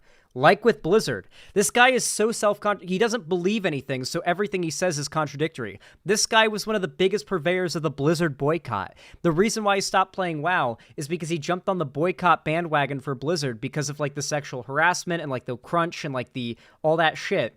And now he's claiming that all that matters is, like, none of that matters now. The fact is, he does not in any way act on the things he says. What he says people should do is not the practice that he does not practice that himself, ever, ever, ever, ever. Especially his advice he gives to people, or the things he judges people about. If he saw somebody else on the internet that was exactly like him, he would criticize them for everything that is true about himself and claim the only difference is he's a successful streamer, so that means he's not a loser for living like a slob and like, being a malnourished little goblin. You know? Anyway. I really could not be happier to see that people have caught up to hating on this guy. Like, I don't necessarily hate him. I certainly would rather see him turn the other direction and go back towards being based again and me be able to enjoy his content once again. But, like, that's obviously not going to happen. The monetary incentive is very clear in the direction of moving in, like, getting worse and worse. So, you know, I'm just glad to see that people are actually realizing it and calling him out, because I think Asmongold might be one of the big chud content creators in the sphere in the coming years. I think he's about to make a big heel turn in content, and this is just the beginning. How'd you guys enjoy that topic? I feel like it came out pretty good. Was that a good segment?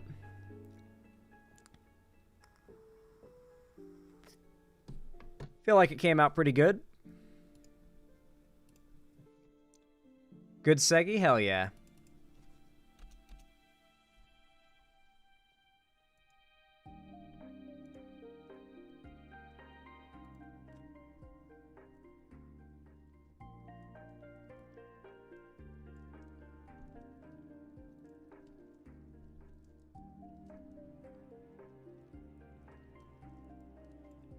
All right.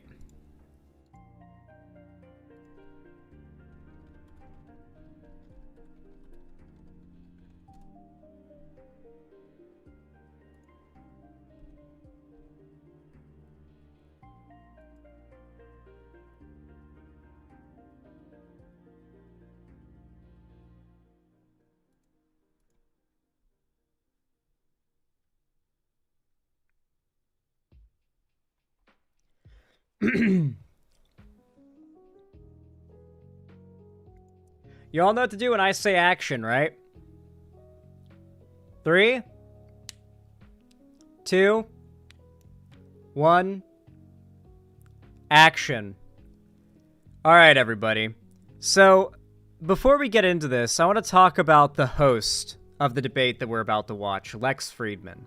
For those who don't know, this guy is a soulless ghoul who does, like, podcast interviews with usually political pundits, but also with a lot of, like, clouded up big figures. He definitely has a decisively conservative-leaning, pull, and he is extremely successful. However, if you go on a show, you're guaranteed a lot of exposure, which is why Destiny and Ben Shapiro both agreed to debate on his podcast. Now, the full debate, which came out a few days ago, is itself just really long and boring from what I've heard, which is why I've specifically selected a 20-minute clip on the topic of wokeism that they debate on, because I feel like that's the most interesting thing they talk about in all of this. I've yet to really see it, and I am like a psycho going to put a Destiny versus Ben Shapiro debate at 1.25 speed. I'm really excited to see how fast this goes, honestly.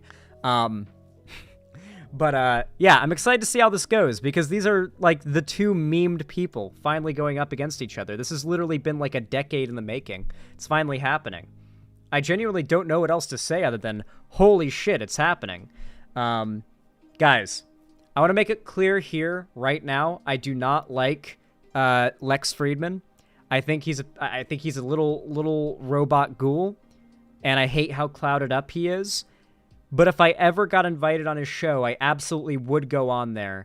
And I mean, I'd probably talk shit, but I wouldn't talk shit hard enough to get kicked off and not get myself uploaded on his channel, because it really does seem like the current meta is going on these weirdos' podcast shows and, like, making them look stupid and giving their audiences a peek into an alternative worldview.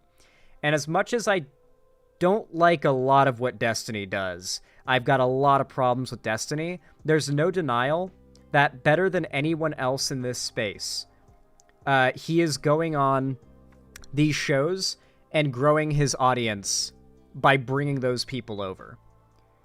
Like, way better than I am, way better than Vosh is, Shark, or anybody in the, like, the lefty streamer space.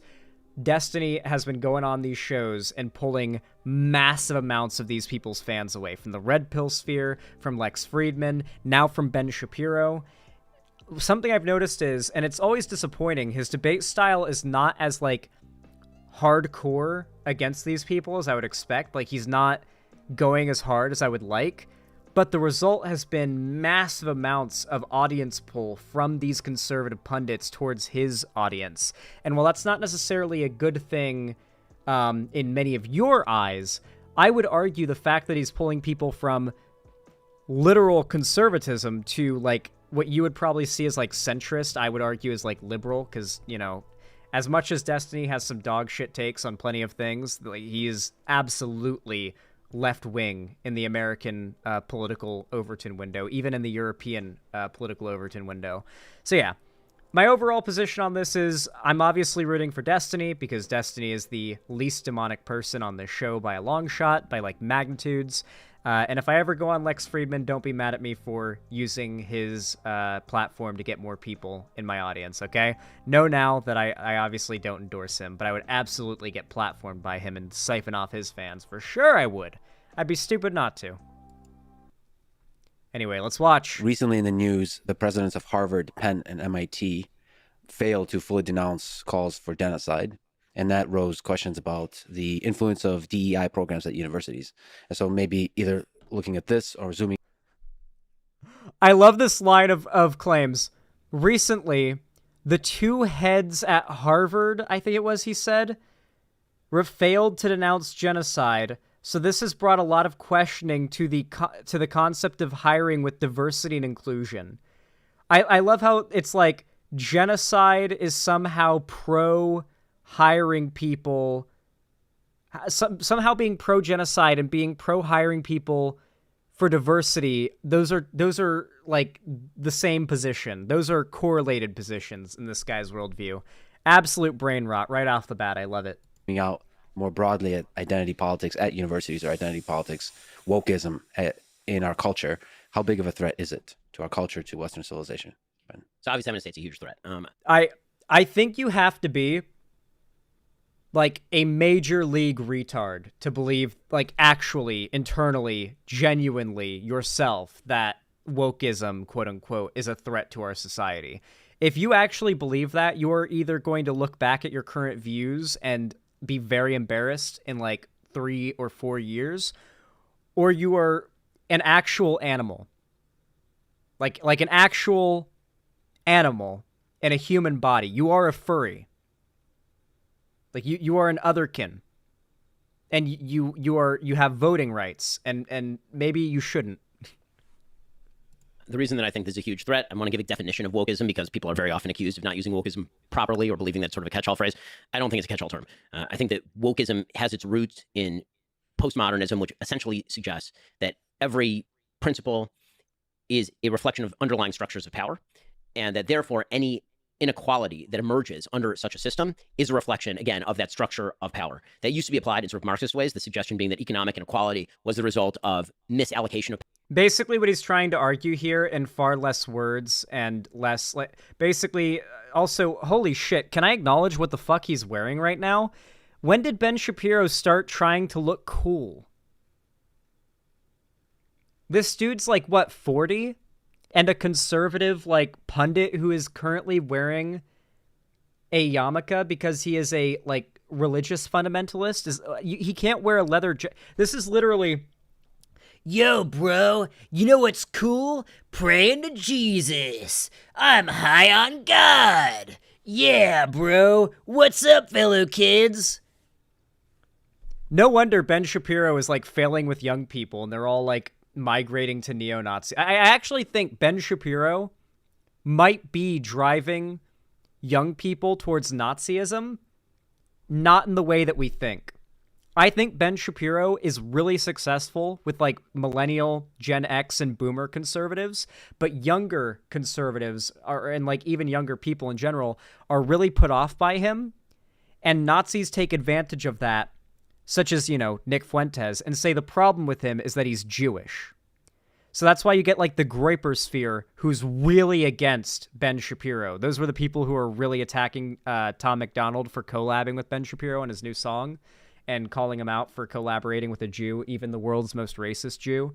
So it was just like, you know, it's really a matter of, like, is Ben Shapiro radicalizing people towards Nazism, or are conservatives radicalized away from him towards Nazism because people who hate him on the right hate him because he's Jewish. Does that make sense? So, like, young people who think he's, like, a weird nerd who want to see a conservative dunk on him are going to find Nick Fuentes as, like, the first guy who comes up.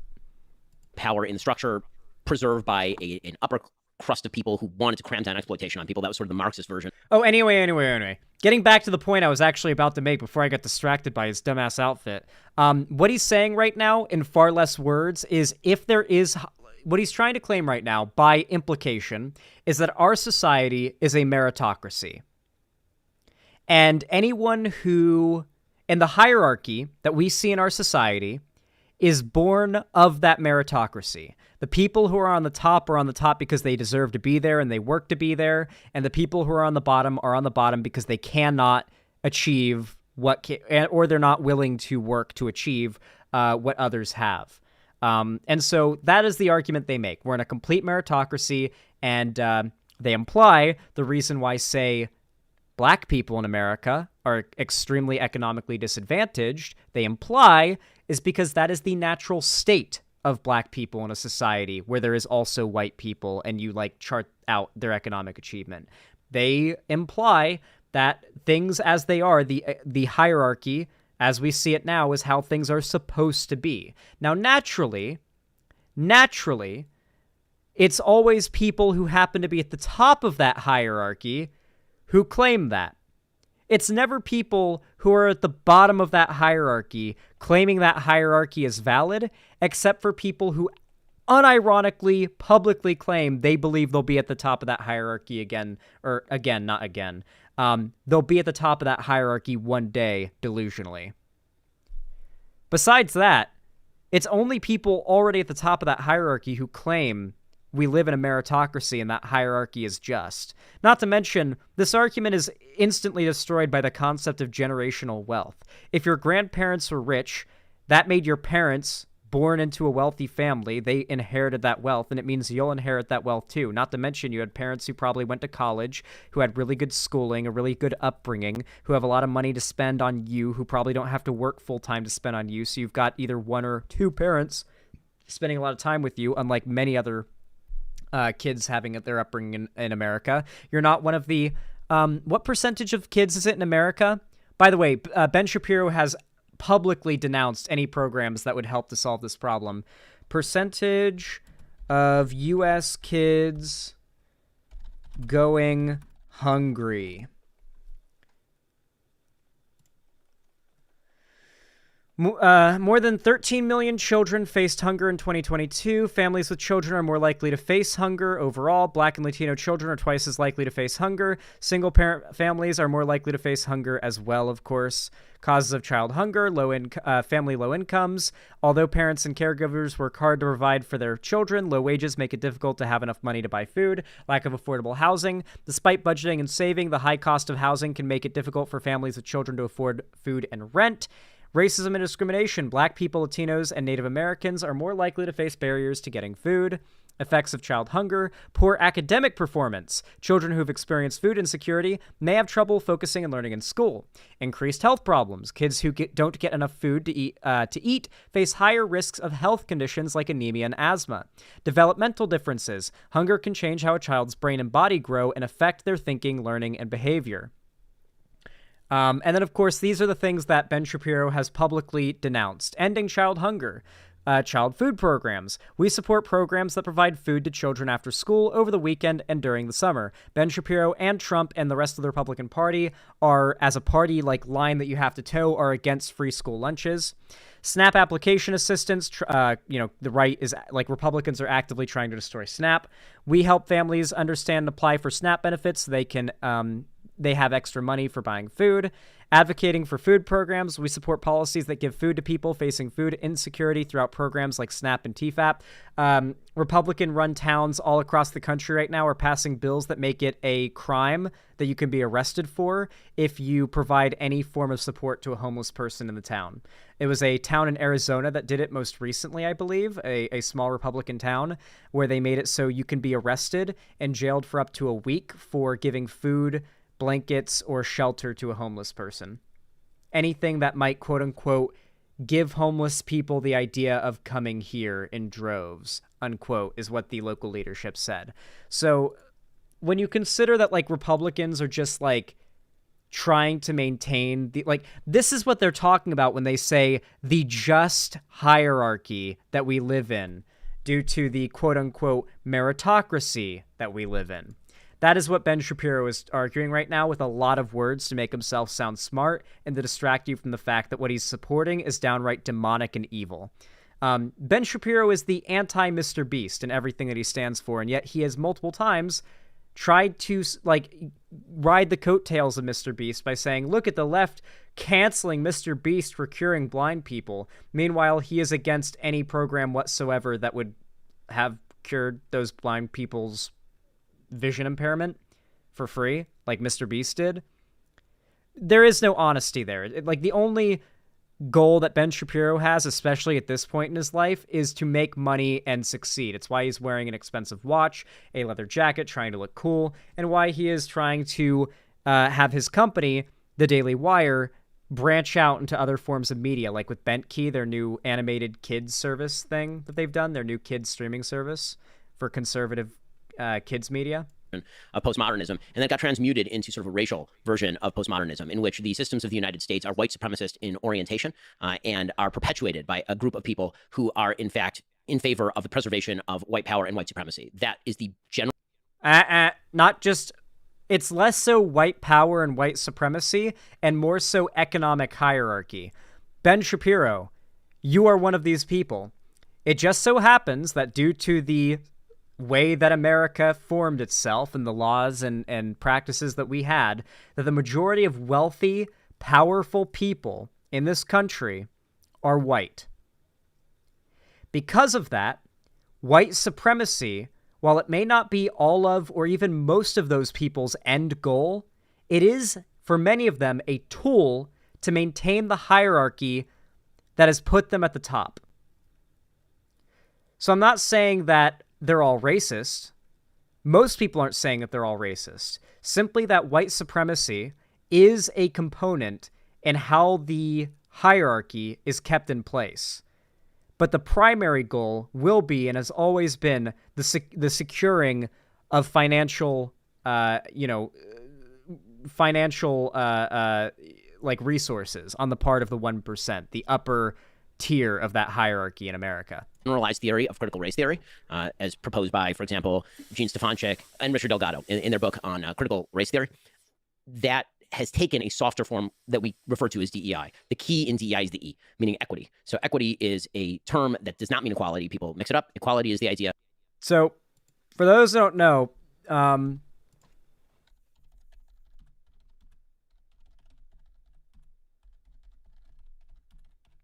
there's a really good political art cartoon that's pretty popular. You see it around online a lot. That kind of lays out like the difference between equality and equity, right? So under equality, it's the idea that no matter who you are, you get the same thing. Now, obviously, we don't live in an equal country. We do not get equal opportunity when we're born. We know this because of, like, the rate of childhood food insecurity we just read about. These are stats and data you cannot argue are not real. These kids do not have the same size box as, like, other people, okay? But I guess the way to depict that is, like, the kid being shorter, I guess. So equality would be you give everybody the same box in terms of, like, some form of governmental support if the right was in favor of any, right? But obviously the really tall guy doesn't need a box to see the game. You know, obviously.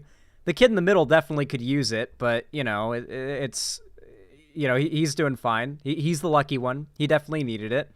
This guy didn't really need it. But this kid doesn't really, like, get to see the game. And what Ben Shapiro is doing is basically if this guy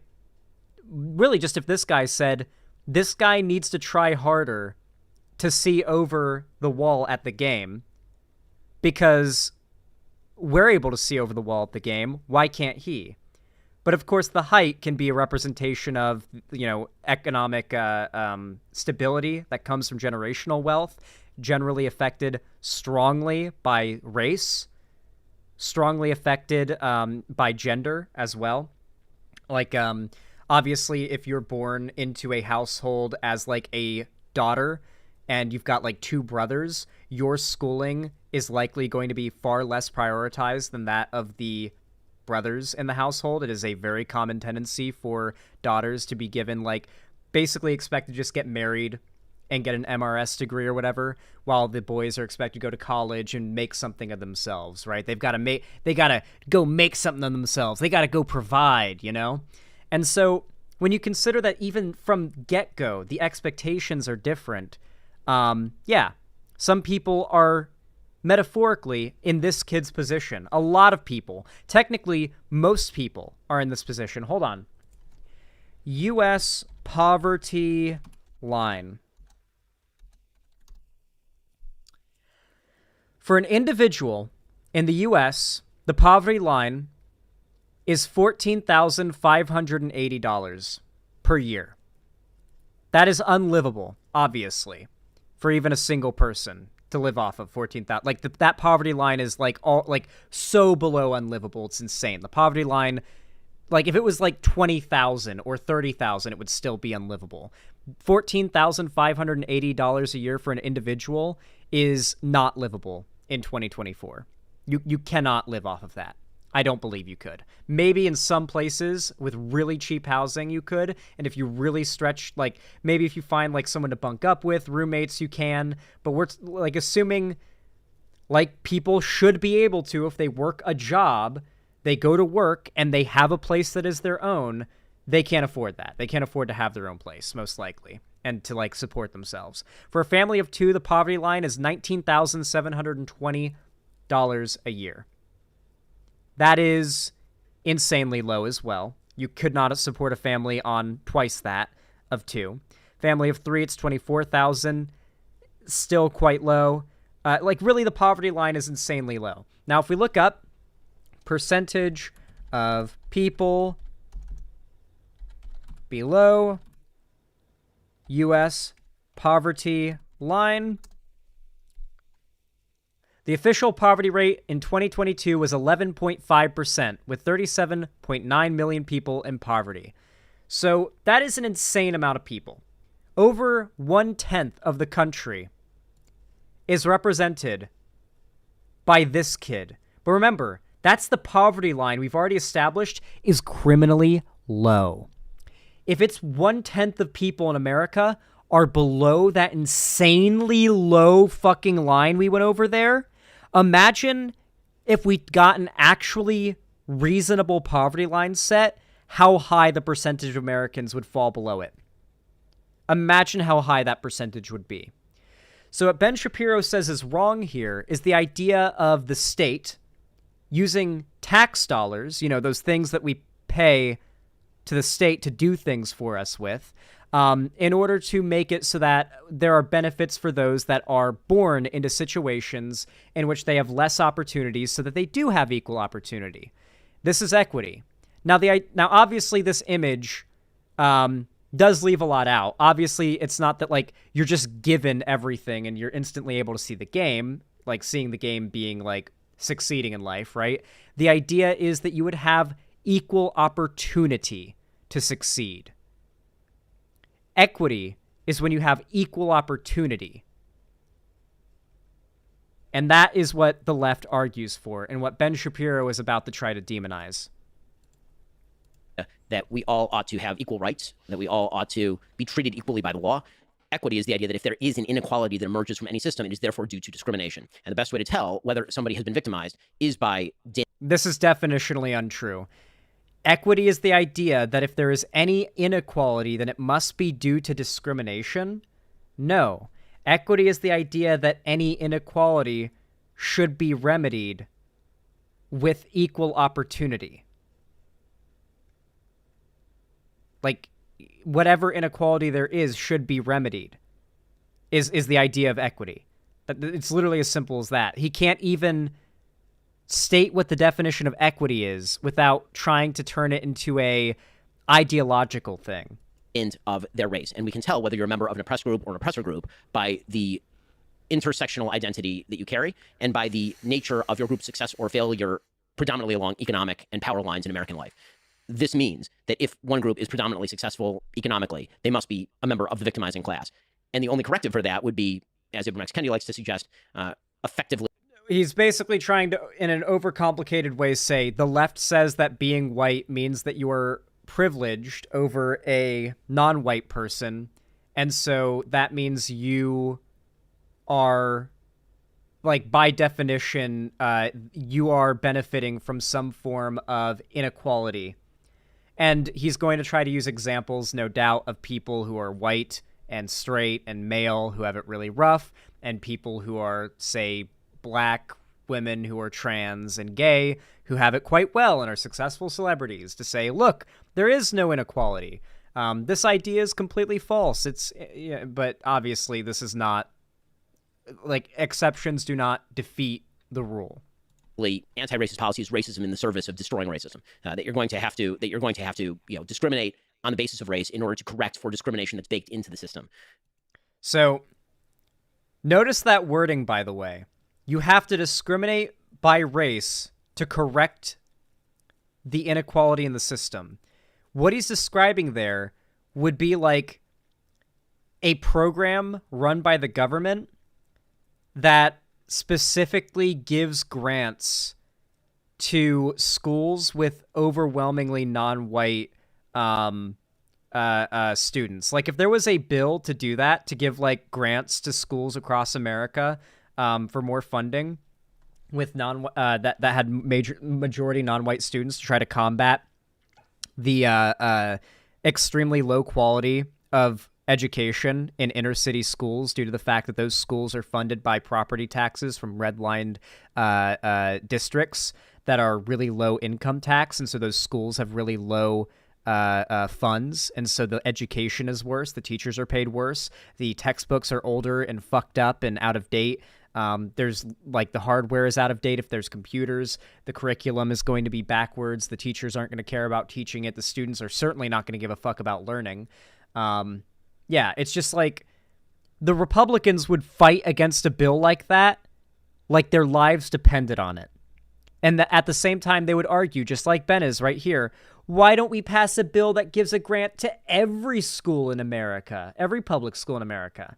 When obviously, because there is a massive issue when it comes to feeding and educating kids that are in low-income, non-white areas. That is a massively disproportionate problem in the country right now, and it would be very, very effective if we targeted that. If we targeted those groups to try and fund their schooling.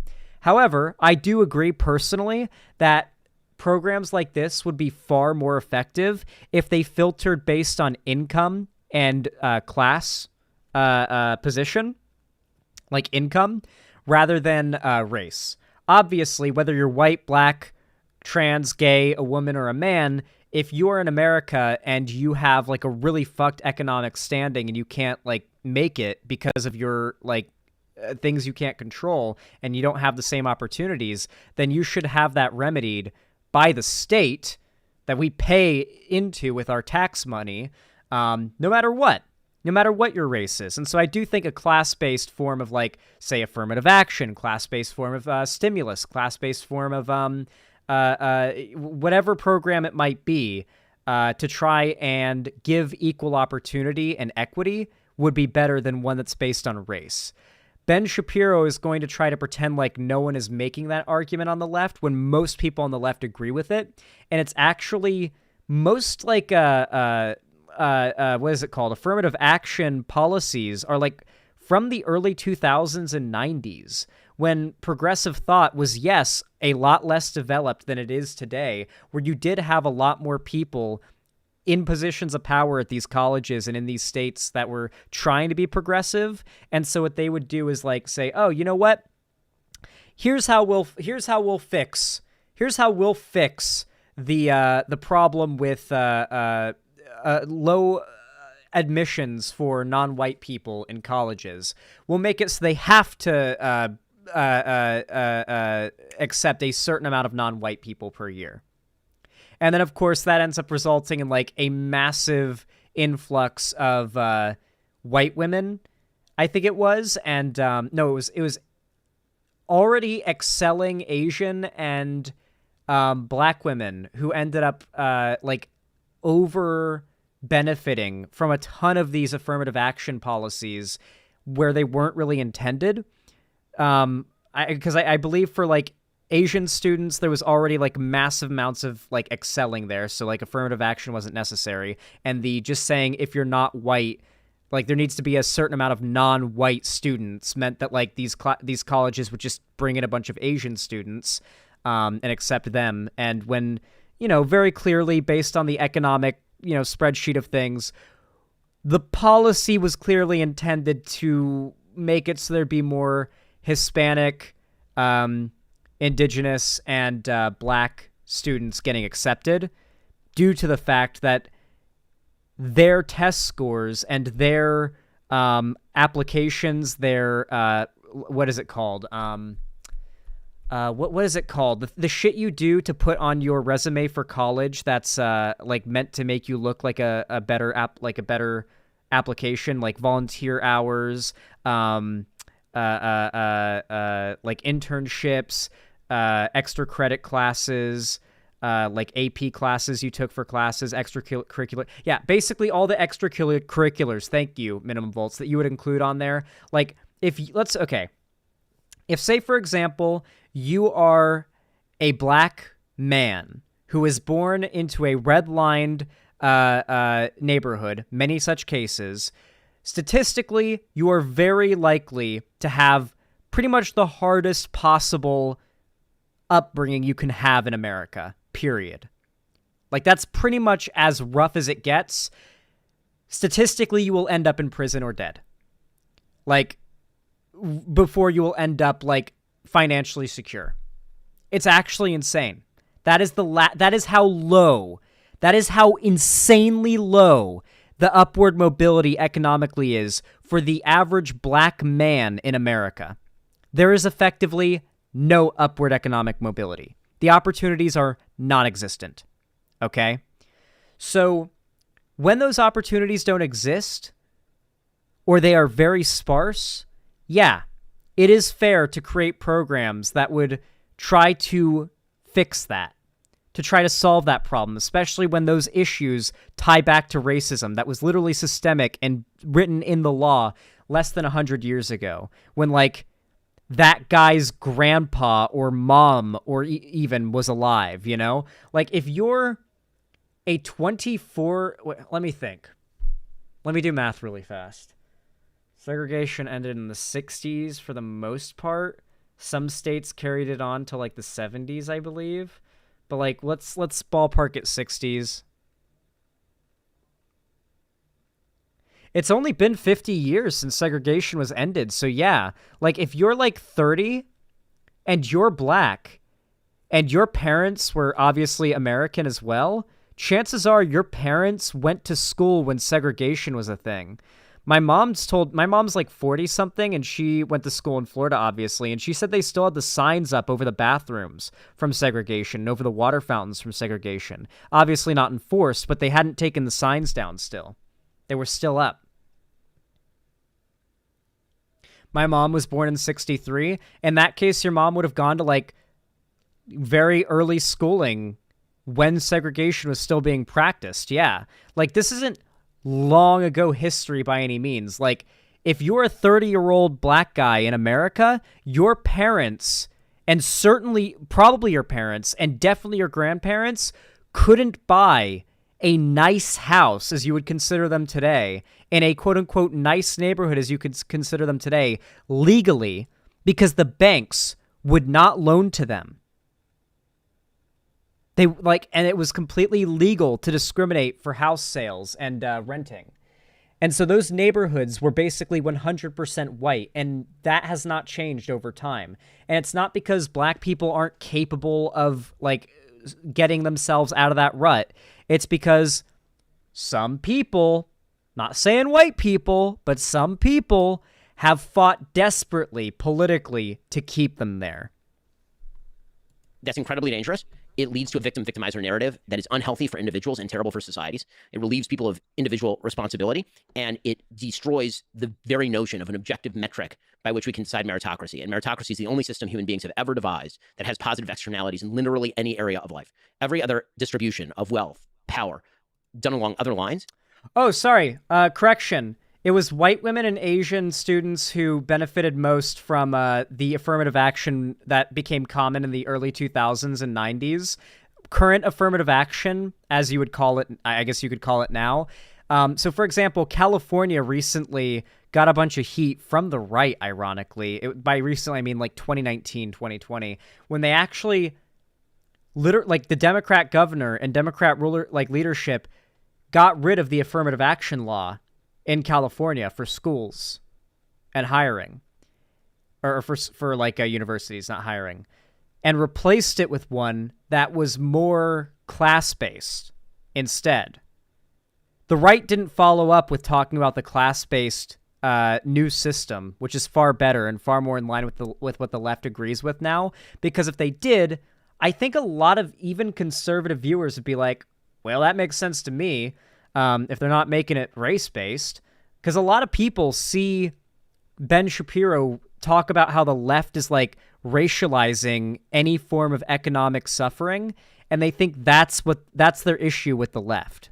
That's their issue with the left on this particular topic, when it's not what the left actually believes. That is not having to do with merit has negative externalities. Every system having to do with merit has. We do not live in a meritocracy. We very much do not live in a meritocracy. I don't. If anyone thinks that, I would love to have them on stream to talk about it. Positive externalities, because presumably the most effective and useful people are going to succeed under those systems. That's the very basis of a meritocracy. And the externalities of that mean that other people benefit from the meritorious and excellent performance of those people. Maybe it would be good to get your comments, your old stomping ground, Harvard. Do you think the president of Harvard should have been fired? I mean, I think she should have been fired not over the plagiarism allegations. I think she should have been fired based on her performance just at that congressional hearing. If the word black had been substituted for Jew in that statement by Elise Stefanik that she was asking about, or trans, or literally any other minority in America, maybe with the exception of Asian, then the answer would have been very different coming from Cloudy and Gay. With that said, I don't think the firing of Cloudy and Gay really accomplishes very much. Meaning, did she get what she deserved? Sure. Does that mean that the underlying DEI equity-based system has been in any way severely damaged? No, I think that this is a way for universities, this is true for Liz McGill at Penn also, to... What really frustrates me is that there are tons of people in the, especially college sphere. This is mostly not, this doesn't have anything to do with colleges or, the, higher education, community. But, the fact that so many college students who are making up so much of, the college, lefty sphere, they're young, right? I mean, hell, most of them are still teenagers and their brains haven't fully developed yet. And so this leads to a lot of tribalism, right? It's not uncommon. You see this on Twitter a lot, and it happens a lot in college spaces from what I've heard too, politically, where you get into a friend group because you agree with a few ideas, or maybe you've had your eyes open to a few ideas, and then you just start to agree with that friend group on everything as sort of a point of, as a point no matter what. That's just what you do. As a point of principle, you go with your friends on whatever thing they believe or politically align with. And I think that's pretty common in a lot of these spheres, and it leads to a lot of bubbles forming. And in those spheres, you can see a lot of cringe stuff get repeated and become popular, right? The woke scold stuff is pretty popular in these college progressive spaces. And I'm not saying all college progressive spaces are like this, but it's definitely there. And I think it just has to do with the fact that a lot of these people are young, they're not fully developed, and their politics are far from fully developed. They've got the spirit, but, they're not all there yet. They haven't learned everything yet. They're just learning about the world now, and they don't know enough yet to know how much they don't know. And I think that's true of everybody. And I think the older you get, the more you realize you don't know shit, and you need to constantly speak with the knowledge and the constant implication clear to everyone that you don't know everything, and you can you're not trying to tell people that what you're saying is the truth end all be all, turn your brain off, listen to me, and only accept what I'm saying. People like Ben Shapiro want you to do that, though. Ben, if we lived in a meritocracy, you would have made it as a writer through your hard work. Ben Shapiro is living proof we don't get what we want. Actually, that is true.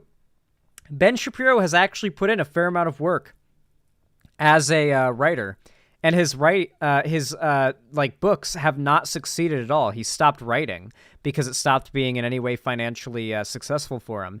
If we lived in a meritocracy, the hard work he put into those books, or any ghostwriter that wrote them, would have been rewarded, but it wasn't.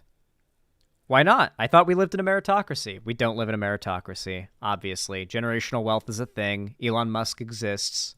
Basically, throw somebody overboard as the sacrifice to maintain the underlying system that continues to predominate at American universities, where they spend literally billions of dollars every year on DEI initiatives and diversity hires and diversity administrators and all of this. I mean, one of the costs of education escalating is in the massive administrative function that is now undertaken by universities.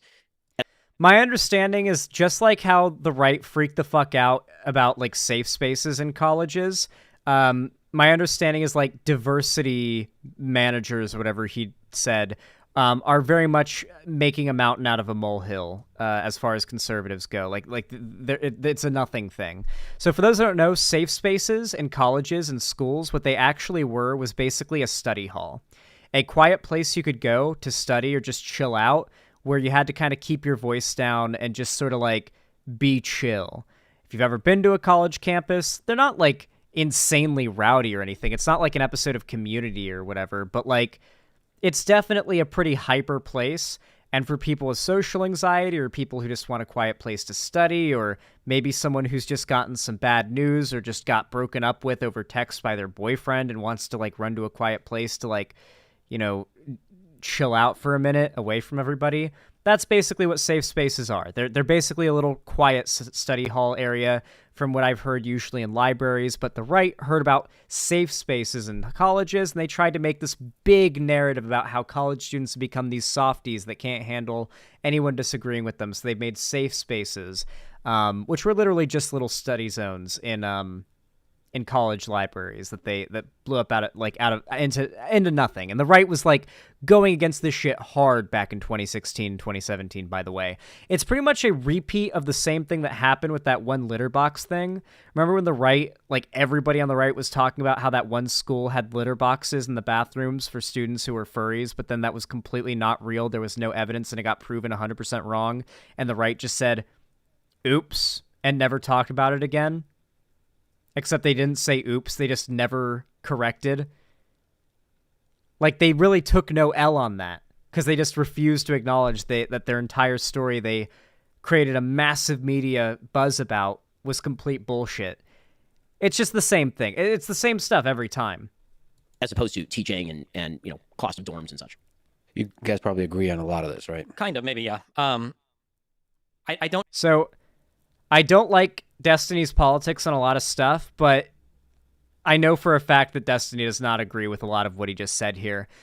What Destiny's doing here, and I'm not making excuses for like his cringe takes that he has, but what he's doing here is actually pretty smart. He is not trying to win an argument with these guys. He is trying to win over the audience. Both Lex Fridman's audience and Ben Shapiro's massive audience. Destiny is being framed as like a leftist, liberal, progressive, woke, whatever, by Lex Fridman and Ben Shapiro. Whether you agree with that or not, to the conservative viewers of these guys' audience, Destiny is an insane leftist, wacko, socialist, communist, crazy. When he comes on here and doesn't disagree that hard with them, but actually provides alternative explanations and actually makes it seem like he understands these issues better than Ben Shapiro or Lex Fridman do, what happens is their fans migrate to his audience. If you've noticed, Ben Shapiro's audience, or not Ben Shapiro, Destiny's audience has gotten a lot more like conservative lately, in that like he has a lot more conservatives watching him despite his politics remaining mostly the same. the reason for that is he's pulled in tons of red pillars and tons of fans from like Lex Friedman and other podcaster types by using this strategy on their shows. By not going super hard, not necessarily just like agreeing with them 100%, but not necessarily disagreeing with them. Forcing them to have a conversation with you that's fairly cordial so that their fans think you're actually kind of a chill guy. Maybe they should check out your content. And then when they come check out your content, they're getting exposed to far more radically progressive stuff than what you were saying on the podcast. It's a little bit dishonest, but it's the same type of strategy the right uses, and it works. You know, for all my criticisms of Destiny, it works. Look at his Social Blade. I don't know what makes things do this, but it feels like we can never like have a good thing and then have it end as a good thing. Things always get taken to their extreme, and then we have to fight on those extremes. Like, I would argue that back in my day, we called it SJW, Social Justice Warriors, before it became woke, and it's like 2013 onwards, whatever. Like, there are aspects to wokeism that I think are good. Like, I like the additional representation that we have in media now. I like how, as much as people complain about the internet and how it's regulated, that there are way more groups that are represented on the internet, whether we're talking... Notice how he's not going on the attack here? Like, to an audience of conservatives, what they're expecting is for him to attack Ben Shapiro. And look, Ben Shapiro is even not liking the response being like chill and like cordial. What they're expecting is a screeching, raving, woke maniac. Instead, they're getting a guy who's like, yeah, I think I agree with you on a few of those things, but I actually like a lot of the things that these woke things have brought about. Like, I think progressivism and like diversity has actually made like media and schooling a lot better in some ways. He's going to explain that. He's going about it in a more conversational way than a debate way. And in this format specifically, when you are being platformed by figures that are way bigger than you with hostile audiences to you, the best thing you can possibly do is shatter their expectations and basically keep the mask on a little bit. I feel like if I did this strategy that Destiny's doing on in his exact position, you guys would get mad at me, which is why I'm explaining to you all right now that he's actually doing the right thing here. This is the most practically effective way to siphon viewers away from conservative demagogues towards a moderately less conservative, at least I think you guys would agree, figure and worldview. X, the platform formerly known as Twitter or Facebook or whatever. I think in some ways, or whether we're pushing, like women's achievements in school and in the wider workforce, I think that these are all good things. The issue that you run into is people don't ever have a stopping point, and I think people kind of get lost in this woke for woke's sake thing, where we start to see these very weird warpings of these like academic, I guess, arguments that are used for really horrible things. Yeah, so what he's saying right now is the argument I was going to make before I got stun locked.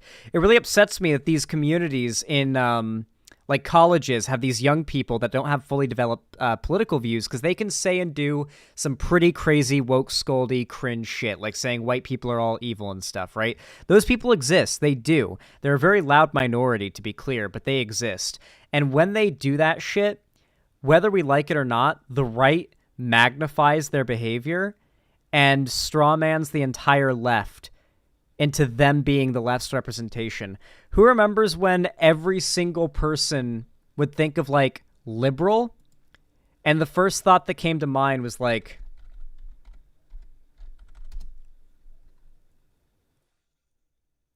Who remembers... Who remembers this? Who remembers when this was the left's representation online?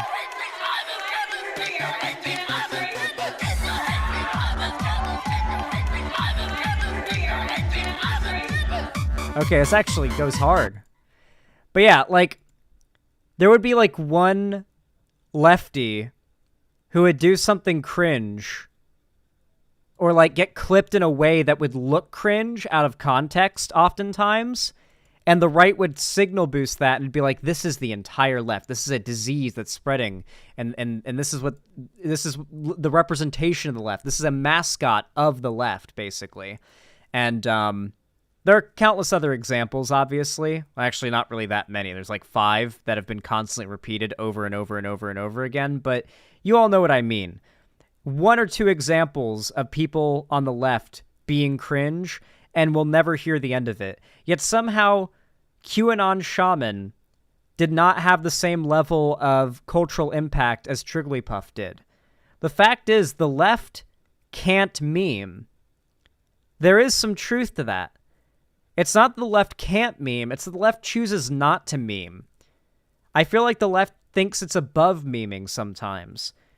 We should have turned every single instance of a conservative pundit being embarrassing or evil or wrong into an unforgettable meme. Milo Yiannopoulos talking about how like young boys having sex with like grown men, aka statutory rape, is actually good for young gay boys. When he said that, that should not have been something he was able to recover his career from like he did. That shouldn't be something that half of you in chat didn't even know he said until I just said he said it. Because I imagine I'm about to see a bunch of people in chat say, what? What the fuck? Yeah, he said that. And the fact that most of you guys don't know is a failure of the left. Culturally, online. So, for instance, I think that you can talk about in the United States things like white supremacy or things like oppression of certain demographics, especially with like Jim Crow laws and pre-Jim Crow. And you can even talk about effects from that. But then when you run into this weird world where we've kind of warped these things so that like not only is white supremacy still as present today as it ever has been, well, actually, black people and other minorities can't even be racist. They don't have the power to because we're going to use a different definition of racism. And we can only talk about punching up as opposed to punching down. Yeah, a lot of people that are like super radical, like woke skull types in the lefty sphere, in like college campuses and online, believe that you can't be racist towards white people. That racism equals prejudice plus power, meaning that like because non-white people basically don't have any prejudice or to like instill against other people, or against white people, and they don't have power to like inflict over white people or whatever, that means they can't be racist. When obviously the actual definition of racism is the discrimination based on race of people, like in a negative sense, right? So yeah, it's hard. It's basically the right taking individuals who represent the left in a very poor way and using them as a straw man. Simple as that. They'll never stop doing it, and I think the left should do it more. We're actually going to say it's totally okay for these. Because to be fair, if the left did it, it wouldn't be as dishonest. Because like QAnon Shaman, his politics represent a pretty substantial amount of the Republican voter base right now, according to the polling at least. People to say or do whatever they want, and it's never bad. But like white people who have always been the oppressors, even if you're like a trailer park guy whose family's addicted to meth, you know, you have all this privilege, et cetera, et cetera. I think that you run into these issues where wokeism, it starts off as like a really good idea, and I would argue has achieved really good things, especially in regards to like women's education and everything. And then it just gets so academia-y, so there's a word there, academic, whatever, where you take something and you put it into school too much, and then it comes out as some Frankenstein, you know, cancer baby of like horrible things, such that today, when I'm reading stuff, and I know Ben is the same way, like if I even hear somebody say the word like anti-racism, I'm probably ignoring every other thing you have to say. If you utter the word like colonial anything, I'm probably going to say you probably don't have anything good to say. Yeah, a lot of it is just as much as you guys are probably going to cringe at that is most people's reaction now, and I think something a lot of lefties have a problem with is knowing how to speak to an audience, knowing how to recognize what audience they're speaking to, and knowing how to filter their rhetoric to that audience. And even when the content creators attempt to do so, you end up getting a massive horde of people canceling them for it. Vosh recently got canceled super bad for this. He put out a tweet thread that basically amounted to him saying, "Men suffer under the patriarchy too." Radfem Twitter went so... Oh my god, he got his shit pushed in by Radfem Twitter. They are so goddamn mad. They are so pissed at him because, you know, they're just, like, super radical, like, hyper obsessed with the idea of only seeing the most radical form of their politics repeated. You can't speak to an audience. You can't try to appeal to an audience in a way that doesn't necessarily 100% align with the most fanatic version of what you believe in. You know, you have to 100% toe the line 100% of the time, or you're like, you're going to get clipped and you're going to get canceled, you know? Taken way too far. But you know what I will blame on some of this is I will blame conservatives for some of this. Because I think one issue that happens, and I think Ben might even agree with me here too, is True. I think there's two huge problems that have happened in the United States. I think a vast majority of it is a reaction to the, like, hyper, like, the massive ramping up in attacks against these groups by the right. Broadly speaking, is that one, This we is become sped up, more yeah. different than we ever have Slightly. been, and two, we become more similar than we ever have been. And when I say this, what I mean is that like we're splitting off into these groups, and then these groups are enforcing this insane homogeneity between these two separate groups. And I think one of these schisms has been conservatives' reluctancy to participate in things related to higher education. So for a long time, conservatives are saying like, oh, the educational institutions are against us. Rush Limbaugh talks about how evil the colleges are and blah, blah, blah. And then what happens is conservatives are less and less willing to engage in them. So then you get this scenario or this environment where everybody that's engaged in academia on the administrative side are fucking insane. they're like even more so to, and I also want to draw a distinction between like the administrators and the faculty, because oftentimes when you're reading story after story after story of like all of these insane admins that are pushing further and further left, usually the faculty is fighting against it. A lot of the tenured professors, a lot of people in their departments say, hold on, well, we actually don't agree with this. But I feel like because conservatives for so long have demonized these institutions rather than the fact that conservatives push. What conservatives do is they push the demonization of higher education on their audiences and encourage kids not to go to college, which means they're less likely to get introduced to that bubble of progressive thought. But it also means that bubble of progressive thought that is in those colleges is far more likely to solidify. It is good to have conservatives go to college.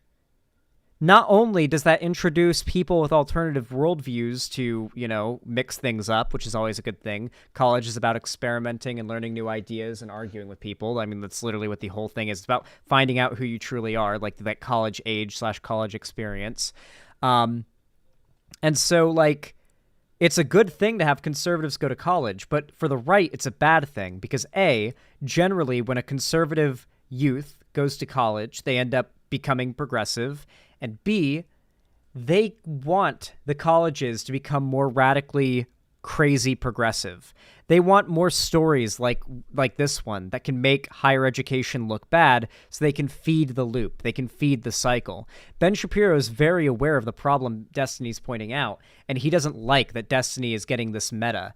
The audience, I think, is going to be quite compelled by what Destiny's saying here. Like critically evaluated them and tried to like have like honest critique and engagement, that they've just like completely broken off. And when you only have a bunch of lefties or righties together, all they'll do is they'll veer off like even more into their insane directions. I feel like that's a big problem that we run into in the country, to where conservatives have totally broken off some conversations, broken away from, where they won't participate in them anymore. And then the people that you have left just run as far to the left as possible. Certainly when you look at certain institutions, I think that one of the things that people on both sides of the aisle are constantly looking at is, has the institution suffered such capture that there is just no capacity to fix it? And when you talk about the universities, I'm not going to blame conservatives for the failure of the universities, because they haven't been present in major positions at universities since effectively the late 1960s. When Ben Shapiro talks about this, by the way, he is also including any academic studies that, well, all the academic studies, I should say, that disprove his claims about the world. Things like the idea that sex and gender are the same thing. There's a massive consensus of research that says that's not the case. When you bring that up to him in a live format, he says those institutions have been corrupted by woke demagogues. So he's basically arguing against any institution that would have the authority to make a true statement, or what you could reasonably argue is a true statement about the world, by claiming they disagree politically with me, and thus their conclusion must be wrong.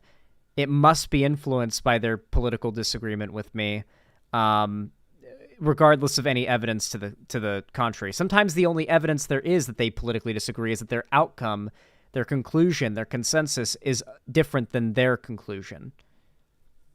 You can go read Shelby Steele's work on this, where he talks about how, he's now a conservative black person. He was a liberal black person at the time. He was actually quite a radical black activist at the time in the 60s. And he talks about walking into the office of liberal administrators who were largely on his side with regard to civil rights, and being a radical, him claiming that the systems of the university were inherently broken, were inherently wrong, unfixable. And he talks about this, it's a very evocative episode, where he's talking about how he's smoking. And as he's smoking, the ash is growing more and more, and the ash falls down on this very expensive carpet.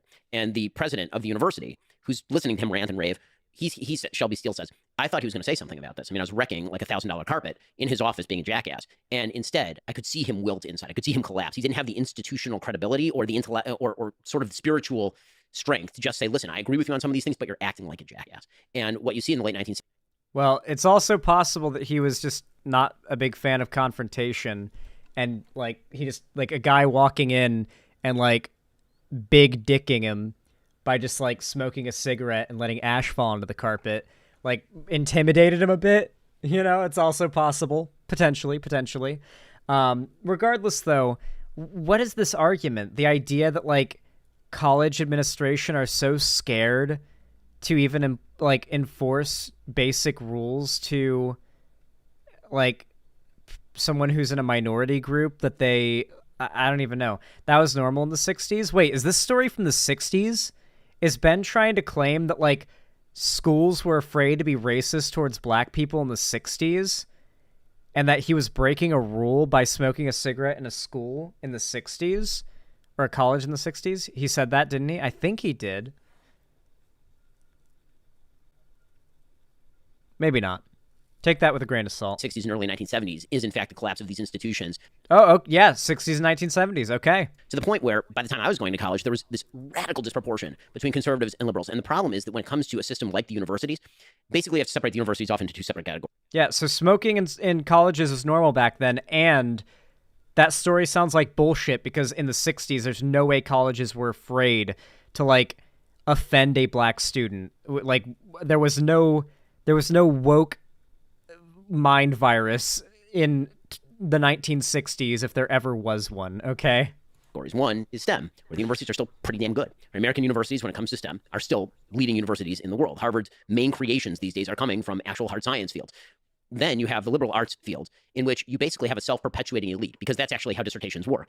If you have somebody who's very far to the left and you decide that you're going to write a dissertation on the history of American gun rights, the chances that that is going to be approved by your dissertation advisor are much lower than if you happen to write something that tends to agree with the political positions of your dissertation advisor. Now, listen, I think there are open and tolerant professors, even in the liberal arts.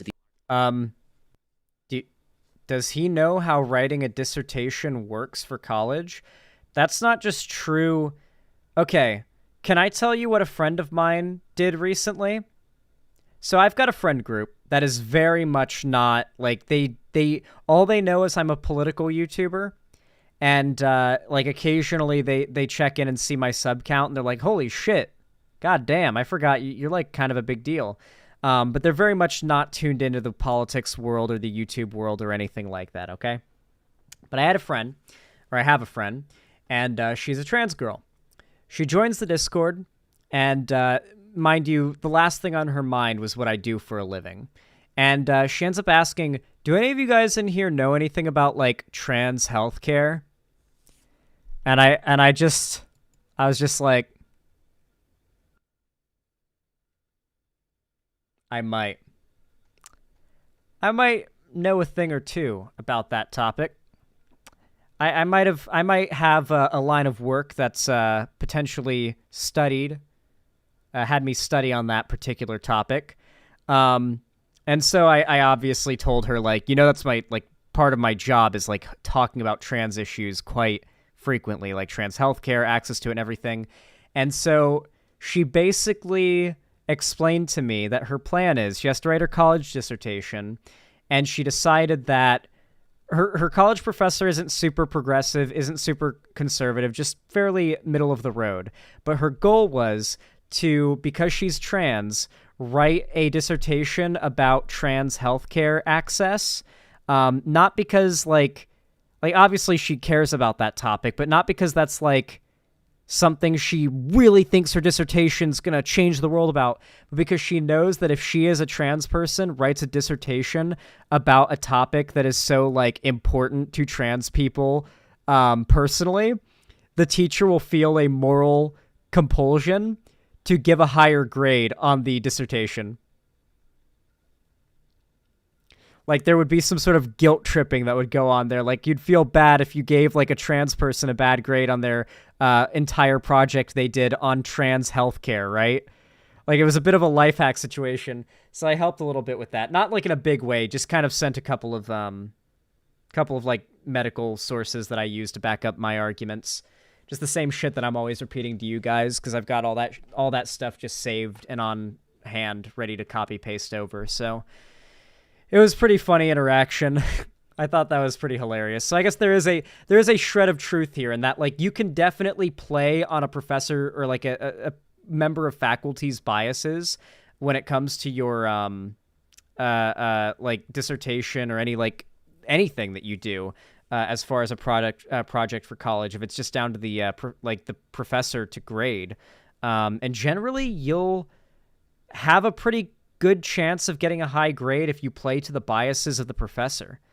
That's just generally how it goes. Like, it doesn't even have to be a political thing. Like, if you know that your professor is super into, like, Russian folklore, for example, and he asks you to write a book report, and you decide to write one about a Russian folk story, I think, you know, your chances of getting a higher grade, regardless of whether or not there's some flaws there, you're going to get probably an extra point or two just for the topic, you know, probably more. It's just a natural thing you realize when you're in college, is that playing to the biases of your professor will get you better grades.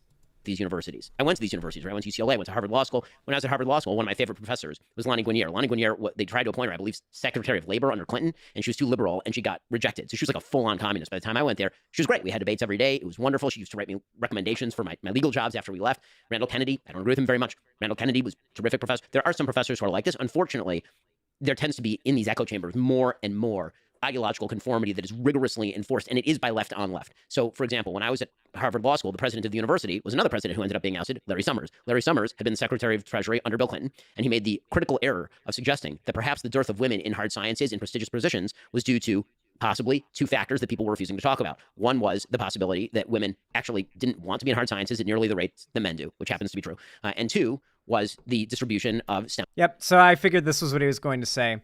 The argument is that the reason why women see a lower representation in STEM fields is that they don't want to go into STEM fields.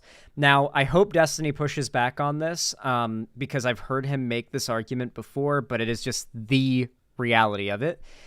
What people pursue is heavily influenced by their upbringing.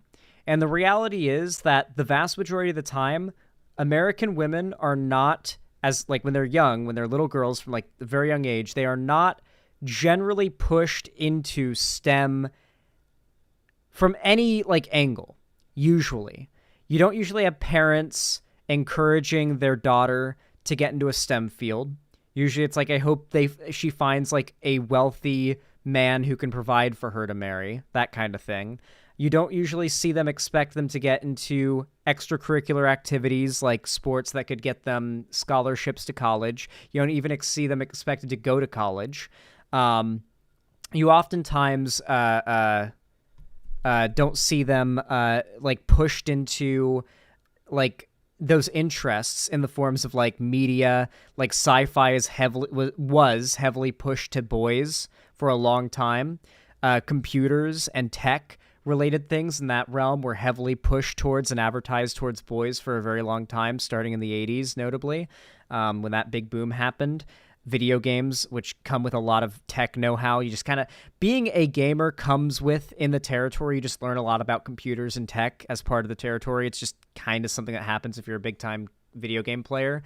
And so because girls were not really pushed into playing games as much as boys were, you don't see them knowing as much about tech as boys tend to. Now, obviously, this is changing, something the right is complaining about with the wokeification of games, right? However,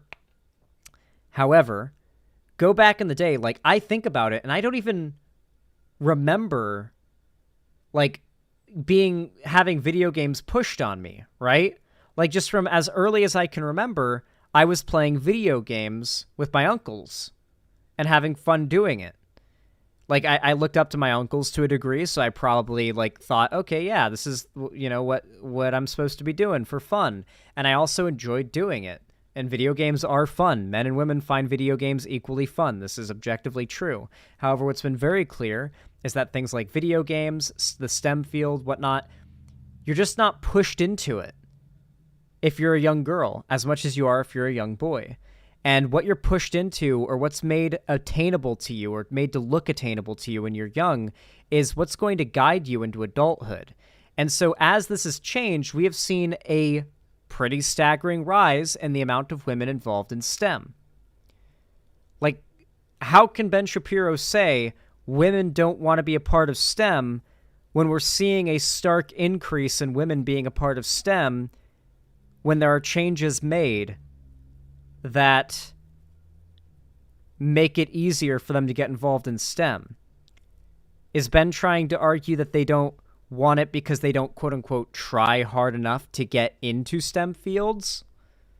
I think that's what he's trying to imply. IQ, right, which is something that you certainly were not allowed to talk about. The idea that the men's bell curve when it comes to IQ, particularly on STEM subjects, tends to be shallower than the women's bell curve. So when you get to the very end of the bell curve, what you tend to see is a lot of really dumb guys and a lot of really smart guys. And so when you're talking about the top universities, maybe that has something to do with the disproportion. And he's trying to explain that to say that our systems are not discriminating. If we end up with more men than women, maybe more men are applying and more men are qualified. That's why he was ousted for that by a left-wing faculty and general alum network at Harvard University.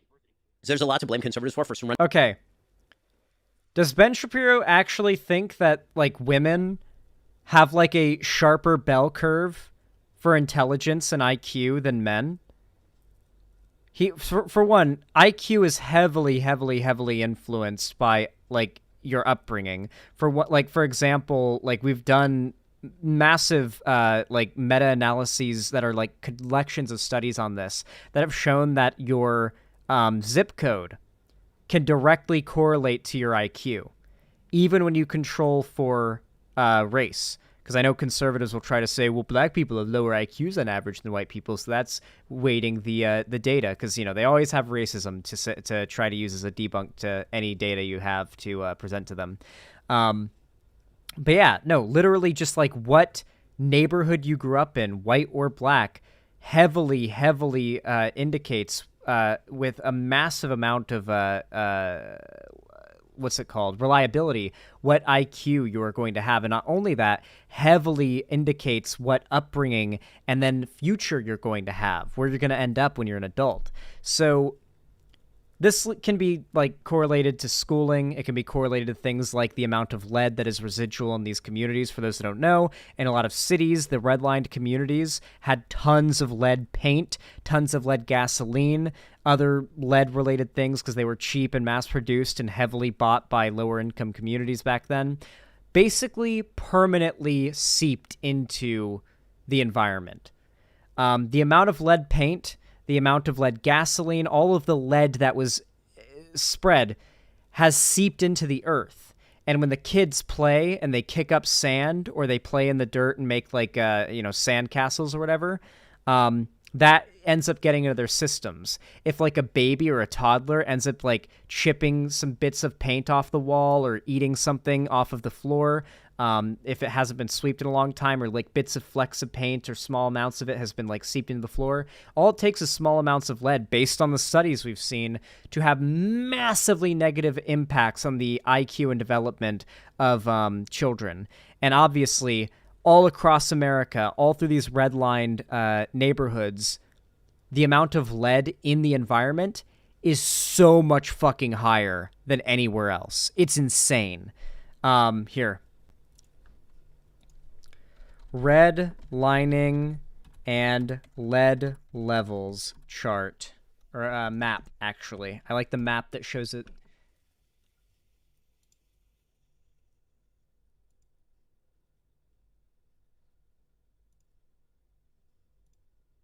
Redlining and lead water pipes.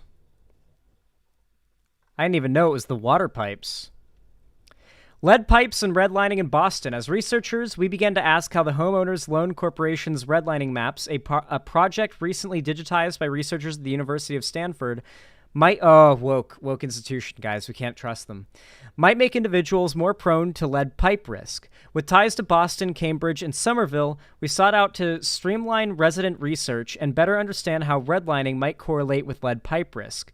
A lifetime of lead exposure is demonstrably linked to inequality, environmental toxicity, and well-being over a lifetime. I like how there is just a link to click on where it says demonstrably linked to inequality, environmental toxicity, and well-being over a lifetime.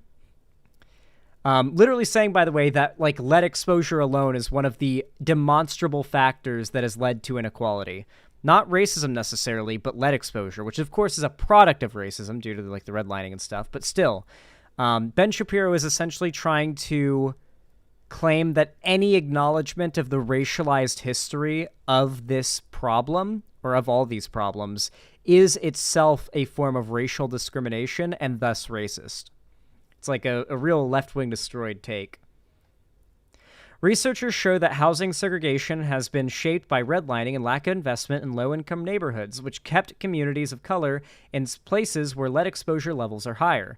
Remember, guys, if you're in a nice neighborhood, something that's likely is the people living in those nicer neighborhoods with very expensive houses is they've got money to remodel, to replace the pipes, to tear down the walls and replace them, and to basically like, how many times in nice neighborhoods have you seen a house you just see a new house is getting built? Like, gentrification happens even in like the really high income neighborhoods, happening all over Seattle. When you look at older neighborhoods that have been redlined, the houses are like built in the 50s and 60s. You can tell that they still have lead pipes, unless it's a really progressive city where they've mandated like free replacement of the pipes with like copper ones or something. But like, think about it.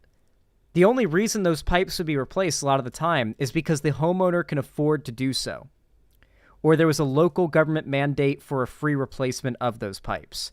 If you don't have the money to do that, then yeah, you're probably living in a house that has had lead paint, lead pipes, all sorts of lead gasoline, drop the heavy metals into the soil all around where you live, so the dust from wind and whatnot is getting kicked up, and you're just constantly exposed to it in all sorts of different ways.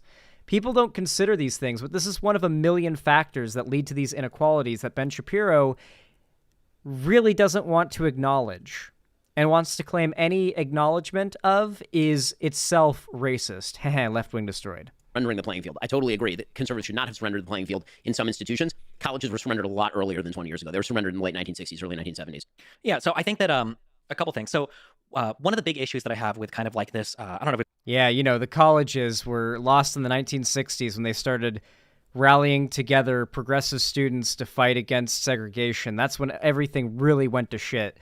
It is very clear that like there has always been a right and wrong side of history, as far as American history goes, and the right has always been on the wrong side, which is ironic based on their name, It's always been those that have fought for liberation, equality, and the destruction of like systems that enforce hierarchy, such as segregation, slavery, etc., against people like this who argue it's actually the just natural state of things. People like Ben Shapiro, back when slavery was practiced, argued slavery was the natural state of things, just like Ben Shapiro today argues that the current state of our hierarchy and inequality is the natural state of things. People like Ben have made Ben's arguments about far worse things all throughout history. As these people lose more ground, though, what they are arguing for seems less and less extreme. We call it era of Trumpism or populism, is this total disregard for institutions and this disconnect from participation in the system. So it's one of the big things that I fight with progressives about, who cares, because they're all 20 years old, they don't vote anyway. But it's another thing that I notice with a lot of people that are... Hey guys, as much as I want to say it's a deranged take, the current polling shows that the Gen Z is going to win Trump the election by not voting. Like, if the election happened today, Gen Z would win Trump the election by simply not voting for Biden. So, yeah, he's kind of right. Trump voters, Trump fans, or whatever, is this idea where we say this institution is irrevocably destroyed. It's irredeemable. It can't be saved. Nothing that we do can fix it. And I think that what that leads people to doing is, one, they disconnect further, and then two, there's a general hopelessness when it comes to how society is like ran or structured, such that you fall into that populist brain rot of the only person that can save me is Donald Trump. I can't trust literally anything. And I think that when you start driving people into that direction, all it does is it further amplifies all the problems that you're complaining about. So that's one of the reasons why when we talk about like conservative participation, I want there to be more conservatives that are trying to participate in academia, but I feel like the leading thought or the leading speaking out against it is basically saying it's a waste of time, it's completely lost. So I think that the alternative to that is that you're seeing on the right a growth of, for example, alternative universities. Yeah, but that's the worst thing. No, I don't think so at all. I think competition is a great way of incentivizing. Alternative universities like PragerU. Yeah, so this is where the core disagreement of like conservatives like Ben Shapiro having, like, they disagree with reality. And so the fact that the curriculum that is taught in the schools is aligned with the current research on the topics that they politically disagree with, and they've made like a culture war issue over, is you'll never be able to find compromise on that. The right is not willing to compromise there. Well, many people on the right are willing to compromise there because many people on the right are not like maliciously evil, obviously. Ben Shapiro's audience, most of them are not maliciously evil. Ben Shapiro is. His audience are victims of his dishonesty. Some change on behalf of universities that may have forgotten that there's an entire other side of the aisle in the United States. No shot. I don't think even you think that. So first of all, let me make clear. Go. I think the entire educational system at the upper levels, if you're not in STEM, is a complete scam. I think it's a complete waste of money. I think it's a complete waste of time. And I think that it's all it is a formalized, very expensive sorting mechanism for people of IQ. That's all. This can be true depending on what you are able to do. So it's funny that Ben Shapiro says we live in a meritocracy, and yet if you go and you get a degree in something like art, or if you get a degree in literature or writing or something, like something he would consider a throwaway degree that's not STEM, you can't do anything with that in his worldview. You can. There are cases where you can, but in a lot of times it's probably going to be a waste of money. Most people with, like, those degrees say it's a waste of time. But, like, the topics that Ben takes the most issue with are STEM things, right? I guess he probably has an issue with, like, gender studies classes, you know, that's not a STEM class, but, like, psychology, Ben is against the current consensus of psychology. He is against the curriculum that is taught in psychology classes, like Psychology 101, 102, 103, like all that shit, in colleges. He's against what is taught in those. Biology, he is against what is taught in college biology classes. Economics, he is against what's taught in college economics classes. Like, literally the curriculums these right-wing pundits take issue with. All it is. People take an SAT, you go to a good school, you take 4 years of bullshit. I know, I did it at UCLA. And then we analyze based on your degree where you should go to law school. I could have gone directly from high school to law school with maybe 1 year of training and then done 1 year of law school and been done. Okay, the reality is that this is a giant scam. And this, again, it's a bipartisan problem, but it's just a general... Was Ben even a successful lawyer? Like, Ben had, like, multiple hustles he attempted before he settled for conservative liar on the internet. Like, he lies on the internet for a living. Was he really that successful at the other things he did before this? Generalized problem. We have... You want to talk about things that hurt the lower classes in the United States? The bleeding of degrees up is so wild and crazy. There's so many jobs in the United States that should not require a college degree that we now require a college degree to do, because there was this weird idea that came over Americans where they mistook correlation for causation. They would say, oh, look, people who go to college are making more money than people who don't go to college. Therefore, everyone should go to college. Well, maybe the reason... Well, no, people who can afford college go to... Okay. The reason why people who go to college make more money is A, generally, yes, getting a higher education, having a college education, especially nowadays, is a requirement for a lot of jobs, even at an entry level. So it's like, in a lot of cases, the bare minimum nowadays, despite it being harder and harder to obtain. On top of that, if you are able to get into college in the first place and get a degree especially, chances are you are already coming from money. And if you're already coming from money, you have a safety net, A. You are getting financial support, B, most likely. And C, you likely already have generational wealth knowledge. Knowledge is a big part of generational wealth, too. Imagine you don't have parents who know how to balance a checkbook. Imagine you don't have parents who know how to set up an online auto payment for your bills. And you, like, all they know how to do is, like, go pick up a cashier's check and, like, mail it. That's all they know how to do, because they never grew up with computers. They don't know how to use a computer, so they don't know how to teach you how. Imagine you have parents who didn't know how to use online banking and thus didn't teach you how. Online banking apps, that's not a thing to you. A computer wasn't afforded or available in your home growing up. Imagine that. Imagine that's the situation. A lot of people have very different upbringings, and that can change things drastically. Dude, imagine how different my life would be if I didn't grow up with a computer.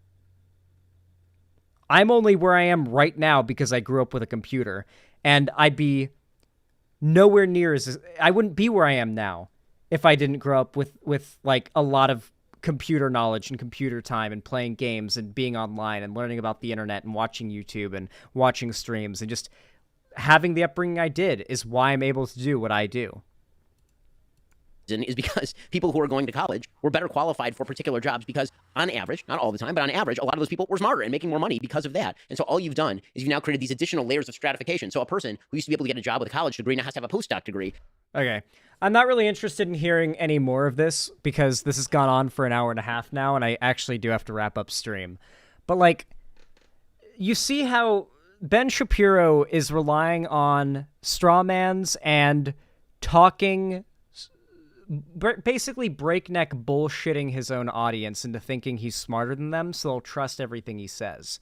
Destiny is doing a very effective method for being platformed by figures like this in not challenging them too hard, but still putting the challenging ideas out there they have to contend with without it being a challenge against you when they contend it. And primarily focusing your rhetoric around pulling their audience into yours so that they can be radicalized by your content, not the debate. I think that's a pretty good strategy. I think it works well. So I'm kind of glad this debate happened because I imagine a bunch of Ben Shapiro fans are probably going to get pulled over somewhat left, further left. And, that's a good thing in my book for all the problems I have with Destiny, of which I have many. All right, everybody. Oh. I really appreciate you all coming out today. You guys are so amazing. I hope you guys enjoyed that segment. Larry Banks 78, thank you for the $5 donation. I really appreciate it. Said, that's the issue with creators like Asmon. When they reach their cap or something happens in their life is to pivot to right-wing content because it makes them more money and a fan base who won't turn on him. Yeah. Oh, they will turn on him. Don't get me wrong, they will turn on him. If Asmongold at any point criticizes pedophilia or lolicon in his stream at this point, I think he will see a big noticeable dip in his stats across the board. He has farmed a lot of lolicon viewers off of the VTube localization shit. Believe me. Yeah. Anyway, guys, I really appreciate your support today. You guys are so kind, but I'm a sleepy boy, and I really gotta pee, and I am hungry. I really appreciate you all coming out today. You have all been so amazing and wonderful and kind. You have all been my lovely little scrunglies. I appreciate you all so much. And as always, have a good one. Doo-doo fart.